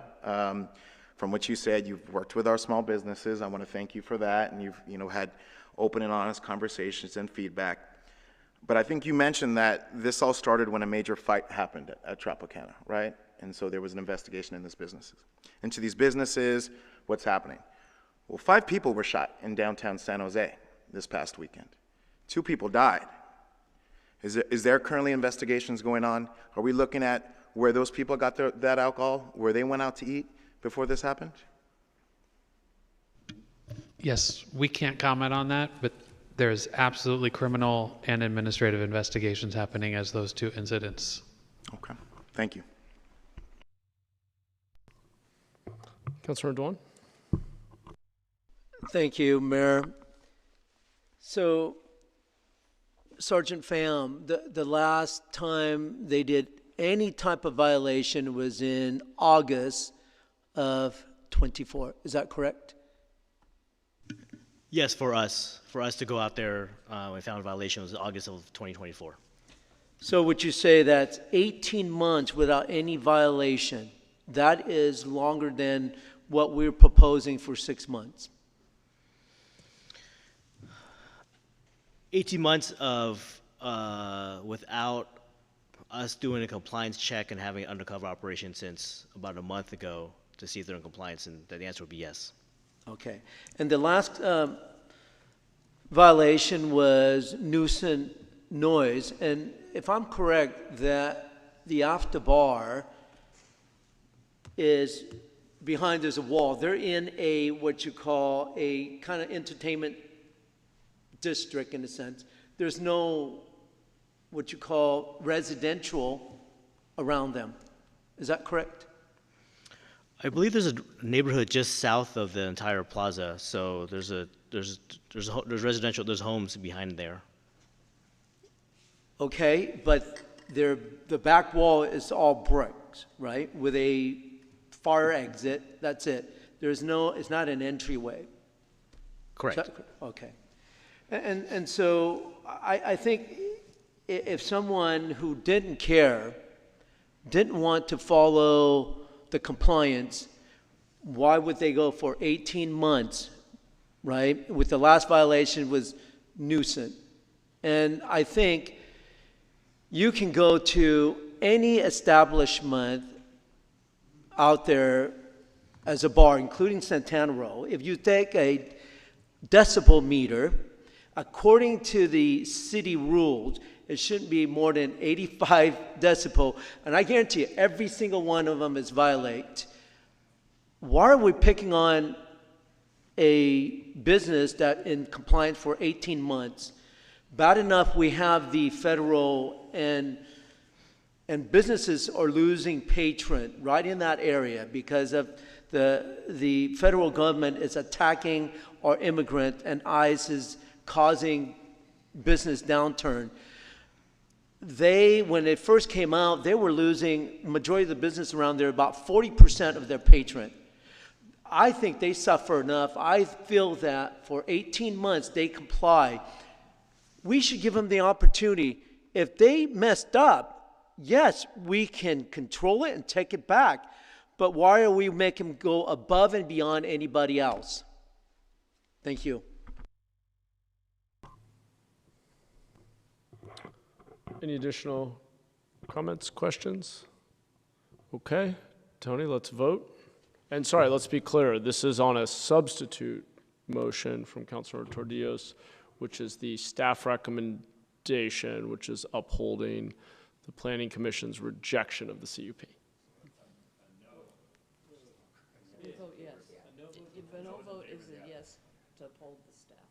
Yeah.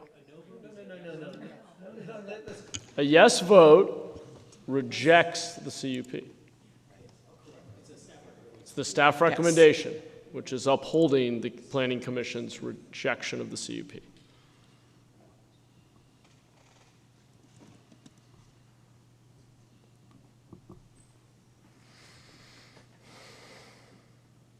I still have one vote outstanding. There we go. Motion passes 7-4 with Cohen, Ortiz, Dwan, and Casey voting no. Okay. So that passes. We are on to open forum. I have no cards. All right, then we are adjourned. No, we are not. I don't We have a card for open forum. I have a card for 3.3 from you that was submitted late. I even put forum on it. No. Go ahead, Ted.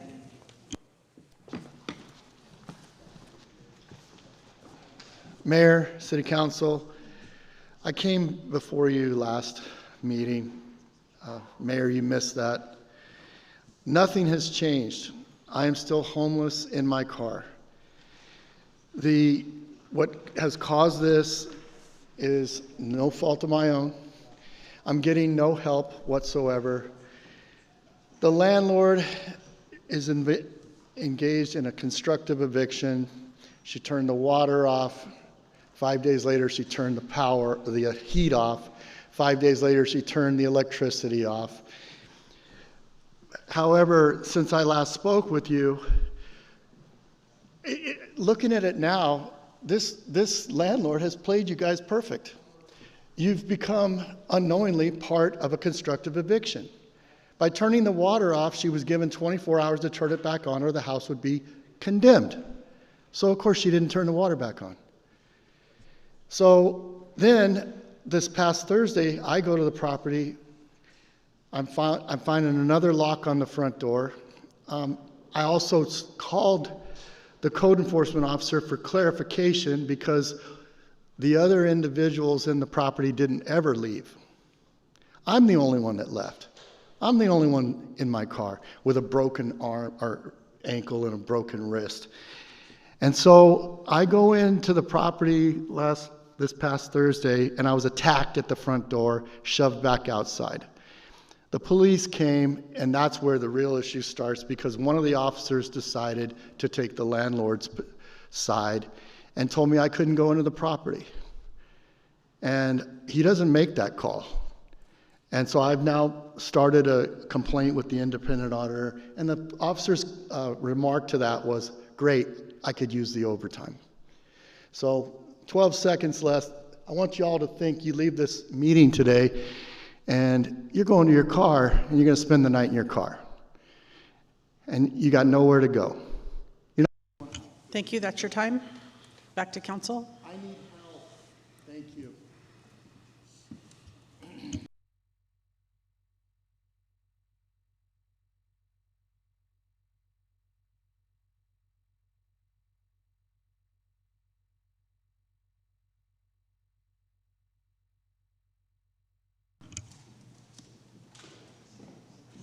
I think you need to adjourn.